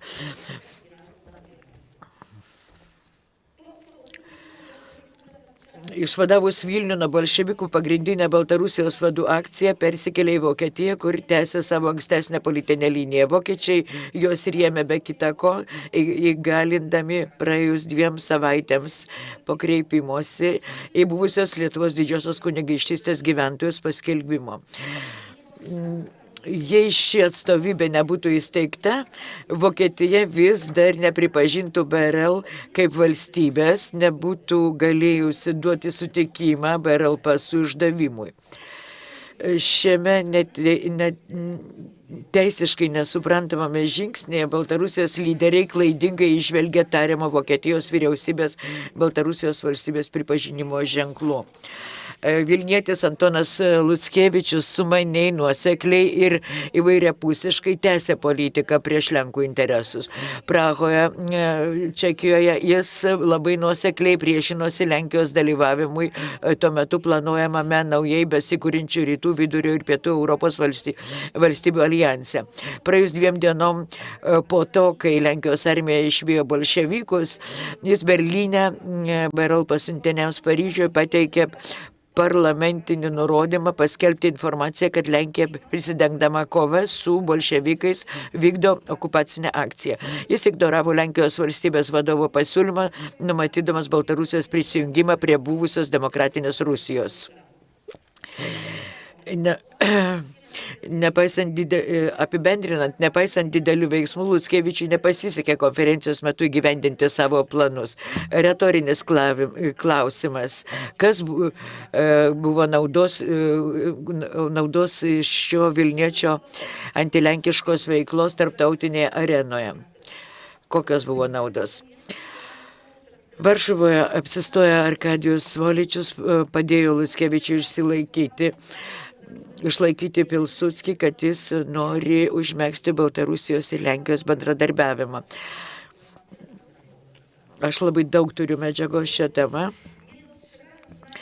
Nepastebint tokios didesnės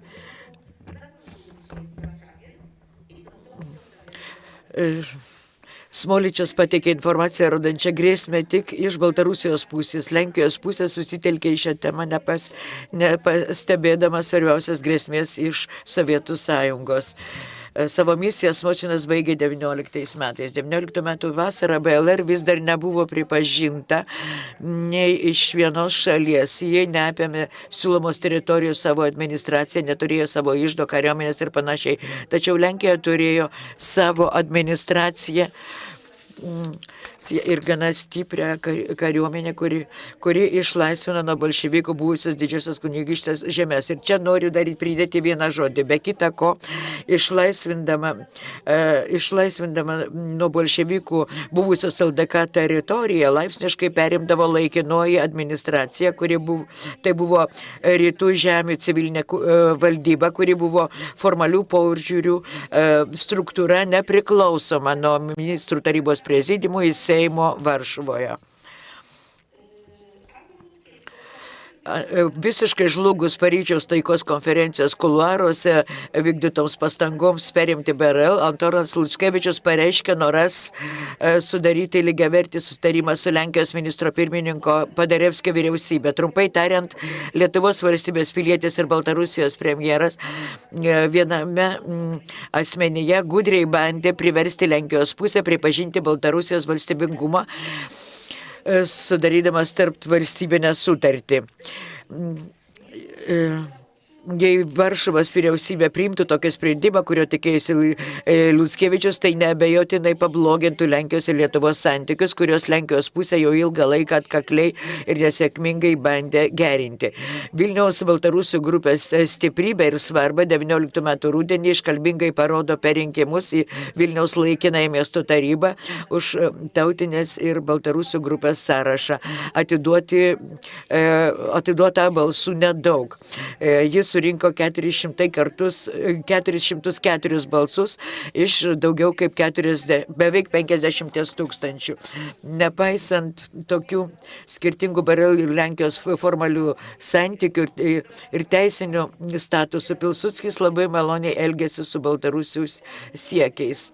Laikinojo Minsko miesto rotušėje, organizuotojo pagal susitarimą, daugiausia dirbo Baltarusių ir žydų atstovai. Visi jų reikalavimai buvo įgyvendinti.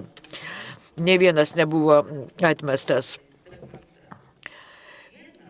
Tačiau baltarusiai boikotavo 19 metų lapkritį numatytus demokratinius rinkimus. Pilsudskis kelis kartus priėmė Luckevičių Varšuvoje, tai rugsėjo mėnesį lapkritį nuoširdžiai priėmė, aiškinantis tiek Lenkijos, tiek Baltarusių situaciją ir jų planus. 19 metų gruodžio 13 buvo įsteigtos dvi neformalios Baltarusijos vyriausybės palaikančios grubų ryšį viena su kita. Viena atvirai antilenkiška, o kita deklaravo bendradarbiavimą su Lenkija. Pilsudskis rėmė aukščiausią tarybą de facto kontroliuojama Luckevičiaus, kuri tikrai palaikė ryšius su BRL taryba. Tyrėjai pasigenda to aukščiausios rados egzistavimas, kuri niekam nebuvo atsakinga už Belvederio subsidijas. Buvo veiksnys užtikrinęs tolesnį Baltarusijos karinės komisijos finansavimą. Tai buvo ir vartai į Belvederį, kurios Luckevičius peržengė 20 metais sausio 3. Dabar cituoju, draugiškas požiūris į Lenkiją neduoda realių rezultatų Baltarusių reikalui. Baltarusijos sluoksniuose vyrauja tendencija palankiai vertinti bolševizmą. Pirmąją 20 metų dekadą susidurėme su tikru Antono Luckevičiaus pasipiktinusiu to, kad Lenkijos užsienio reikalų ministerija nepripažino jo BRL diplomatinio paso antilenkiškų pareiškimų. Luckevičius išsiuntė laiškus daugeliui diplomatinių atstovų, informuodamas apie tariamą jo internavimą. Jis norėjo grįžti į Paryžių, tęsė agitacinę veiklą Baltarusijos nepriklausomybės labui. Jis sąmoningai siekė konflikto, kuris netarnavo Lenkijai. Taigi visą tą aferą, pasų aferą laikau tai pasų aferą.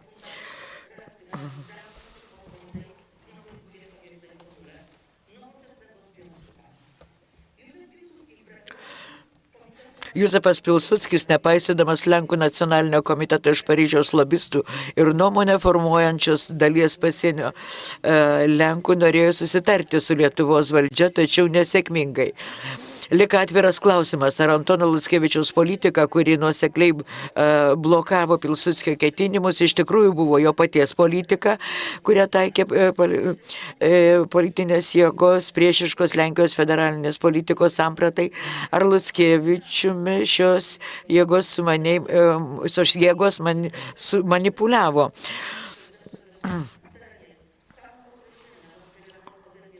Informacija. Netrukus po to buvo įvykusi Baltarusių konferencija. 20 metų balandį Pilsudskis priėmė susitarimą tarp Lenkų ir Baltarusių. Tarp Lenkų ir Lenkų, taip pat tarp Lenkų ir Baltarusių iš aukščiausios tarybos. Įvykių posūkis fronte 20 metų parodė nežymų Baltarusijos karinės komisijos pareigūnų įsitraukimą ilgus mėnesius išlaikomas Lenkijos pusės lėšomis. 20 metų lapkritį Baltarusių politikai atsisakė Baltarusijos istorinių teisių į Vilnių ir Lietuvos valstybę. Tačiau du Baltarusiai tapo vadinamosios administracijos dalimi vidurio Lietuvos laikinosios valdančiosios komisijos struktūroje dirbo Vaclav Ivanovski, Bronislavas Taraškevičius. 20 metų spalio 12 Vaclav Ivanovski buvo aprūpinimo departamento direktorius ir laikinai ėjo Žemės ūkio ir miškų departamento darbuotojas. Didžioji dauguma baltarusių paskelbė boikotą vidurio Lietuvos parlamento rinkimams. Buvo išduoti tik 2 baltarusiški laiškai, kurie buvo pamesti.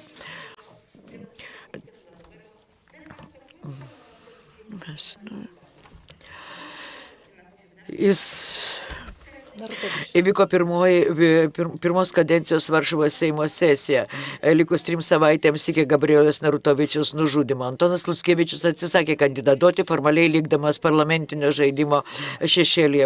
Vilniaus Baltarusių nacionalinio komiteto vadas de facto kontroliavo politinius deputatų sprendimus ir judėjimus. Jis daug kartų dalyvavo klubo susirinkimuose, parengė tezas savo parlamentarams svarstyti Seime, kai kurie klubo susirinkimai buvo surinkti Vilniaus BKN būstinėje. 23 gruodį atsistatydinus Vincentui Vitoso vyriausybei, naujo kabineto steigimo misija buvo patikėta Stanislavui Tugotui. Tuo pačiu metu buvo sudaryta Baltarusijos ir Lenkijos komunistų sąjunga. Tubuto iniciatyva 23 metų gruodžio 14 dienos įvyko susitikimas su Baltarusijos parlamentarinio klubo pirmininku Bronislavu Taraškevičium. Baltarusijos politinis reikalavimas jis išdėstė 10 punktų. Tuguto atsakymo analizė rodo, kad jis sutiko su Baltarusių reikalavimais. 3 programos punktai buvo patvirtinti besąlygiškai. Bet gautos informacijos Taraškevičius pasiliko tik savo ir dalyvavo kitose 3 klubų susirinkimuose.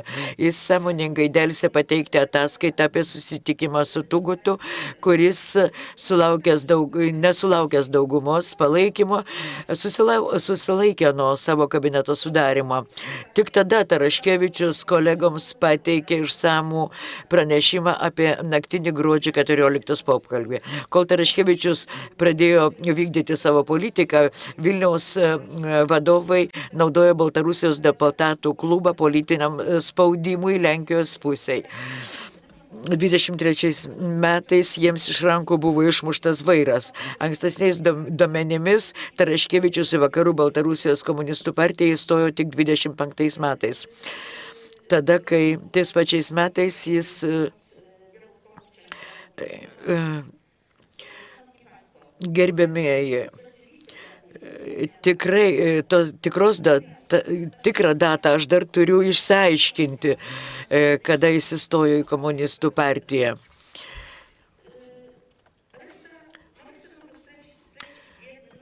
Dabar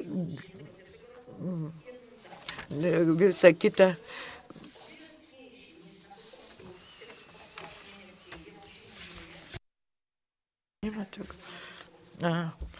Tai faktiškai tai aš dabar galiu apibendrinti, kad Baltarusiai nebuvo ta spaudimo grupė, jokiais būdais negalėjo būti. Tai tokia išvada. Dabar kviečiu skaityti pranešimą daktarė Dovilė Truskovaitė iš Vilniaus universiteto, kuri pristatys pranešimą Karaimų tapatybių konkurencija tarpukario Vilniuje, pobūdis, priežastys ir rezultatai. Labadiena, ačiū už kantrybę paskutiniam pranešimui. Tik 5 puslapiai, tai ilgai netruksim. Labai džiaugiuosi, kad šitoje konferencijoje bent 3 pranešimai buvo skirti karaimų bendruomeniai ir tai akivaizdžiai parodo, kad nors ir maža, bet bendruomenė iš tikrųjų labai įdomi. Tapatybių konkurencijos savoką istorijos mokslams aptarė ir pritaikė Vasilijus Safronovas, analizuodamas tapatybių konkurenciją Klaipėdoje. Tapatybių konkurencijos fenomeną galima trumpai apibrėžti kaip kelių besiskiriančių savivokų susidūrimą konkrečioje visuomenėje ar jos grupėje. Jei būdingas kolektyviškumas, tai yra grupinės arba kolektyvinės tapatybės, situaciškumas ir tam tikra tokių tapatybių raiška. Taigi tiek tapatybės, tiek jų konkurencija yra susijusi su vieta, kurioje jos veikia. Kitas svarbus teorinis aspektas, leidžiantis tyrinėti bendruomenių ar visuomenių santykių su konkrečia vieta ir jos reikšmė grupių tapatumui, tai teritorializmas, padedantis minėtoms grupėms susijęti savo tapatumą su konkrečia vieta per istoriją, atmintį ar atminties vietas. Susiformuoja mentalinis žemėlapis, apimantis konkrečią teritoriją, kurios reali politinė priklausomybė nebūtinai yra svarbus veiksnys. Paulius Subačius teigia, kad mentalinių žemėlapių kūrimas yra glaudžiai susijęs su erdvę kūrenčių centrų atsiradimu, kurie veikia kaip kultūriškai, mentaliai, kartais ir politiškai aktyvūs centrai konkrečiame mentalinėme žemėlapyje ir neretai, bet nebūtinai apibūdinami kaip tėvynė tai grupiai, kuri ją teritorializuoja, tiek virtualiai, tiek ir ne. Tai ypač pasakytina apie nedominuojančias diasporos grupės, kurios labai priklausė nuo savo bendruomenių tinklo. Kultūrinė, intelektualinė, politinė ir ekonominė priklausomybė nuo nusistovėjusių ir, kas dar svarbiau, ilgai gyvuojančių bendruomenių centrų pavertė juos erdvę kuriančiais centrais savo narių mentalinėme žemėlapyje. Taigi Vilnius 20-ojo amžiaus pirmoje pusėje palaipsniui tapo tokiu erdvę kuriančiu centru, kuriame susidūrė du karaimų kolektyvinės tapatybės modeliai. Karaimų bendruomenė Vilniaus mieste buvo palyginti jauna. Mykolas Balinskis statistinėme Vilniaus surašyme 1835 nurodė, jog mieste buvo vienas karaimams priklausęs namas. Tačiau tai beveik nieko nepasako apie karaimų skaičių mieste. Antroje XIX amžiaus pusėje 1969 metais mieste buvo 57 karaimai ir tik 20 amžiaus viduryje šis skaičius išaugo iki apytikriai 250 asmenų. Šis pokytis reikšmingas ne tik demografiškai, tačiau ir mūsų nagrinėjamos temos tapatybių konkurencijos kontekste. Įvertinus nedidelį karaimų skaičių Lenkijoje, akivaizdu, kad Vilniaus miestas tapo karaimų koncentracijos vieta, kurioje susitelkė ne tik žmonės, bet ir jų tapatybinės preferencijos.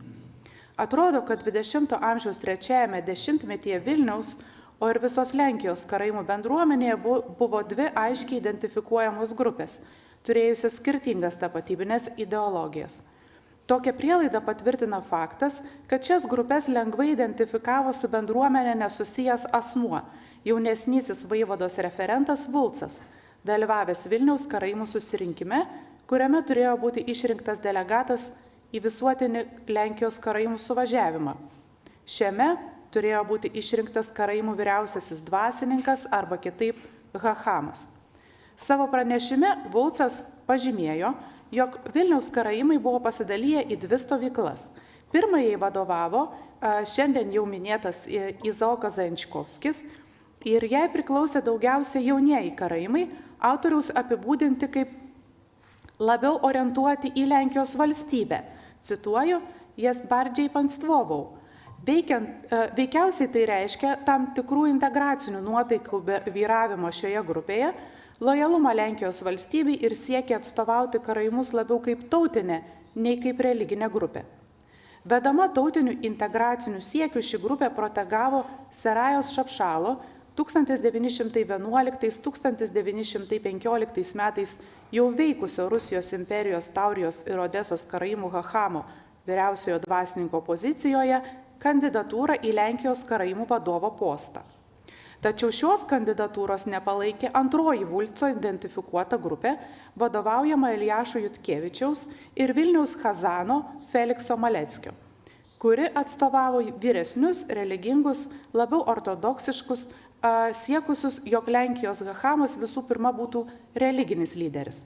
Pasak Vulco, ši grupė suvokė save kaip tautinę mažumą, mniejszość narodową, arba kaip karaimų mažumą, mniejszość karaimska. Ir nors nėra aišku, ką tiksliai Vulcas turėjo omenyje, vartodamas šias savokas, galima manyti, kad ši karaimų grupė išlaikė atsargią poziciją integracijos atžvilgių, siekdama išlaikyti aiškės kultūrinės ir dar svarbiau religinės savo kaip mažumos ribas nuo dominuojančios Lenkijos visuomenės dalies. Šios grupės nariai atvirai agitavo už Felikso Maleckio, bene ryškiausio Vilniaus karaimų dvasinio lyderio kandidatūrą į Lenkijos karaimų vadovo postą. Jų manimų, hachamo postas turi atitekti dvasininkui, o Serają Šapšalą ši grupė laikė politinė figūra. Aprašytas susitikimas sukėlė konfliktą tarp šių dviejų grupių. Kaip minėta, Izaokas Zajančkovskis atvirai palaikė Šapšalo kandidatūrą į Lenkijos karaimų hachamo pareigas, o Jutkevičius pasisakė už tam tikrą kompromisą. Siūlė Šapšalą rinkti pasaulietinių, o Maleckį religinių bendruomenės vadovų. Vulcas tai vertino kaip politinį manevrą, siekiant pritraukti dalį Zajančkovskio šalininkų balsų. Tačiau ši iniciatyva žlugo po to, kai Zajančkovskis buvo išrinktas Vilniaus bendruomenės atstovu į Lenkijos karaimų suvažiavimą ir tapo aišku, jog Serajas Šapšalas jau užsitikrino jo balsą rinkimuose. Pats Maleckis buvo itin kategoriškas Šapšalo atžvilgių ir nurodė, jokiomis aplinkybėmis nedirbsią su juo. Be to, dar prieš visuotinį susirinkimą savo laiške Šapšalui, rašytame iš Vilniaus 1927 spalio 13, Maleckis buvo labai kategoriškas. Cituoju. Jei jums įdomi mano nuomonė apie šį neapgalvotą sumanimą dėl jūsų kandidatūros į vienintelio hachamo postą, tai pasakysiu nuoširdžiai, kad sutikimas duotas jūsų yra daugiau nei neapdairus. Jūs būsite išrinktas, bet ne tautos, o į pražūtį vedančių kvailių. Citatos pabaiga. Tad dar iki oficialių hachamo rinkimų Maleckis pasitraukė iš realios rinkiminės kovos. Du revizijos komiteto nariai atsakingi už teisėtus rinkimus atsistatydino iš pareigų palaikydami Maleckį ir Jutkevičių. Tiesa, vėliau Maleckio pozicija Šapšalo atžvilgiu tapo kiek nuosaikesnė.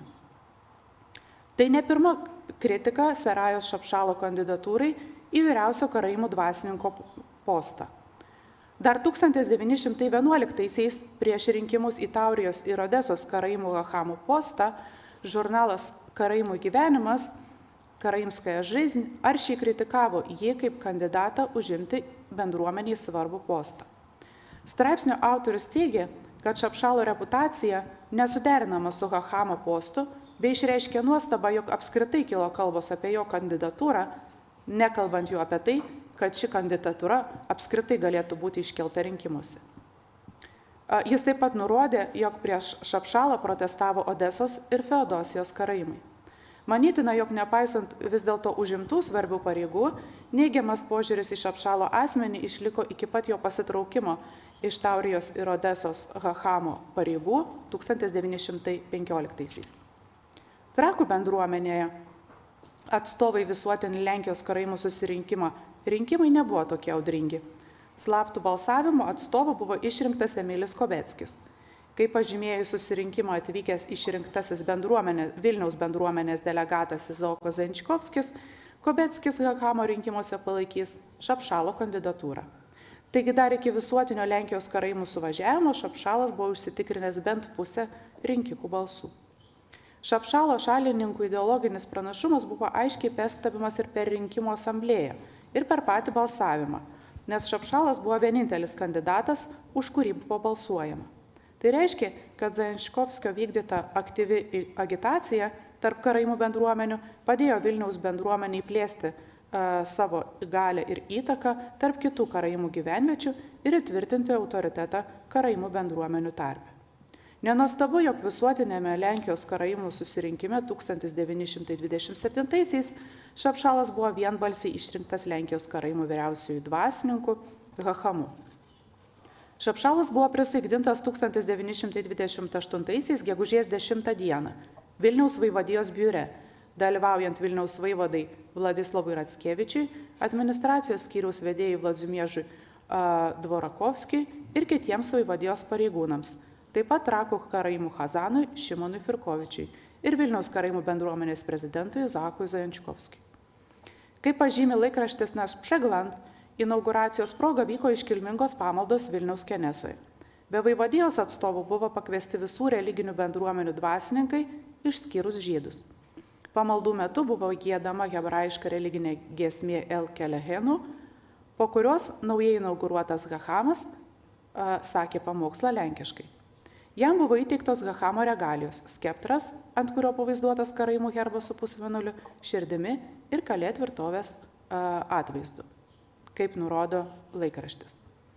Haličio bendruomenės atstovas Zacharas Novachovičius, paklaustas, kas lėmė, jog būtent Šapšalas buvo išrinktas Lenkijos karaimų Hachamu, nurodė, jog svarbiausia buvo jo akademiniai pasiekimai bei jo kaip Taurijos ir Odesos Hachamo patirtis bei Hachamato administracinio darbo išmanimas.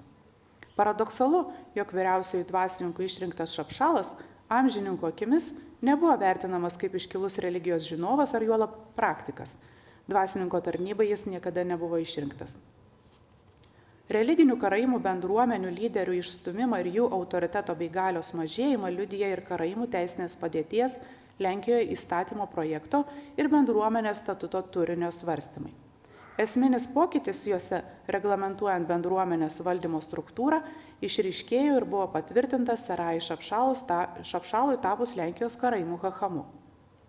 Pirmasis bandymas reglamentuoti karaimų bendruomenės gyvenimą ir veiklą Lenkijoje sietinas su laikinųjų taisyklių projektu, kurį Emilis Kobeckis pateikė Lenkijos visuotinio švietimo ir religinių reikalų ministerijai kartu su išsamiu karaimų teisinės padėties Rusijos imperijoje komentaru. 1921–1922 ir vėliau 1925 teiktame taisyklių projekte išskirtinis vaidmuo sprendžiant Lenkijos karaimų klausimus buvo įtvirtintas Vilniaus ir Trakų bendruomenėms.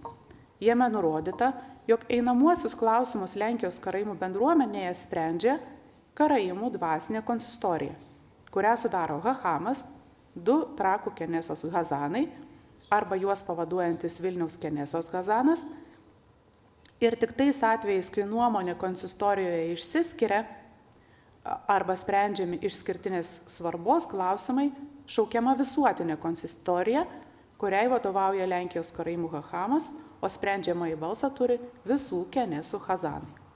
Be to, vakuojanti Hachamo vieta turėjo būti užimta Trakų vyriausiojo Hazano. Pagal laikinųjų taisyklių projektą Trakų dvasiniai konsistorijai turėjo būti pavaldžios visos Lenkijos teritorijoje buvusios karaimų bendruomenės. Tačiau jau 1927–1928 metais į svarstymus įsijungus Serajai Šapšalui, jėgų pusiausvara reikšmingai pasikeičia paties Šapšalo, tuo metu jau išrinkto vyriausiųjų Lenkijos karaimų vadovų naudai. Karaimų padėties įstatymo projekto svarstymas Šapšalui tapo proga įtvirtinti savo įtaką ir valdžią bendruomenėje, o kartu pradėti reformas, kurios nubrėžia pagrindinės sekuliarios, modernios karaimų tapatybės gaires. Vyriausiojo karaimų dvasininko funkcijų reglamentavimas karaimų bendruomenės statute atkreipė ir Vilniaus vaivados Kirtiklio dėmesį. Cituoju. Hachano autoritetas tarp visų karaimų gyvenančių Lenkijoje yra reikšmingo Hachano valdžios praplėtimo naujame įstatyme, net ir palyginti su galiojusiu Rusijos imperijoje priežastimi. Taisyklių susijusių su organizacija, kompetencija, veiklos sritimis, kaip karaimų dvasinės valdybos, taip ir atskirų karaimų bendruomenių, viskas yra pavesta Hachano aukščiausio religinio, kultūrinio ir bendruomeninio gyvenimo reguliatoriaus sprendimui ir patvirtinimui. Taigi, Šapšalo išrinkimas į vyriausiojo karaimų vadovo pareigas ir Hachamo institucijos Vilniuje įkūrimas reiškė, kad ideologiškai Vilnius buvo teritorializuotas kaip naujo pasaulietinio etninio karaimų identiteto centras, o religiniai lyderiai buvo nustumti į bendruomenės gyvenimo periferiją. Karaimų teisinės padėties reglamentavimas, ypač bendruomenės statutas, sudarė sąlygas karaimų bendruomenės elitui, o ypač jos vadovui, formuoti kolektyvinį bendruomenės tapatumą per viešą tam tikrų kultūrinių reikšmių įtvirtinimą, kuris buvo matomas ir statuto tekste bei jį lydinčiuose dokumentuose skirtuose švietimo ir religinių reikalų ministerijai. Iš esmės, tai turėjo būti pirmas žingsnis, sukuriant karaimus kaip tautinę grupę. Įstatymas turėjo sukurti erdvę tautiniam tapatumui gimti, o bendruomenės ideologai, šiuo atveju ir Šapšalas, turėjo užpildyti ją turiniu, istorinių naratyvų ir tautinės savivokos elementais. Tačiau panašu, kad šis ideologinis susiskaldimas tarp religingų ir sekuliarių išliko aktualus visą tarpukario laikotarpį, nors Šapšalo sekėjams įgyjant daugiau finansinės valstybės paramos, plečiant savo ryšius su valdžios atstovais tinklą, išnaudojant Šapšalo politinę patirtį ir autoritetą, ši karaimų grupė įgijo vis daugiau politinės galios ir kultūrinės įtakos ir buvo geriau atstovaujama dominuojančioje visuomenėje. Ačiū. Dziękuję. Dziękuję bardzo. Ačiū Jums labai, gerbėmėjai. Tai kaip Lenkijos traukiniuose būna, pas mus taip sako, tai dabar su 5 minučių pavėlavimu, kaip ir vėluoja mūsų traukiniai, tai mes pradedame pavėluotai ir mūsų diskusiją. Ar kas nors turėtų klausimų ir norėtų paklausti, tai prašom, kas. Dar vienas gal mikrofonas yra.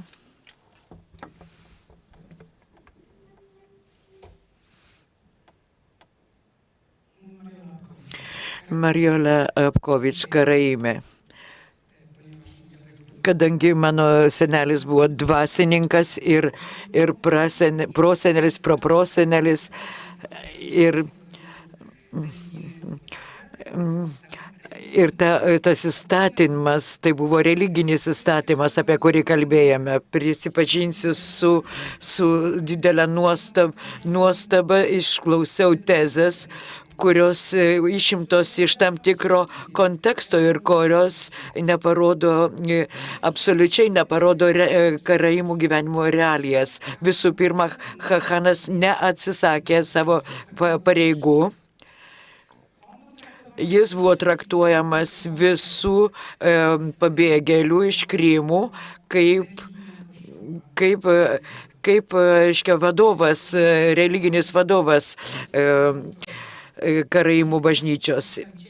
Nei vienas Hachanas nebuvo Chazanų, jis nebuvo jų, netrakų Hachano.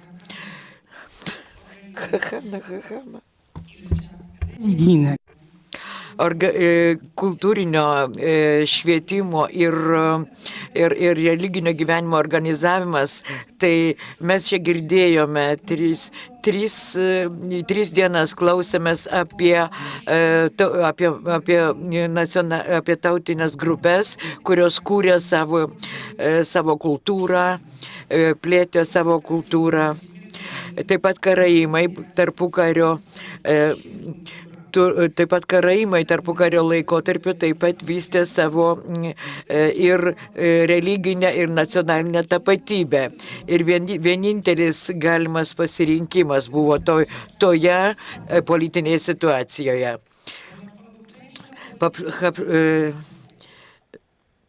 Šapšalas buvo vykdytojas politikos, bet tai neblogai, visai nėra blogai karaimų bendruomeniai. Tai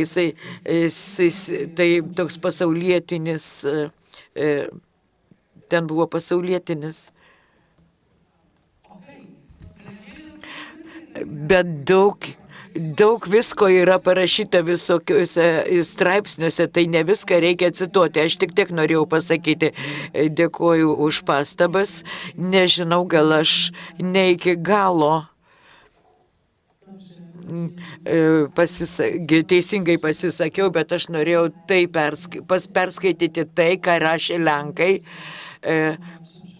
apie Šapšalą ir kaip tai ir kaip jie tai matė. Visi mes žinome, kaip atrodo karaimų herbas. aš visai neturiu jokių abejonių, bet iš kitos pusės Lenkams tai atrodė kiek kitaip. Tačiau įdomu yra tai, kad Lenkų spaudoje iš viso buvo rašoma apie tai, kaip išskirtinį įvykį ir labai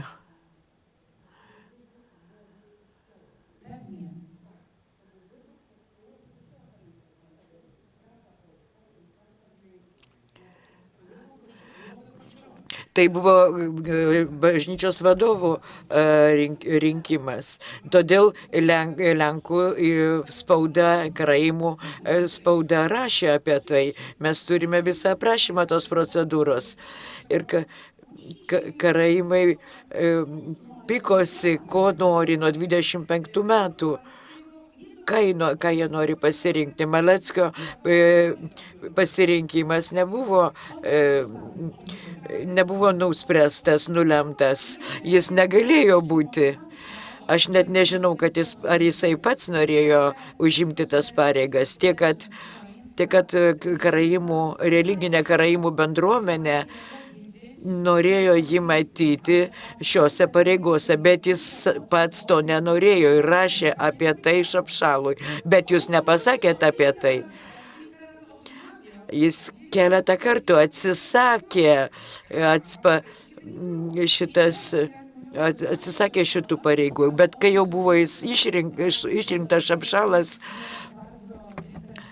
jis pakeitė tada savo nuomonę dėl Šapšalo ir jo pareigų. Bet tai reikėjo pasakyti. Jūs tai pristatėte negatyvę formą. Ne, atsiprašau. Žodžiu, toks negatyvus požiūris tyrėjo į faktus. Aš tik norėjau parodyti, kaip tai atrodė iš Lenkų pusės. Nes kažkas Lenkas atėjo į tą susirinkimą karaimų ir tokiu būdu viską aprašė. Atsiprašau, gal jūs galėtumėte prisistatyti? Atsiprašau.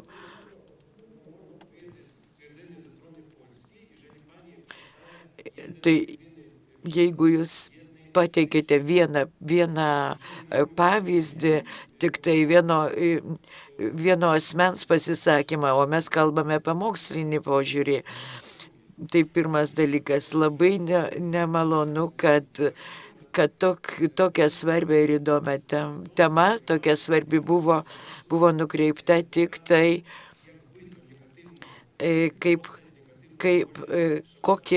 kokią negatyvų vaidmenį suvaidino Šapšalas. Tas klausimas jau buvo aptartas, aprašytas, negalima to kvestionuoti. Todėl mane labai stebina, kad jūs pasirinkote tokią kryptį. Bet aš dar pabrėšiu, kad jūs nuolatos tokią kryptį naudojate. Aš nenoriu pasakyti, kad tame yra kažkas tai blogo, bet ta tema galima pasakyti, kad Šapšalo dėka ir kitų karaimų dėka anų laikų mes turime tai, kas vadinama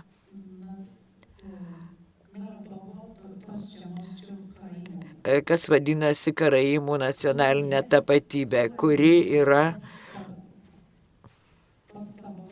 o jos pagrindą sudaro ne tik religija, bet ir istorija, kalba, spauda ir daugelis kitko. Ir tai yra daug daugiau, negu mes galime kalbėti apie karaimus Lietuvoje, pavyzdžiui, abiejų tautų respublikos laikais.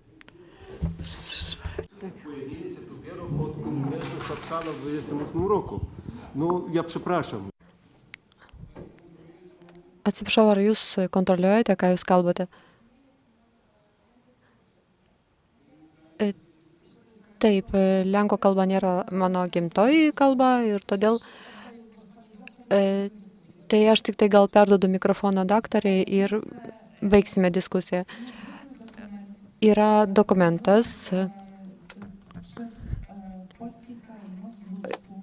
Ta dokumentą turi Lenkų karaimai Lūckė iki 4 metų Seimo buvo registruojamas, buvo pildomas tas dokumentas ir būtent tame dokumente jie labai aiškiai kalba apie savo tapatybę, bet Lenkijoje karaimai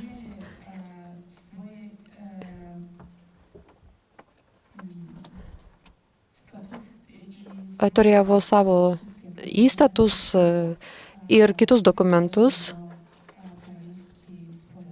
kurie priklauso karaimų bendruomeniai. Ir tuose įstatuose buvo nurodytos sąlygos, būtent tapatybės išsaugojimo sąlygos, tai yra kalba, religija. Ir būtent reikėtų puoselėti tą kalbą ir tapatybę ir iki tokio lygio, koks buvo reprezentuojamas prieš Antrąjį pasaulinį karą. Ir Šapšalas norėjo, kad karaimų kalba, kuri buvo tokia kaip kasdieninė kalba, buities kalba, norėjo reformuoti tą kalbą ir norėjo, kad ta kalba įgytų nacionalinės kalbos statusą, nes jo archyve Vilniuje yra saugomi dokumentai, kuriuose jisai rašo apie tai, kokie žodžiai karaimų kalboje yra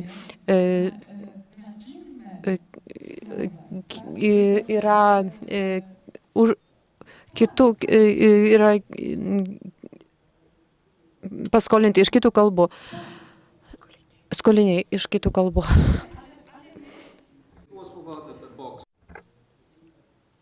Atsiprašome, negirdime, tiesiog ne.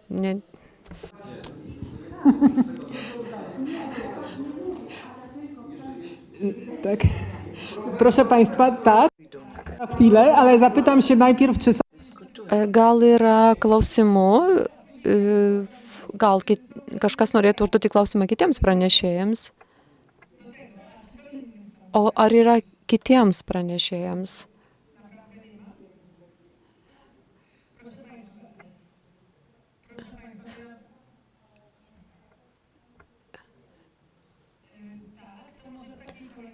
Tai gal tada padarysime taip. Užduosime visus klausimus ir daktarė atsakys.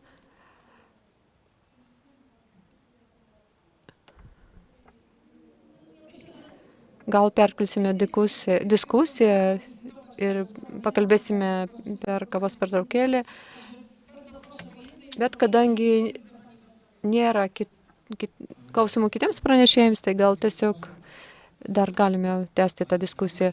Atsiprašau, bet man atrodo, kad kilo tam tikra problema ir ta problema yra kitur. Manau, kad yra nuomonių skirtumas ir pagrindinė problema yra net pranešimo pavadinime, Troškvaitės pranešime apie dvigubą tapatybę, nes nebuvo tokio reiškinio kaip dviguba tapatybė. Karaimai tikrai neturėjo dvigubos tapatybės. Manau, kad kai kurie tyrėjai tiesiog neteisingai interpretuoja, nelabai gerai pažįsta dokumentus, kurie yra saugomi archyvuose, saugomi nuo viduramžių. Ir sunku būtų kalbėti apie tai, kad buvo formuojama, tarpukario laikotarpiu buvo formuojama kažkokia tapatybė, arba XIX amžiaus pabaigoje buvo formuojama tapatybė, arba Sarajus Šapšalas sukūrė naują ideologiją. Nėra tokio reiškinio ir karaimai tikrai susiformavo kaip etnosas, ne tik kaip religija, jie susiformavo net 8 amžiuje, o 15 amžiuje,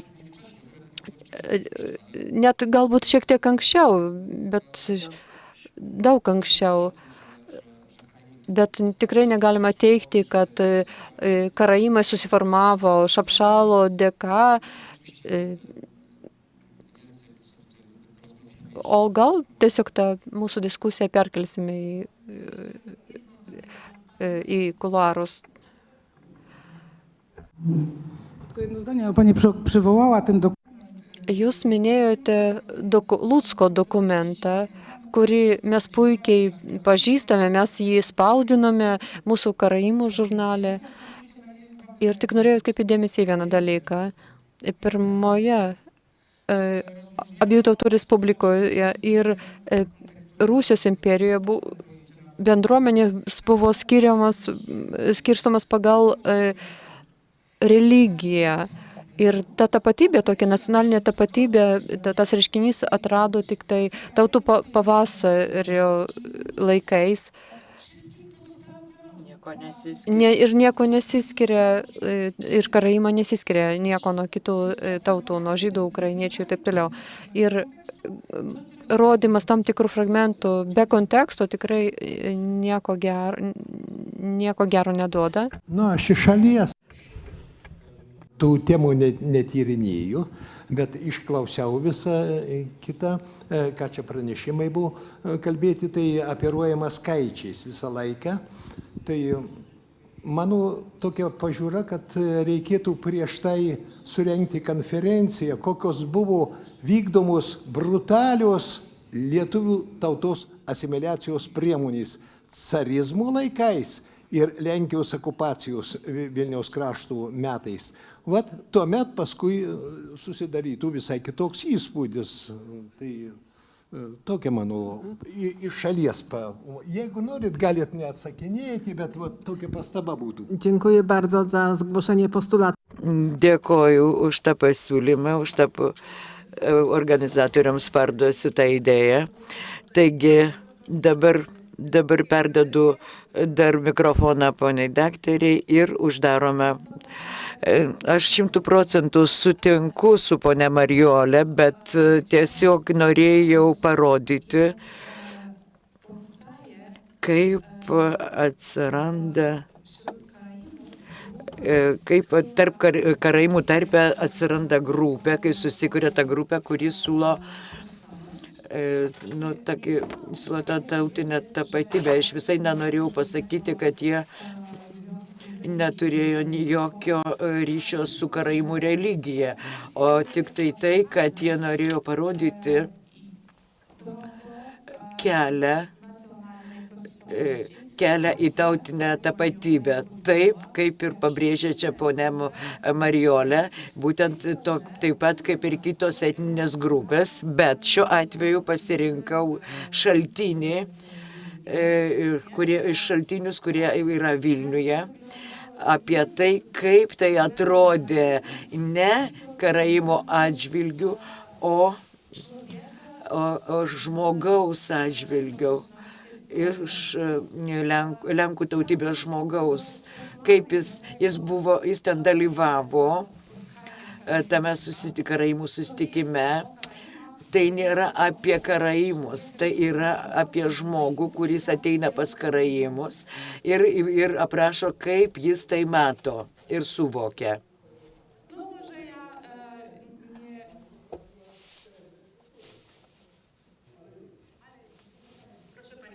Gerbėmiai, aš manau tikrai, kad laikas pereiti prie kavos. Ir galime tenai tęsti konstituciją. Diskusiją. Labai dėkuoju visiems už diskusiją. Ir dabar kviečiu pertraukai prieš mūsų paskutinį plenarinį posėdį.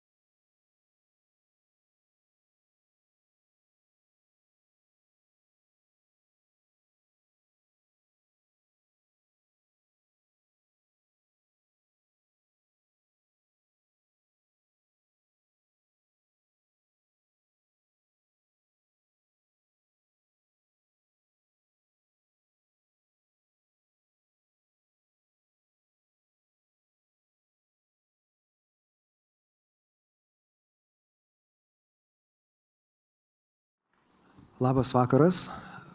Puikiai ir įdomi 3 dienas vykusi konferencija beveik baigėsi. Jos finalinių akordų arba akcentų taps ką tik prasidėjusi diskusija, jos pavadinimas Kam priklauso Vilnius. Tai yra diskusija ir kartu susitikimas su 4 tautų atstovais. Leiskit pristatyti diskusijos dalyvius. Pradėsiu nuo Nacionalinės Martyno Mažvydo bibliotekos judaistikos skyriaus vadovės, daktaros Laros Lempert. Labas vakaras. Šalia manęs yra Lenkijos istorijos instituto Varšuvoje direktorius Robert Kostro. Dobrý večer. Muziejaus.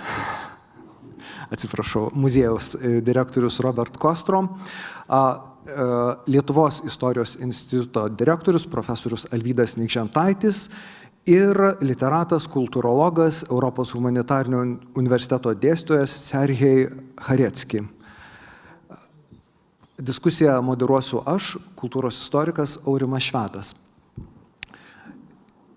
Taigi, kalbės kiekvienas kaip norės, kas lietuviškai, kas lenkiškai. Ir pirmą klausimą leiskit, profesoriau, užduoti jums, kada jūs pasiūlėt diskusijos temą, kam priklauso Vilnius.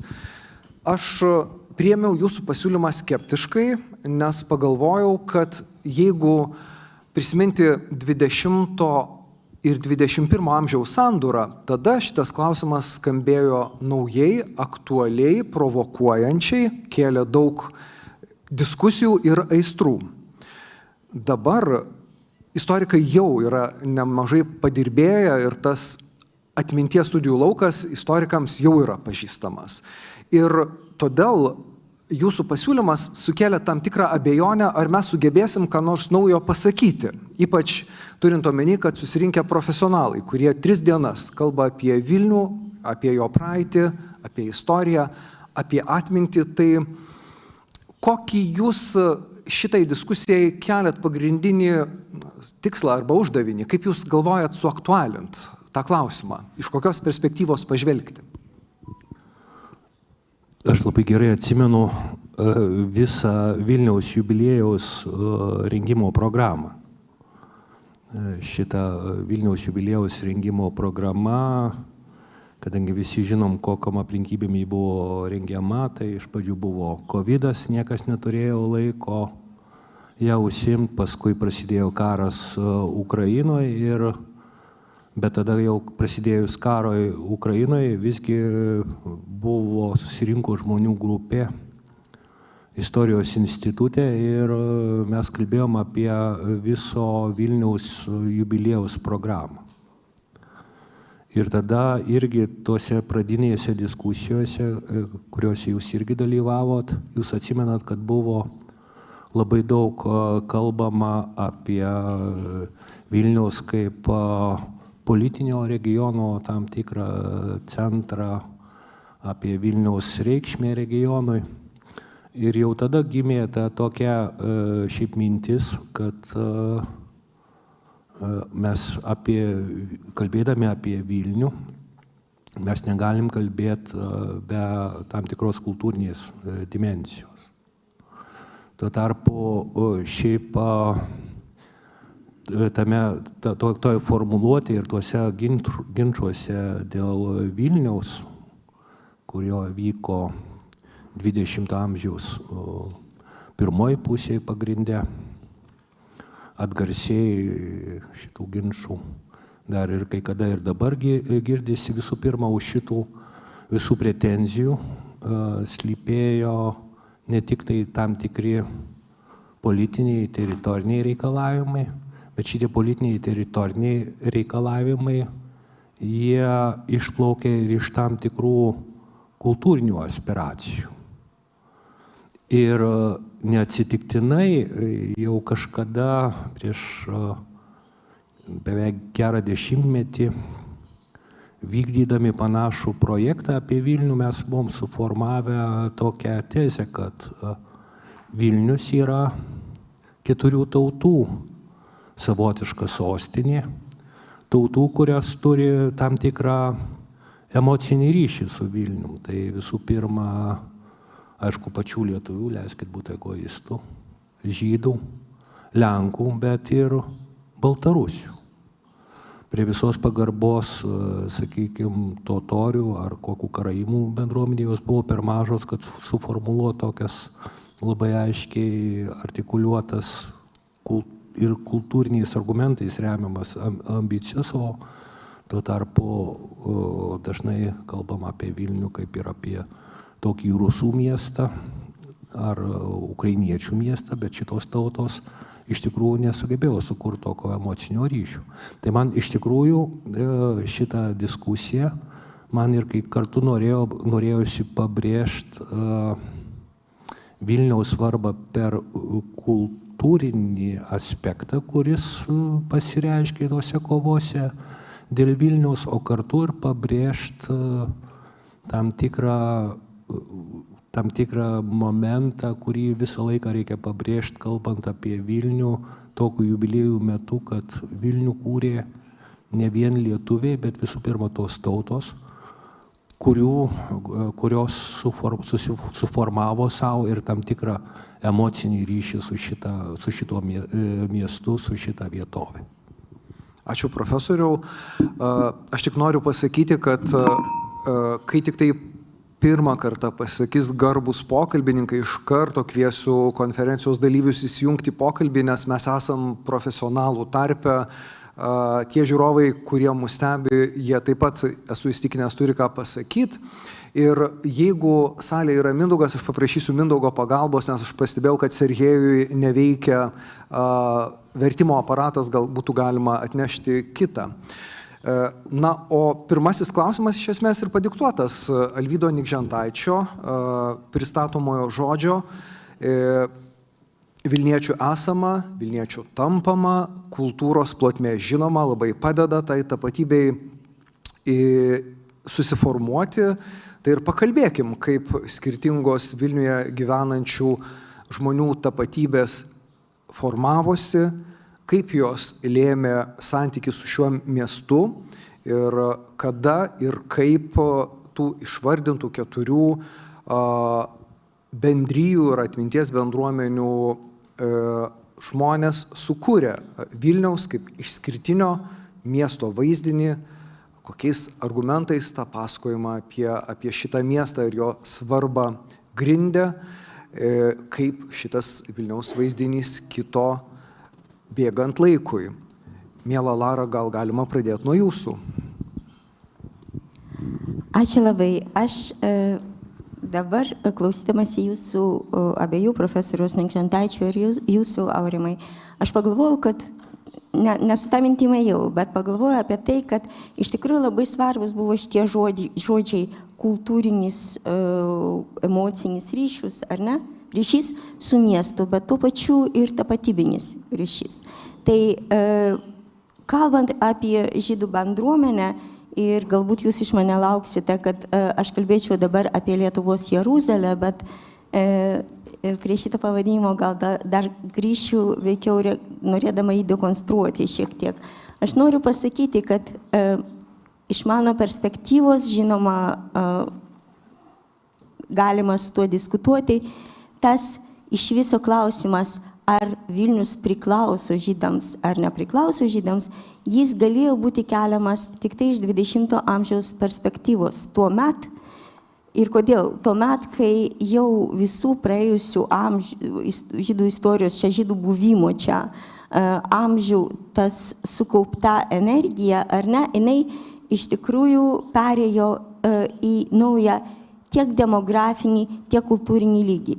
Ką aš noriu aš noriu patikslinti savo žodžius, kalbant apie kultūrą to laiko, būtent 20 amžiaus. 20 amžiaus žydų literatūros pasiekimai, būk tai jidiš, mažiau hebrajų, daugiau jidiš, žydų švietimo sistemos išplėtimas, visi šitie dalykai, kur paprastai mes juos analizuojam, kai būtent tuo laikotarpio Vilniaus žydų gyvenimo bruožai ir Vilniaus žydų bendruomenės nuopelnai kultūros srityje, jie stovi iš tikrųjų ant labai tvirto pamato šio regiono žydų kultūroje, niekas nebuvo atmetama. viskas buvo tik tai kaupiama. Ir dėl to 20 amžius iš tikrųjų yra tarpukaris, aš turiu omeny, tas laikas, kai žydai tvirtai gali sakyti, čia mūsų miestas. Ar jie taip sakė, kitas klausimas.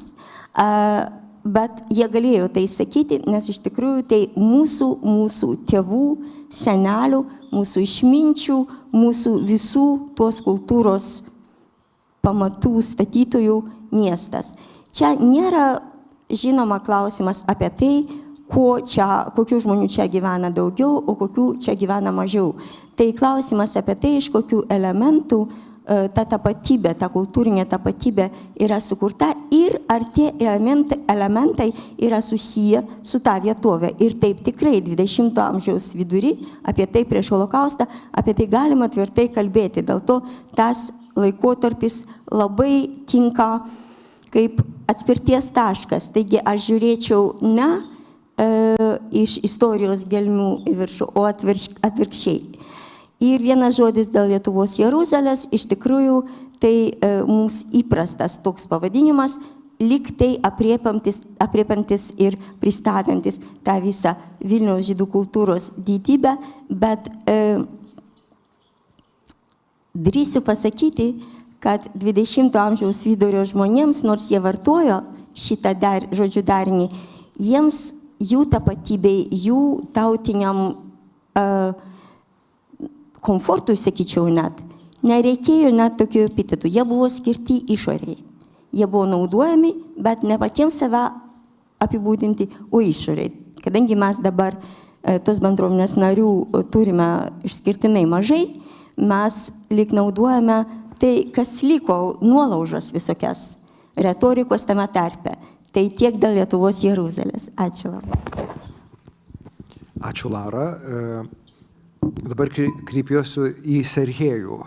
Prašom prisijungti prie mūsų diskusijos ir papasakoti apie Baltarusių santykį su Vilnium. Для белорусинов kas yra Vilnius baltarusiams? Tai pirmiausia kultūros miestas, tai Baltarusijos raštijos, tai spausdintinų knygų miestas. Ignas Danilavičius, Vilniaus universiteto rektorius, yra pasakęs, kreipdamas į dvasininkus 1826 metais. Taigi jis sakė, kad kažkada Lietuvoje dominavo baltarusų kalba, baltarusiškai buvo spausdintos knygos, katechezis, maldaknygės knygos, taip pat Skorinai išvertė šventąjį raštą. Ir prieš 200 metų Vilniuje dėka Vilniaus universiteto profesorius, to paties Danilavičiaus, Babrovskio. Taigi Skorina tapo tokia kelrodė žvaigždė baltarusių kultūros. Ir iš tikrųjų būtent Vilniuje baltarusių kultūros paveldo svarbiausių elementų yra Skorinos veikla, tada po to yra Konstantino Kalinausko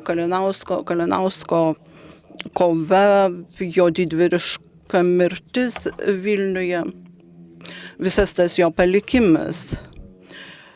Toliau eilėje, jeigu mes kalbame apie svarbiausius baltarusiams dalykus, tai Vilnius yra susijęs ir su moderniosios baltarusų tautos radimusi. Būtent vilnietiškos tarmės pagrindų susiformavo, kūrėsi baltarusių kalba, ta kalba, kurią mes šiandien kalbame. Ir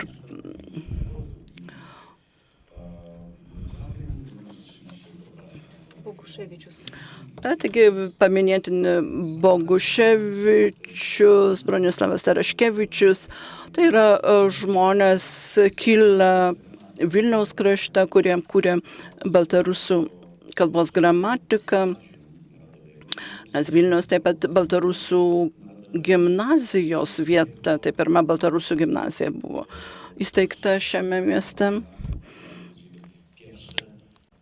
Vilniuje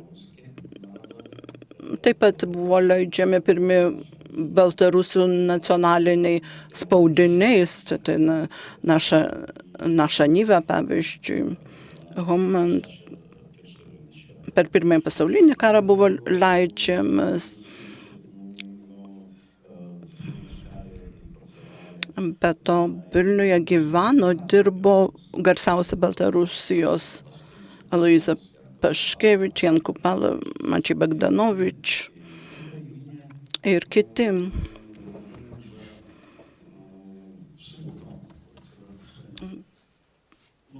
Bet to, tai viskas, kas susijęs su šiuolaikinė nauja Baltarusija, kūrėsi Vilniuje po antrojo pasaulinio karo. Tai jau prasidėjo kita istorija. Vilniaus vaizdinys irgi keičiasi.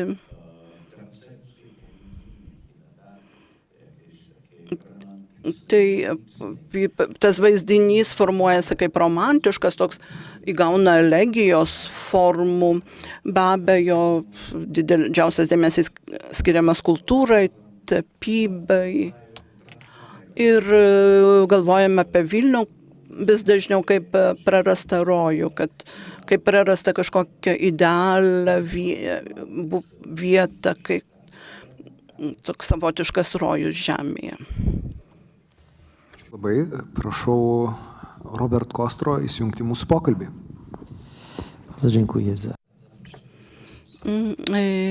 Dėkoju už pakvietimą dalyvauti diskusijoje. Lenkams Vilnius visų pirma yra literatūros miestas, vertėtų pradėti nuo Mickevičiaus. Tai pirmas tas susidūrimas su Vilniumi, netgi su Lietuva. Tai kai mes kalbame, pavyzdžiui, apie Lenkų moksleivius, tai būtent kurie lanko mokyklas, tai pirmiausia, jie ten susiduria su literatūra, su Mickevičiaus kūryba, po to yra Aušros vartų vaizdinys labai paplitęs. Ir tiesiog Mickevičius skaitomas dažnai neįsigilinant, jis labiau pagal jį įsivaizduojama Lietuva į tokią pasąmonėje net glūdi tokia Mickevičiaus tipo. Be abejo, kitas labai svarbus tekstas Lenkų atminčiai, tai yra Mickevičiaus Vėlinės ir asocijuojasi su Konrado Celio bazilijonų vienuolyne. Vėlgi kiekvienas Lenkas žino apie tai ir jam tai asocijuojasi su Vilniumi. Paminėjau Aušros vartus. Taip, Mickevičius rašė apie Aušros vartus, bet ir Lenkų tame tikėjime labai giliai tas Aušros vartų vaizdinys yra įleidęs šaknis. Taip, pavyzdžiui, yra Aušros vartai Vilniuje ir Čestakavos Dievo motina. Tai yra du tokie Dievo motinos vaizdiniai labai giliai Lenkų sąmonę įsirėžė. Be abejo, vertėtų paminėti ir Kraševskį, Senkevičių, kitų literatų tekstus. Ir visi jie suformuoja tokį supratimą, kad Vilnius yra labai svarbi vieta Lenkų kultūrai. Ir galvojama būtent ne tai, ar tai Vilnius lietuviškas, lenkiškas, žydų ar baltarusių miestas. Kitas svarbus aspektas, kalbant apie Vilniaus vaizdinį Lenkų sąmonėje, tai yra tarpukario 20-mečio laikotarpis, kuomet yra atgaunama nepriklausomybė. Ir tame laikotarpyje svarbiausias vaidmuo tenka Pilsudskiui, be abejo, Lenkų karių įžengimas į Vilnių. Ir vėlgi Vilnius yra susaistoma su atgauta nepriklausomybė, su maršalo Pilsudskiu ir funkcionuoja kaip svarbus atminties elementas. Mažiau žinomi, mažiau yra dalykai, kurie paplitę inteligentų, intelektualistų tarpe ir jie yra susiję būtent su tarpukario Vilniaus kultūra. Taigi čia svarbia vieta užima Vilniaus universitetas, vėl tam tikrais romantizmo aspektais, tai susienęs yra Mickevičius, yra Lelevelis. Tačiau universitetas yra svarbi mokslo vieta. Ir prisimenami profesoriai, pavyzdžiui, Marijanas Džichovski, Česlavas Milošas daug apie jį rašė, kalbėjo. Ir taip pat Žagarų studentų draugija, toks Vilniaus avangardas. Ir dar vienas svarbus dalykas, tai Mackevičiai, Stanislovas ir Juzefas Mackevičiai. Taigi Milošas ir broliai Mackevičiai susieja Vilnius su kita istorinė epocha, tuomet, kai Vilnius nustoja būti Lenkijos miestu, o tie tekstai, ypač Mackevičių ir Milošoje, ypač paplito vakaruose, buvo labai skaitomi. Ir 8-9 dešimtmetyje jie buvo ir Lenkijoje paplitę, būtent Lenkijos pogrindžio spaustuvėse buvo jų tekstai spausdinami ir platinami. Ir čia tiek Mackevičius, tiek Milošo kūriniuose jau tas Vilnius pristatomas kaip daugiatautis miestas, taigi jau kitaip imama žiūrėti ir pristatyti Vilnių, nei buvo tarpukario laikotarpiu. Taip pat Ježy Giedroičius irgi yra giliai įleidęs šaknis į Lietuvą, į Vilniaus kraštą, į Vilnių. Čia galima netgi tam tikrų panašumų rasti su Pilsudskiu, su Mackevičiumi, nes jie turi ypatingą santykį tiek su miesto kultūriniu, tiek su etniniu aspektais. Kalbant apie miestą, bet ir apie Vilniaus kraštą, tai verta prisiminti ir Tadeušą Konvickį, kuris irgi formuoja jau tą naują tokį vaizdinį Vilniaus. Ir chronologiškai tai susiję su Solidarnošč veiklos laikotarpiu. Tuomet Lenkija plūstelėjo kultūros leidyklos tekstai, Mackevičiaus kūriniai. Ir juose buvo atskleidžiami ne tik Lietuvos Lenkijos santykiai, bet ir Lenkijos Lenkų su baltarusiais, taip pat su ukrainiečiais. Ir būtent visa ta literatūra yra tuo metu 8-9 platinama pogrindyje ir prisidėjo prie tam tikro Vilniaus įvaizdžio formavimo. Kitas etapas, tai kai Lietuva atgavo nepriklausomybę, sąjūdžio veiklą, taip pat Lenkijos politikų atvykimas į Vilnių 1991 metų sausį, ir tai irgi yra įsirėžę į Lenkų sąmonę. Ar apie tai šiandien prisimename?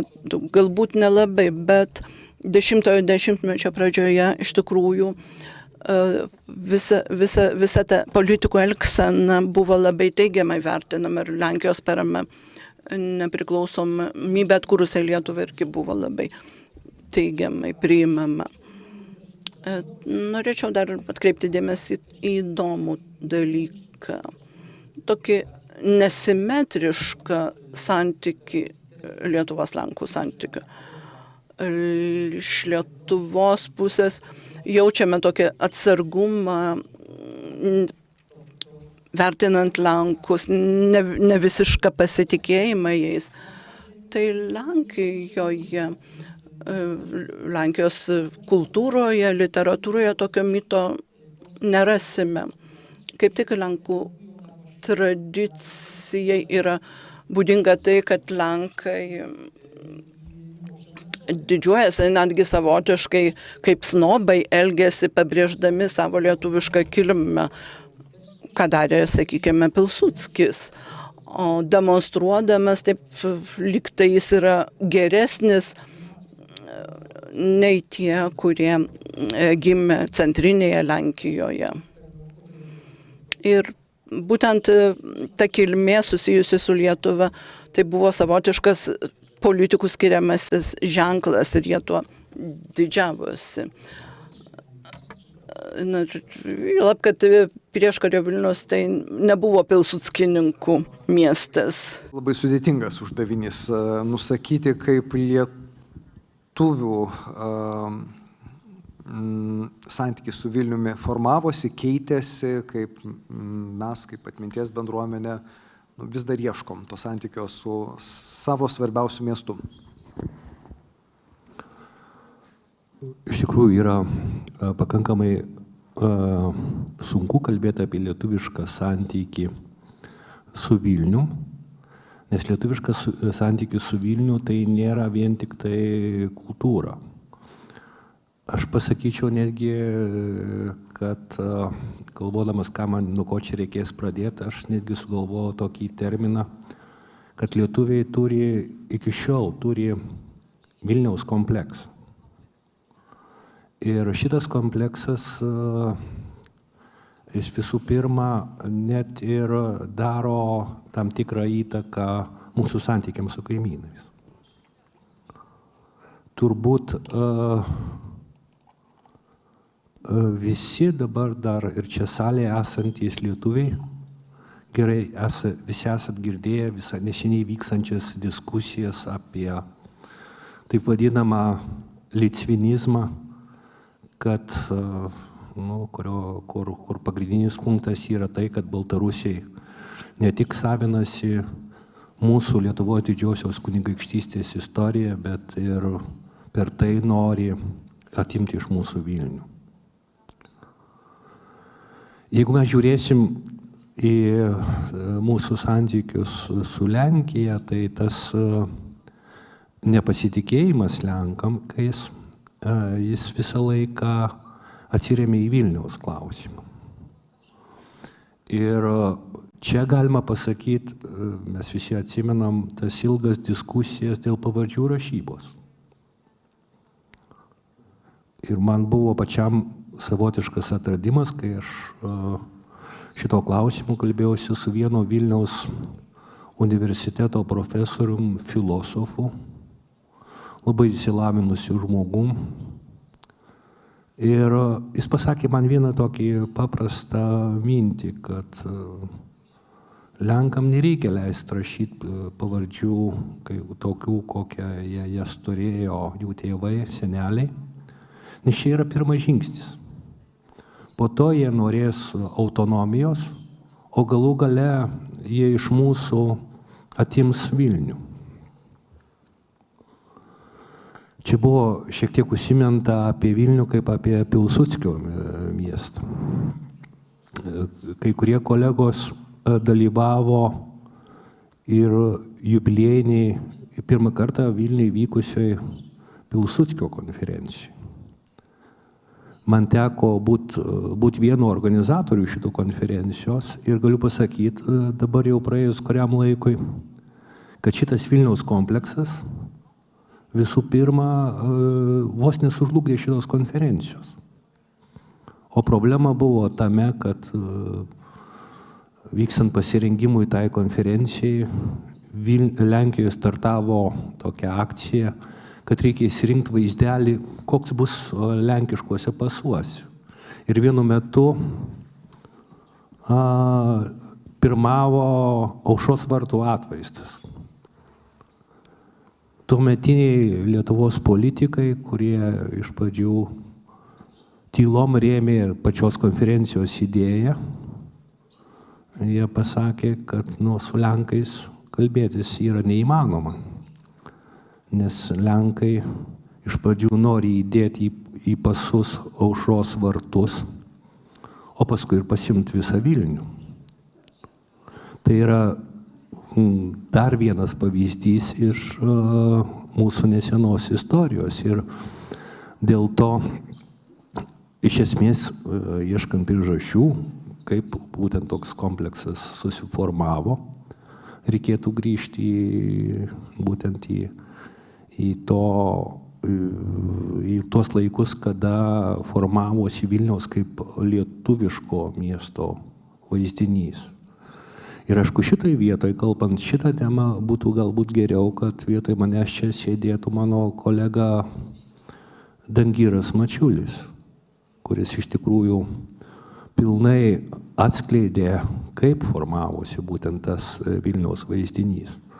Manau, kas mus visus čia sėdinčius jungia, tai galbūt iš dalies chronologija, kada formavosi taip vadinami nacionaliniai miesto vaizdiniai, lenkiško Vilniaus vaizdinys, žydiško Vilniaus vaizdinys ir iš dalies baltarusiško Vilniaus vaizdinys, nes lietuviško, lenkiško, žydiško miesto vaizdiniai, jie formavosi nacionalizmo epochoje, XIX amžiaus pabaigoje, XX amžiaus pradžioje. Baltarusija čia yra šiokia tokia išimtis, nes irgi tas miesto vaizdinys baltarusiškas irgi pradėjo formuotis XX amžiuje, bet tokias galutinės formas, mano galva, kiek mes stebėjom, galėsim dėl to padiskutuoti, įsigavo tik tai sovietmečio laikotarpio, tada atsirado ir Vilnius baltarusių poezijoje, kas labai svarbu. Tai būtent grįžtant į XX amžiaus pradžią ir neneigiant, sakykime, tam tikrų Vilniaus reikšmės nacionalinio atgimimo procese, mano galva svarbiausią momentą Vilniaus komplekso, o kartu ir Vilniaus vaizdinio susiformavime turėjo 20 metai, kuriuos neseniai vienas Lietuvoje leidžiamas lenkiškas laikraštis pavadino Lenkijos kariuomenės išvadavimo dieną, kad Lenkija išvadavo 20 metais Vilnių iš kažko tai. Tai arba Vilniaus užėmimas. Ir tada iš tikrųjų faktiškai visoje Lietuvoje startavo Vilniaus vadavimo akcija, už kurios stovėjo labai konkrečios draugijos ir pamokos, savotiškas švietimas, suformavo Vilniečio pasas, Vilniaus vadavimo dienos, suformavo ne tik tai Vilniaus kaip lietuviško miesto vaizdinį, bet kaip išimtinai lietuviško miesto vaizdinį. Ir dėl to 39 metais kai kurie lietuviai atėję į Vilnių labai stebėjosi, kad šitą mieste yra ir labai daug Lenkų. Jiems tai buvo staigmena, nes tas vaizdinys, kuris buvo Vilniaus kūriamas Kaune, kitur visoje Lietuvoje, jis lenkišką elementą visiškai eliminavo.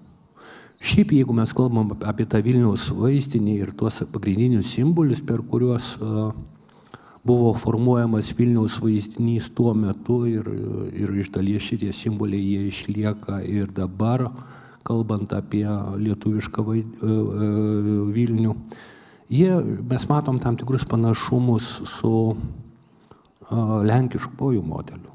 Tai šitas Vilniaus vaizdinys, Vilniaus vaizdinį mes galime rasti nacionalinių mitų atitikmenį ir čia tokiom svarbiausiom figūrom buvo be jokios abejonės tie patys aušros vartai, Gedimino bokštas kaip kunigaikščių lietuviško miesto, sakykime, įsikūnijimas, katedra kaip tam tikra, sakykime, vieta, kur visų pirma buvo palaidotas kitas nacionalinis didvyris Vytautas.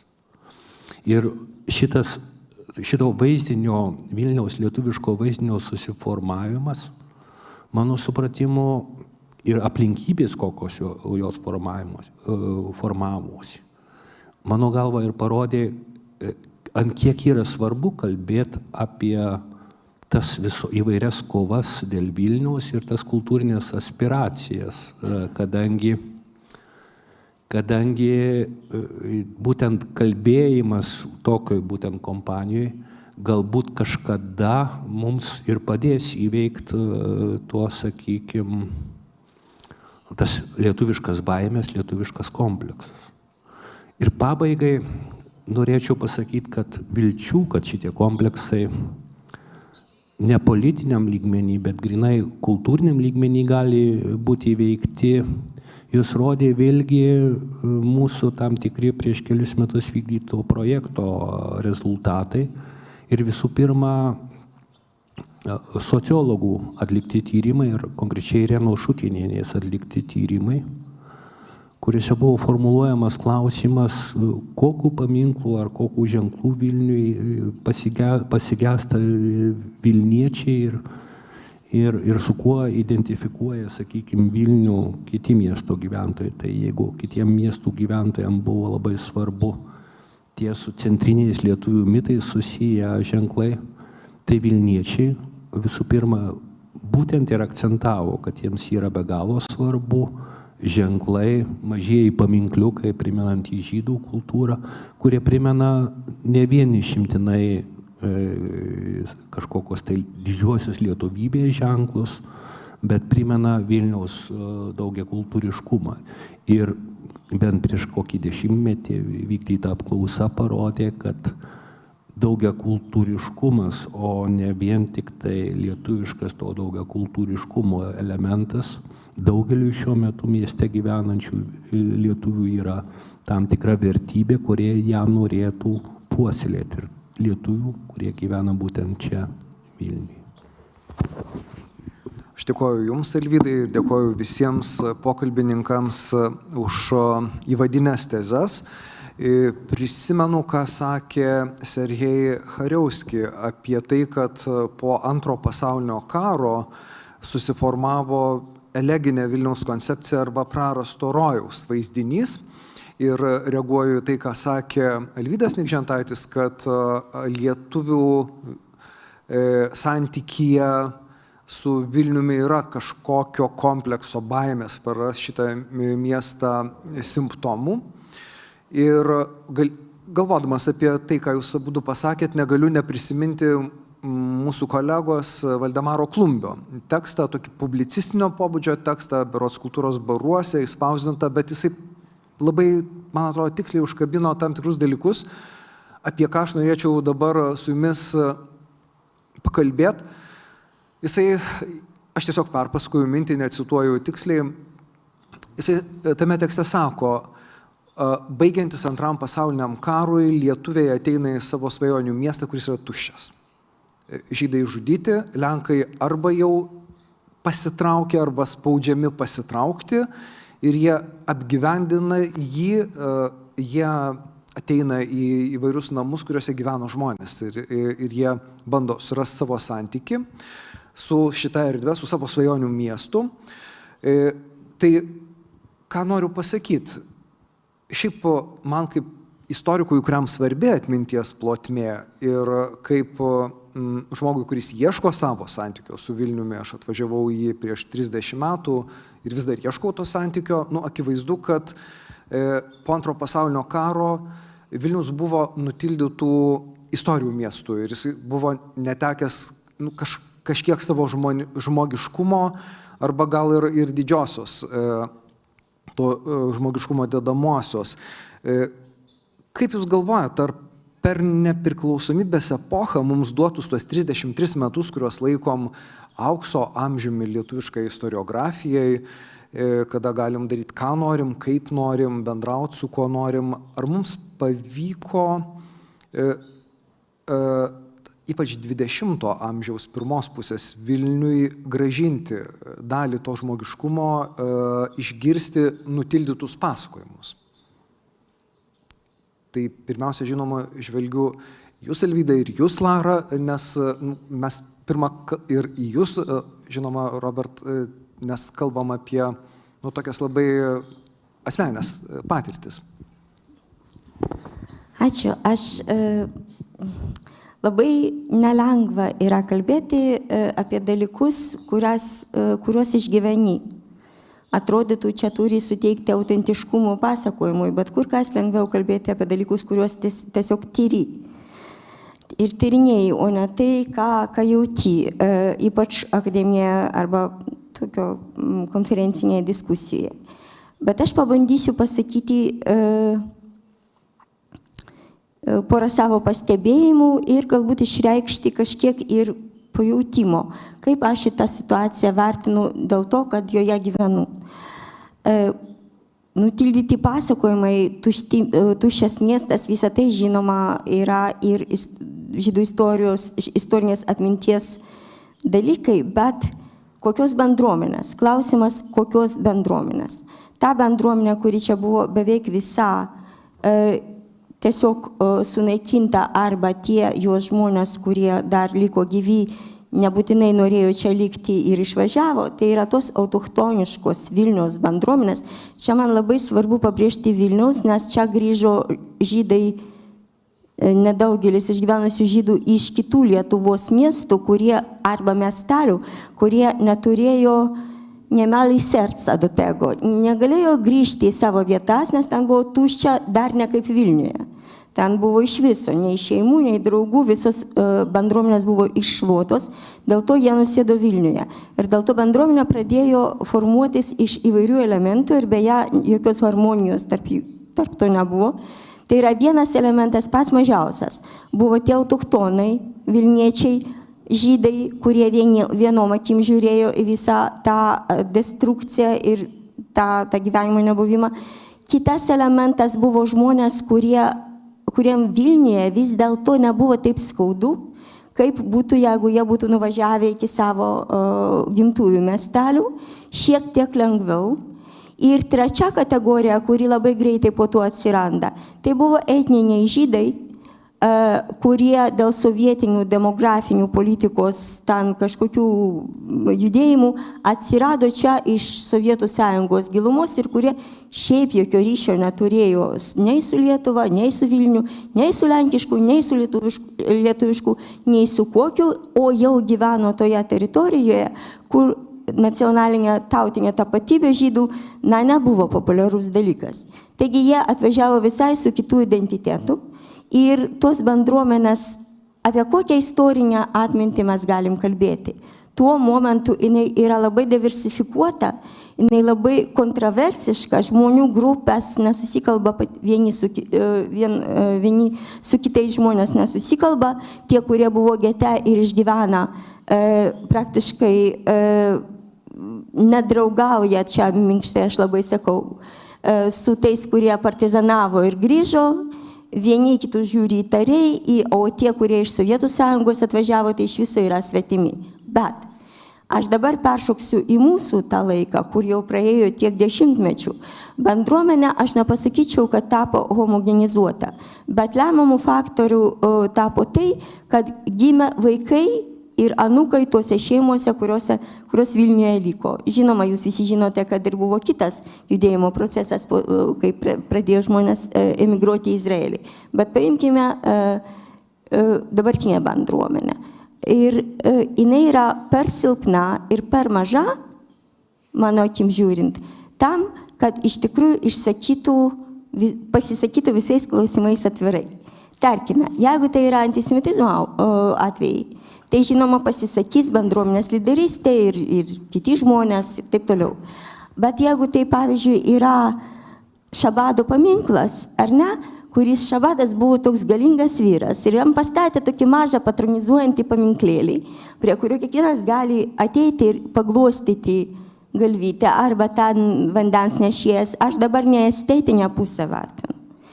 Aš sakau, kad tokiuose situacijose bendruomenė neranda balso, o tiesiog yra patenkinta. Tuo tarpu, kai prisimenant tą bendruomenę, kurią aš minėjau prieš antrąjį pasaulinį karą, kokia jinai buvo, ten tikrai nuomonių atvirumas buvo labai platus ir įvairovė taip pat. Šiandien žydų bendruomenė yra tiesiog dėkinga už tai, kad kai kalbama iš viso gerai, kalbama kažkaip teigiamai, bandoma prisiminti, atiduodama atminties duoklę, bet kalbėti apie tai, kad mes kada nors atitiksime, atrasime tą santykį su Vilniumi, kurį turėjo prieškarinė bendruomenė, man atrodo, yra absoliučiai utopiška. Ir atsiprašau už pesimizmą.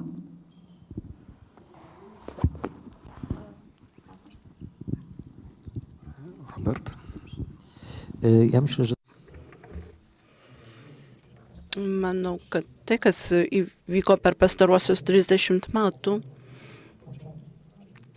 tai aš jau šiek tiek apie pradžią kalbėjau, kad 90-ojo dešimtmečio epocha, tas laikotarpis, tai yra tokių daugiakultūrinių šaknų, būtent Lenkijos istorijos daugiakultūriškumo atradimas Lenkijos, Lenkų baltarusių, Lenkų lietuvių, Lenkų ukrainiečių. Ir būtent ta nepriklausomos literatūros, emigracinės literatūros prieiga kaip tik leido giliau tuos dalykus pažinti. Kalbant apie tą savimonę būdingą elitui, tai vyko dideli pokyčiai. Ir pavyzdžiui, tas Vilniaus žydiškumo, lietuviškumo suvokimas, jis iš tikrųjų yra akivaizdus. Tai Bardachas, Losovskis, ir kiti istorikai, čia derėtų įvertinti jų indėlį, nes jie plėtojo temą susijusią su Vilniumi. Pastaraisiais metais buvo įgyvendinta daug įvairių įdomių projektų, pavyzdžiui, Vilniaus gaonui skirta paroda Varšuvoje. Manau, kad galbūt didesnė problema yra nesusijusi su, pavyzdžiui, Vilniaus lenkiškumu, kiek tai, kad tiesiog nežinome, kaip tas Vilnius atrodo, koks jis yra, kas jis yra.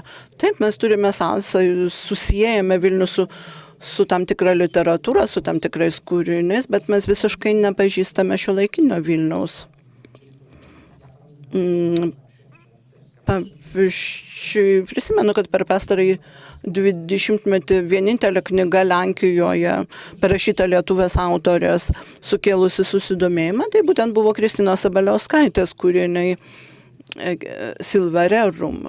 Ir ten iš tikrųjų tiražas didelis, geri pardavimai, tai vienintelis kūrinys, kuris pasakoja be kita ko apie Vilnių. Herkaus Kunčiaus irgi kūryba yra įdomi, bet jau pasiekė daug siauresnį ratą skaitytojų. Taigi literatūros veikalai, istorikų darbai, taip, jie randami Lenkijoje, yra Lenkijoje, bet turi gan siaurą skaitysimą. Dar labiau užduodamas, mes jau kalbėjom apie tai, kaip pavyko ištirti Vilniaus istorijos ir atminties raidą, bet besiklausydamas to, ką jūs kalbate visi, aš pagalvojau, kad koks paradoksas. Vilnius yra svarbiausias Lietuvos visuomeniai ir skirtingoms atminčių bendruomenėms miestas. Mes turim, kaip jūs sakot, kompleksą, bijom jį prarasti, tačiau mes neturime Vilniui ir jo istoriniai raidai tirti skirtos institucijos. Tai gerai ar blogai? Nes viena vertus galima sakyti blogai, nes nėra tokio sutelkto valingo veiksmo. Kita vertus galima sakyti, tai demokratija. Visi gali konkuruoti, rašyti projektus skirtingose institucijose, skirtingai tyrinėti tą Vilnių. Aš visgi pasirinksiu iš pradžių atsakinėti į pirmą jūsų klausimą ir pabandysiu jį pats šitą sukomplikuoti, nes į jūsų tą klausimą, kalbėdamas ne kaip kažkokios lietuvių bendruomenės narys, nes aš čia irgi esu, kaip galima sakyti, nesenas gyventojas tik tai nuo studijų laikų, bet pabandysiu pasižiūrėti iš tokių dviejų perspektyvų, kaip bendruomenės ir istorikų pozicijos. Ir į šitą klausimą apie, sakykime, kiek mes Vilniaus istorijas girdim, kiek mes jas nutilom, aš galėčiau atsakyti kaip optimistas ir kaip šitą pesimistas. Galbūt kad pabaiga būtų optimistiškesnė, aš tiesiog pabandysiu istoriškai pasižiūrėti atsakyti į šitą klausimą, bet irgi negrįždamas į labai senus laikus, o prisimindamas Vilniaus rotušėje vykusi nobelistų susitikimą, kuriam dalyvavo Česlovas Milošas, Šimborska, Günter Grass ir dalyvavo Lietuvos rašytojas Tomas Venclova. Ir man iki šiol įsiminė Česlovo Milo žodžiai, kai jis kalbėjo apie daugiakultūrinį Vilnių, apie Vilniaus svarbą įvairiom tautom, o kartu pridūrė, kad apie tai, kokį vaidmenį Vilnius turėjo žydų kultūrai, jis sužinojo, kada jis išvažiavo iš Vilniaus ir atsidūrė Jungtinėse Amerikos valstijose. Mes galim sakyti, kad tiek, sakykime, tiek tarpukario Vilniui žmonės čia gyveno savuose getuose, jeigu Lenkai net nesidomėjo, kurie buvo kita didžiausia grupė, kas yra žydai, kokie yra žydų kultūros pasiekimai. Lygiai tą patį galima pasakyti, kad ir lietuviam tai nebuvo per daug įdomu. Tai kai mes dabar žiūrim sakykime, į Vilnių, tai mes galim pasakyti, kad mes jau bent garsiai kalbam apie tai, kad Vilniui be lietuvių būta dar ir kitų, tegul ne taip jau labai reikšmingų grupių, apie kurias reikia iš tikrųjų kalbėti. Tai šitas supratimas jis iš tikrųjų yra, bet kitas dalykas, jeigu mes pasižiūrim į šitą problemą iš istorikų cecho, ir šitą problemą man dar labiau išryškėjo, kai mes kartu su kolegom iš Lenkijos ir visų pirma, Robertai, su jūsų muziejum pradėjom daryti bendras istorinės parodas apie tuos pačius įvykius. Ir mes supratom, kad mes apie tuos pačius įvykius turim visiškai skirtingas narracijas. Mes iki šiol turim, pavyzdžiui, apie tą patį 63 metų sukilimą. Mes iki šiol turim visiškai atskirą lietuvišką naraciją apie tą sukilimą. Mes visiškai turim atskirą naraciją lenkišką. Galbūt mes turim ir visišką atskirą baltarusišką naraciją. Tai kai aš žiūriu, sakykime, ką mes žinom, kokie yra lietuvių tyrinėjimai apie, sakykime, kasdienį gyvenimą Vilniuje Antro pasaulinio karo metais. Arba kai mes bandom nagrinėti Vilniaus miesto savivaldą XIX amžiuje. Aš tiesą pasakius savo laiku labai džiaugiausi, kada jau šitą temą buvo pradėtos rašyti pirmos disertacijos. Bet mes iki šiol esam tik tai to proceso, kad Vilnius buvo daugiakultūrinis miestas, kad čia gyveno daugelis bendruomenių, mes esam tik tai pradžioj, kad bandyti lipdyti tokį bendrą vaizdą, kuriame mes sugebėtumėm matyti ir kitus pasakojimus. Bet šiaip tai yra, noriu užbaigti tokio optimistinių dalykų. Šiaip tam tikras lūžio tašką tam tikrą rodo, jeigu apie tokį etniškai nevienalytišką miestą, iš dalies tarsi svetimą, o kartu tarsi ir savą, imamos rengti istorijos sintezijas. Tai aš tikiuosi, kad šių metų pabaigoje, vėliausiai kitų metų pradžioje pasirodys naujausia Vilniaus istorijos sintezija. Tai yra toks savotiškas pirmas, sakykime, požymis, kad bent jau tam tikram lygmenį šito miesto labai sudėtingo istorija tampa savotiškai sava. Tai čia iš tikrųjų mes apie Vilnių ir apie tai, ką mes žinom, ką mes nežinom, mes galim pasakot ir optimisto, ir pesimisto istorijas, bet gal kažkur tai judam šiek tiek geriau ir, pavyzdžiui, man asmeniškai, man toks didžiausias galbūt laimėjimas buvo ne kuris nors istorikų darbas, bet kaip lietuviai realizavo sukilėlių laidotuvių scenarijų, kai galų gale po daugybę muštynių su politikais pavyko įrodyti, kad visgi ir užrašai ant sukilėlių kapų turi būti įvairiom kalbom, kad XIX amžių ir kad galų gale pavyko parodyti per tai, kad XIX amžiaus sukilėlių kalba tikrai nebuvo vien tik tai lietuvių ir kad čia buvo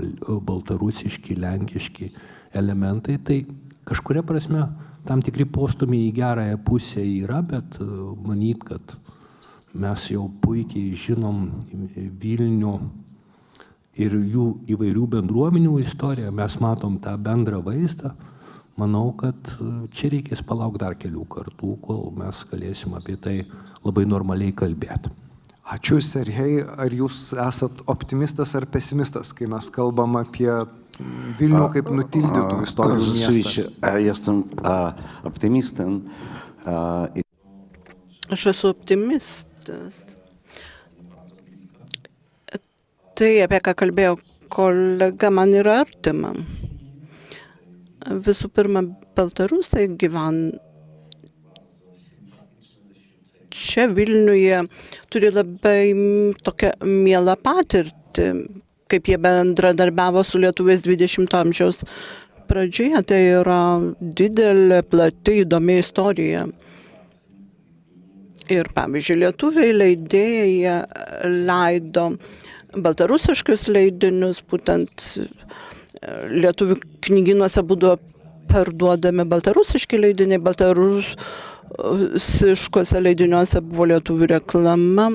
Taigi buvo buvo platus bendradarbiavimas, kultūrinis, tautinis.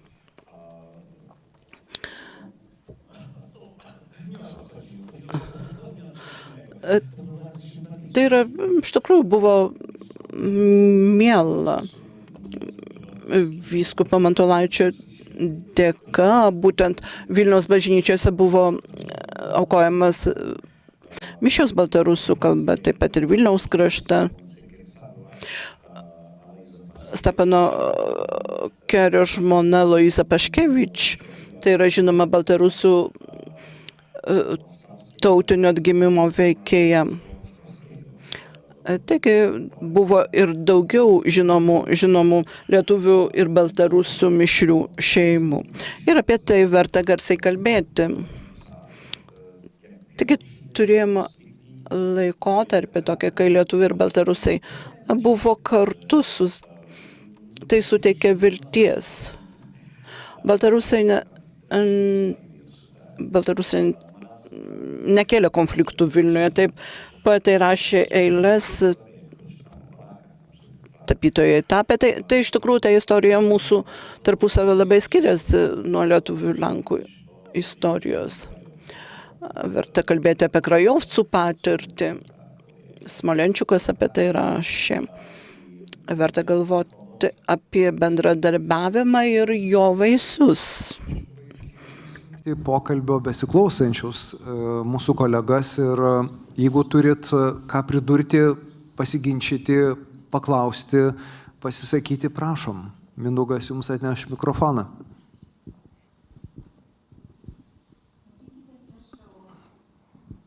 Tas 19, ne, man rodos. Reikia vertėjams girdėti jūsų balsą. Taip.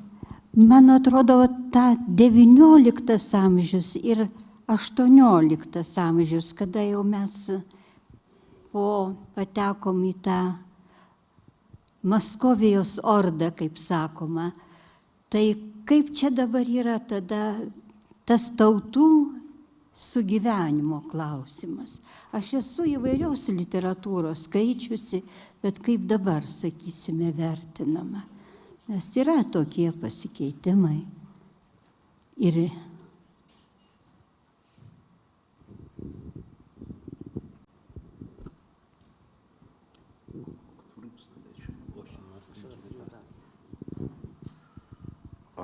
no, moim zdaniem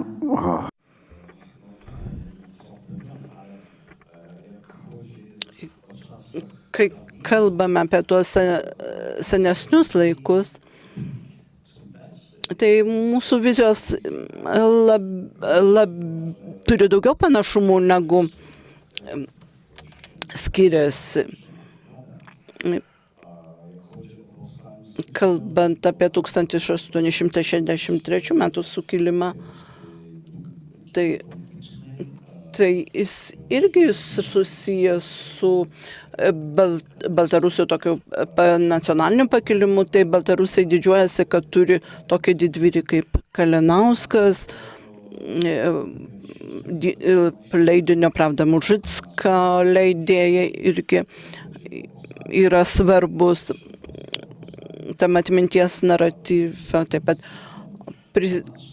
kai kalbame apie Kostiuškos sukilimą, apie 1831 metų sukilimą, tai mes tikrai turime daug panašumų kalbėdami apie tuos, net kalbant apie 19 amžių, net iki 1863 metų sukilimo, tai laikotarpis, kai čia dar nebuvo gerai susiformavęs tas nacionalinis tapatumas, tai nebuvo to, kad kažkas jautėsi tik lietuvių, kažkas tik lenkų. Tai pavyzdžiui, ir Milošas, kaip rašė, tai jis jautėsi tos senosios Lietuvos gyventojų, piliečių, tai nebuvo tokio padalijimo į tautas, kaip mes dabar suvokiame tą tautiškumą.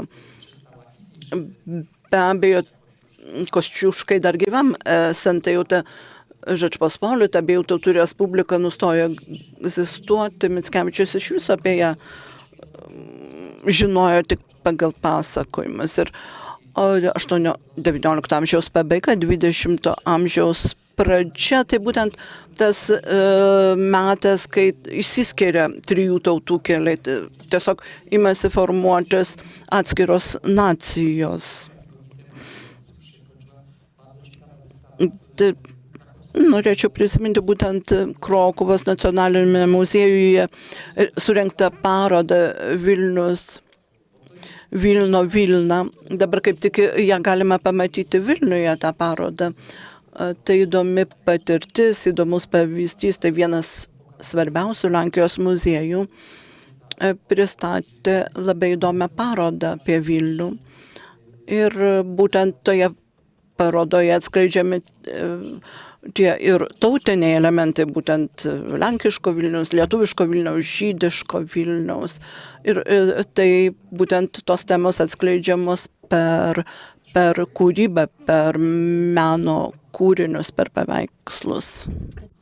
Čia tiesiog toks komentaras, tokia mintis susijusi su tais nutildytais pasakojimais ir kai paklausiau, kai ponia Lara Lempertienė taip labai,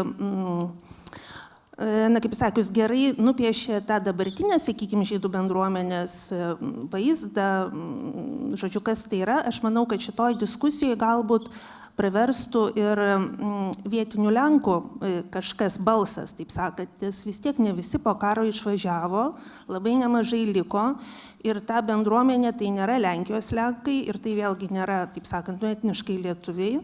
Ir, žodžiu, tai yra šiek tiek kas kita, negu kad, sakykime, pokalbis tarp Lietuvos ir Lenkijos. Ir irgi šiek tiek ta bendruomenė, dabar tai ne, bet buvo ir marginalizuojama, nes pavyzdžiui po karo juk pavardės buvo rusinamos, po to tas reiškia toks atsirado, nežinau, naratyvas, kad vietiniai Lenkai tai yra sulenkėję lietuviai. Žodžiu, labai praverstų čia galbūt ir tas vietinio Lenko, reiškia, irgi matymas šitos problematikos. Ir reikėtų vietinio Vilniaus lietuvio irgi reikėtų. Bet jį būtų sudėtingiau surasti.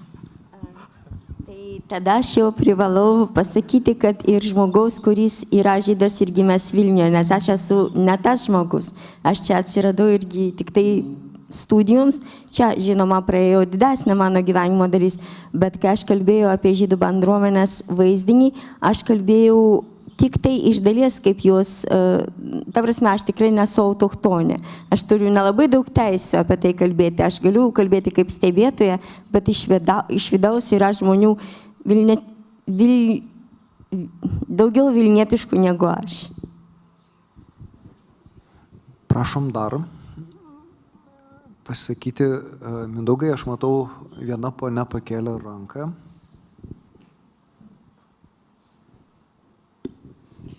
Aš neprisimenu, kas iš scenos pasakė apie tą ištuštėjusį Vilnių. Aš noriu kažką kitą pasakyti, reiškia visai kitokią nuomonę. Aš baigiau mokyklą Lelevelio. Ta mokykla buvo organizuota 44 metais, reiškia iš karto po karo. Mokykla buvo labai didelė ir perkelta buvo į Antakalnį. Ir, reiškia, yra žurnalistė, kuri parašė knygą Zawsze wierni Piątce. Čia buvo 5. legendarinė Vilniaus Lenkų mokykla. Ir jūs sakot, ištuštėja Vilnius. Mokykla buvo didžiulė, jinai iš pradžių buvo filharmonijos pastate, o paskui perkelta į Antakalnį. Šiemet yra, atrodo, 80-75 metai jubiliejus, sekančiais metais bus. Yra daug žmonių, kurie baigė pirmas, antras leidimas tos mokyklos. Ir sakot, ištuštėja. Kokie buvo pirmieji būdai mokytis, kadangi buvo labai šalta, tai mokiniai eidavo į mokyklą iš viso Vilniaus ir nešė kiekvienas po poliano, prašau išversti, prašau, medienos gabalą, tam, kad pašildyti tą mokyklą. Abiturientai šitos mokyklos, absolventai, Lenkijoje labai daug išvažiavę, taip kad Vilnius ne visiškai ištuštėja, o yra, kaip sakant, liudininkų, kurie žino, kaip ta mokykla atrodė. Aš žinau, aišku, iš knygos, ale čia yra labai žinomas dalykas. O mokykla buvo antiek žinoma, kad joje dėstė Mendelejevo mokinys, profesorius Kučevskis. Čia, kadangi Vilniaus universitetas buvo uždarytas, tai daug profesorių tapo mokytojais. Ir toj mokykloj chemiją dėstė mokytojas, jau tada mokytojas, ne profesorius Kučevskis. Ir pasakojo absolventė šitų laikų, kad jinai stojo į mediciną, čia irgi labai žinoma gydytoja, akušerė, ginekologė, daktarė Stružanovska Balsienė, kuri tarp kitko priėmė 25 000 gimdymų. Tai vot jinai pasakojo, kada egzaminatorius paklausė, kas tave mokino chemijos, per chemijos egzaminą. Jinai pasakė, taip ir atsakė, kai buvo mokytojas Kučevskis. Sako, tai aš tave neklausinėsiu, iš karto tau duodu 4. Ale aišku, jinai nesutiko, nes klausimas konkurso ir jinai atsakinėjo ir gavo 5. Taip, kad nežinau, ar įdomu jums buvo, bet čia toks ištuštėjęs. Ačiū labai, mes apie tokias gyvas istorijas ir kalbėjom, kad jų reikia kuo daugiau, kad suprastume apie to meto miestą, įvertindami žmogiškasias patirtis. Ar dar yra klausimų, komentarų, ar norinčių pasisakyti?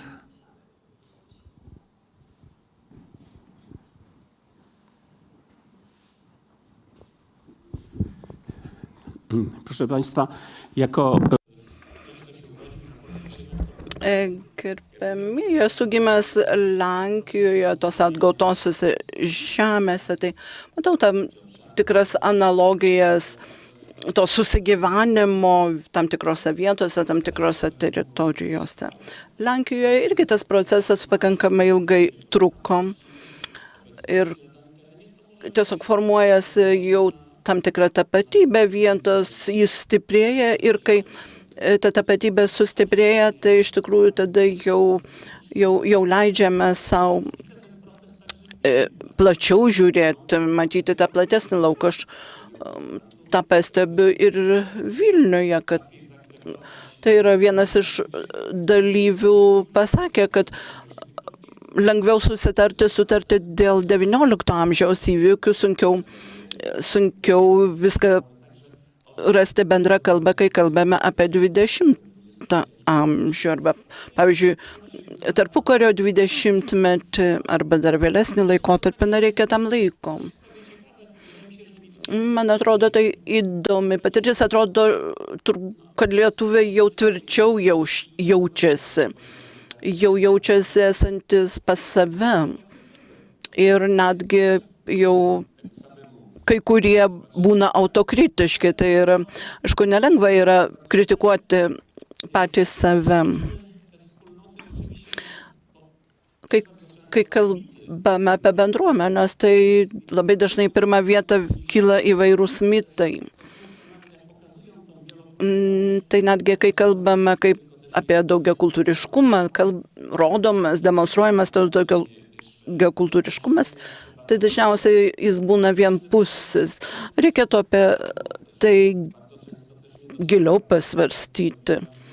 Iš tikrųjų, kaip buvo pasakyta, labai dažnai tas žydiškas Vilnius nebūdavo pastebimas, jis būdavo peinamas. Ir be abejo, gyveno tautos, kurios turėjo savo valstybingumo tradicijas, tam tikrą etapą. Kitas dalykas tai baltarusiškumo problema. Aš kalbėjau jau šiandien apie tai. Iš tikrųjų, dauguma Lenkų nesupranta to Vilniaus vaidmens šiuolaikinės baltarusių kultūros formavimasi.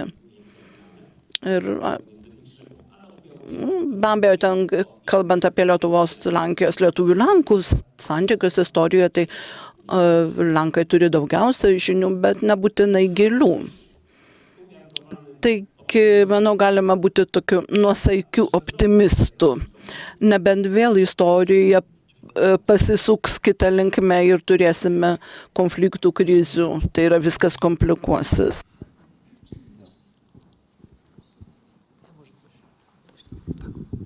aš vėlgi pasakysiu tokį trupinėlį. Aš norėčiau, kad istorikai būtų labai principingi.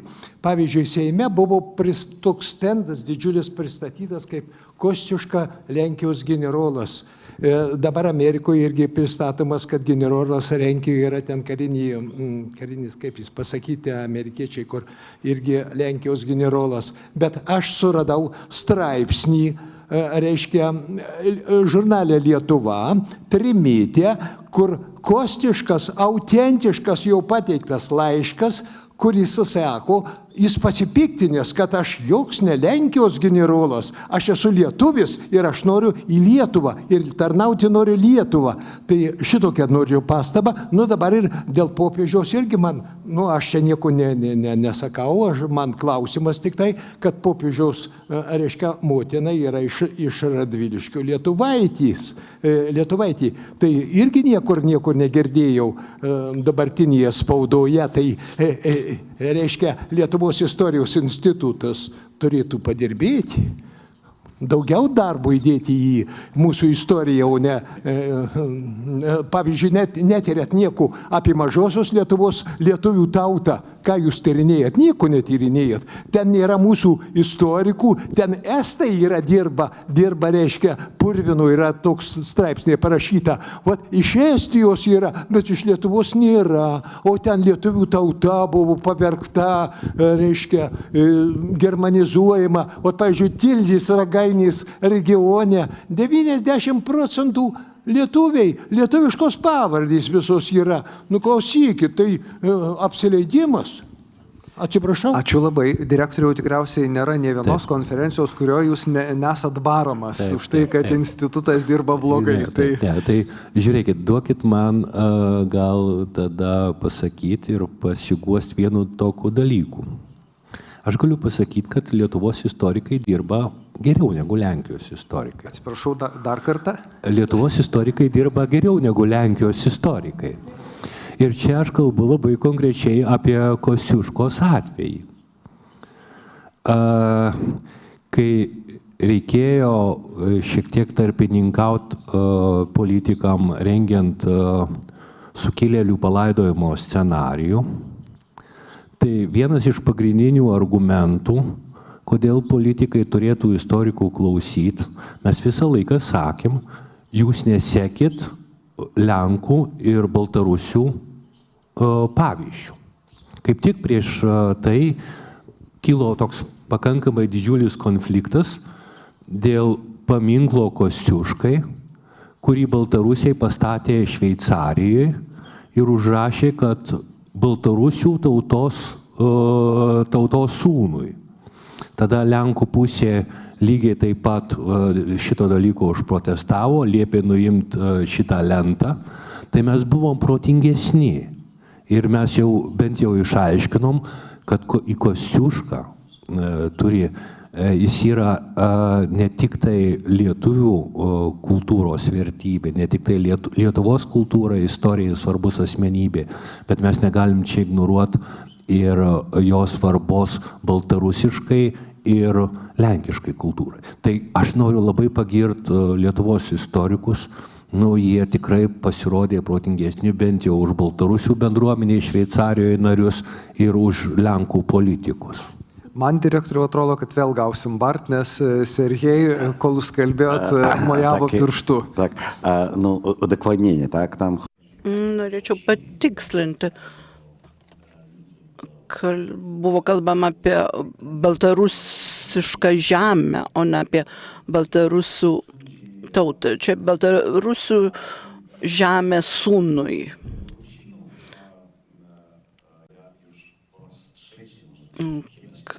Kalbant apie baltarusius, tai vėl noriu prisiminti poeziją.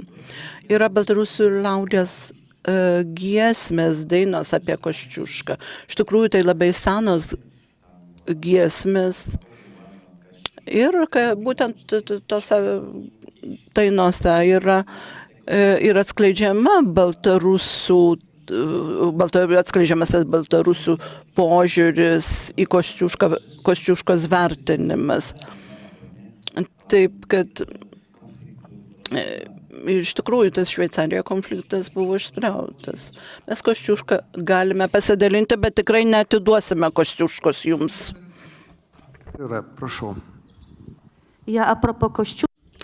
Tęsiant apie Kostiušką, tai be abejo diskusijos dalyviai žino apie tai, bet aš studentavimo laikaus rengiau, reiškia, tokio inventorių ir dirbau bute, kur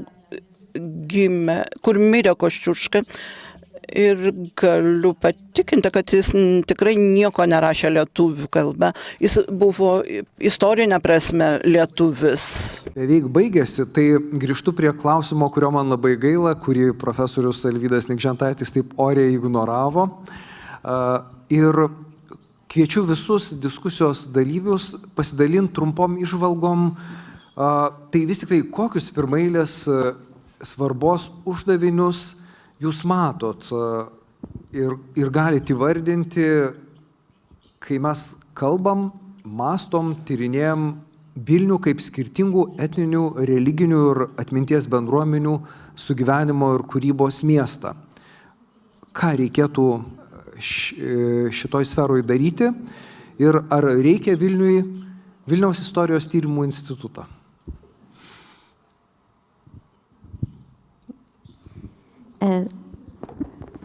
Dėl instituto aš atsakymų, tiesą pasakius, neturiu, nematau kažkokio principalaus poreikio, bet ir nemanau, kad tai buvo labai rimtas klausimas. Aš manau, kad jeigu visos dabar esančios tyrimo institucijos prisidės prie Vilniaus tyrimų, taip sakant, choro, tai bus įdomiau. Kaip iš esmės vyksta ir dabar. Kas dėl dalykų, kurie padarytini, arba kurių galbūt reikia vengti. Tai vėlgi iš savo perspektyvos, ne iš savo perspektyvos kaip žydės, o gal ir žydės, bet ir žydų kultūros tyrėjus, aš pasakysiu apie porą žodžių apie tą ypatingą situaciją, kuri čia tvyro visą laiką, mes jos neminim. Kad žydų bendruomenės šiaip situacija yra ypatinga. Nėra kam pretenduoti į tą Vilnių, nėra su kuo aktualiai diskutuoti, kieno yra Vilnius šiandien. Ta prasme, žydai negali tame dalyvauti, tiesiog negali, neturi tokios galimybės. Dėl to žydų kultūros vietoje, žydų kultūros temos, žydų istorijos temos pasidarė šiek tiek pavojinga teritorija. Yra toks terminas hefker, niekieno. Tai yra galimos labai laisvos interpretacijos, galima, jeigu nėra tos bendruomenės, kuri tai daro, tai gali daryti kiti. Ir iš tikrųjų yra labai plona riba tarp interpretacijų laisvės ir nejautrumo. Ir va šitoje vietoje klaidų yra daug, aš jų neminėsiu, bet norėčiau, kad jų nebūtų. Bet kita vertus, nenoriu aš šiandien tik tai va taip juodai skambėti. Aš šiaip labai džiaugiuosi, kad vis daugiau ir daugiau Lietuvos visuomenė ir Vilniaus visuomenė gali paskaityti ir sužinoti apie vilniečius žydus, jų istoriją, jų veikimą ir sąveiką šiame mieste. Ir dalykas, kurio man labai norėtųsi, ir aš tikiuosi, kad būtent tokia bus ta sintetinė studija, kad mes išvengtume, kaip ir buvo išvengta šioje konferencijoje, kažkokio aptarimo žydų atskirai, o kalbėtume apie žydus vilniečius kartu su kitais vilniečiais.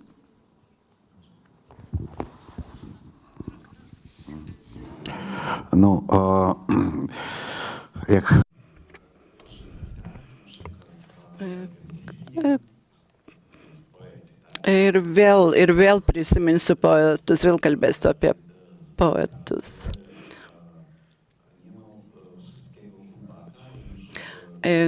Verta prisiminti Kulbą, kad jis yra išverstas. Ką dar būtų galima padaryti, kad priartinti literatūrą, kultūrą. Gal pradėkime, pavyzdžiui, nuo Kulbako kūrybos. Jis yra beveik visas išverstas į baltarusių kalbą. Verčiame šiuolaikinę lietuvių literatūrą į baltarusių kalbą. pavyzdžiui, Gavelio Vilniaus pokarį išvertėme į baltarusų kalbą, kai kurių kitų rašytojų.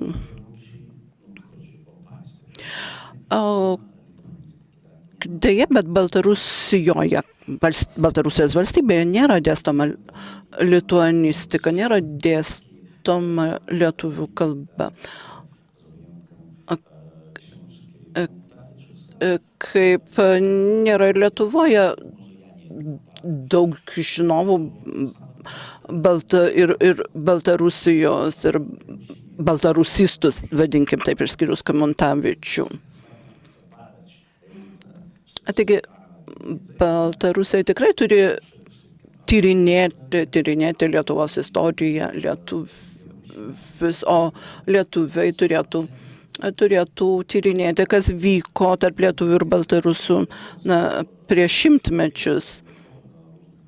Be abejo, kai kalbame apie mokslinius ryšius tarp baltarusių ir lenkų, tai tie moksliniai ryšiai pakankamai intensyvūs yra.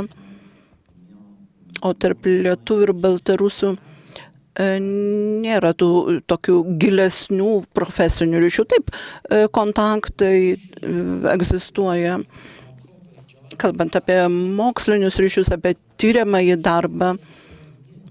Tai Lenkijoje tikrai mes turime labai daug tyrimų ir ryšių tiek su lietuviais, tiek su žydais. Kai kalbame be abejo apie Vilniaus Lietuvos tyrimus.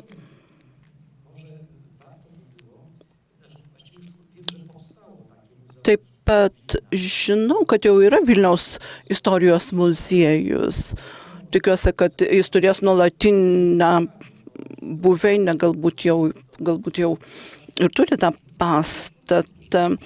Ir tai būtų įdomus objektas ne tik lietuviams, čia Vilniaus gyventojams, bet ir užsienio turistams, kurie atvykę į miestą galėtų lankytis tokioje vietoje, kad sužinoti kuo daugiau apie Vilnių.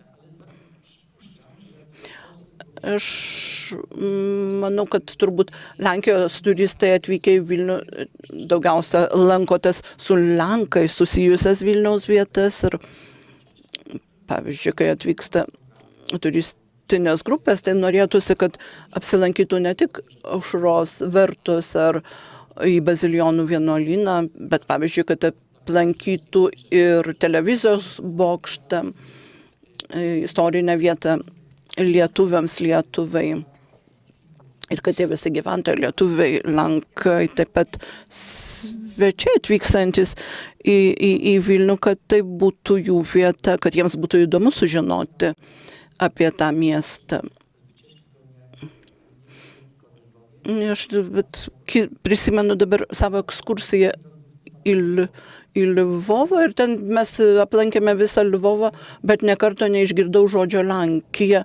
Taip sukėlė nuostabą. Svarbiausia, kad būtų suvokiama, kad Vilnius yra pakankamai svarbus ir mokslinė prasme objektas ir tirtų kuo daugiau įvairių institucijų istorikų. Ir gal nereikėtų biurokratizuoti Vilniaus istorijos tyrinėjimų. Nereikėtų. Ir visą laiką konkurencija tarp istorikų bendruomenių, jie yra visą laiką labai sveika ir tuo mes labai ir džiaugiamės ir ačiū Dievui nebeturi istorikai kuris nors centras kažkokio monopolio. Dėl bendrų tyrimų tai yra labai paprastas pasakymas. Reikia pabandyti išgirsti kitus ir stengtis, kad tu pats būtum išgirstas. Tebūnie šitie žodžiai išvadinių diskusijos sakiniu. Aš dėkoju Robert Kostro, Larai Lempert, Alvydui Nikžentaičiui, Sergejai Hariauski. Aš taip pat dėkoju visiems jums, konferencijos dalyviai, už intensyvų darbą, kurį jūs darėte 3 dienas. Dėkoju konferencijos organizatoriui pagrindiniam Mindaugui Klovui ir jo pagalbininkams ir moksliniai tai tarybai, kurią jisai buvo sutelkęs šalia savęs, organizaciniam komitetui ir visiems pagalbininkams iš valdovų rūmų. Ačiū Jums labai. Konferencija baigėsi. Mindaugai, ar turi žodį, kuriuo nori visus palydėti namo? Tai tavo tada vardu linkiu visiems gero savaitgalio.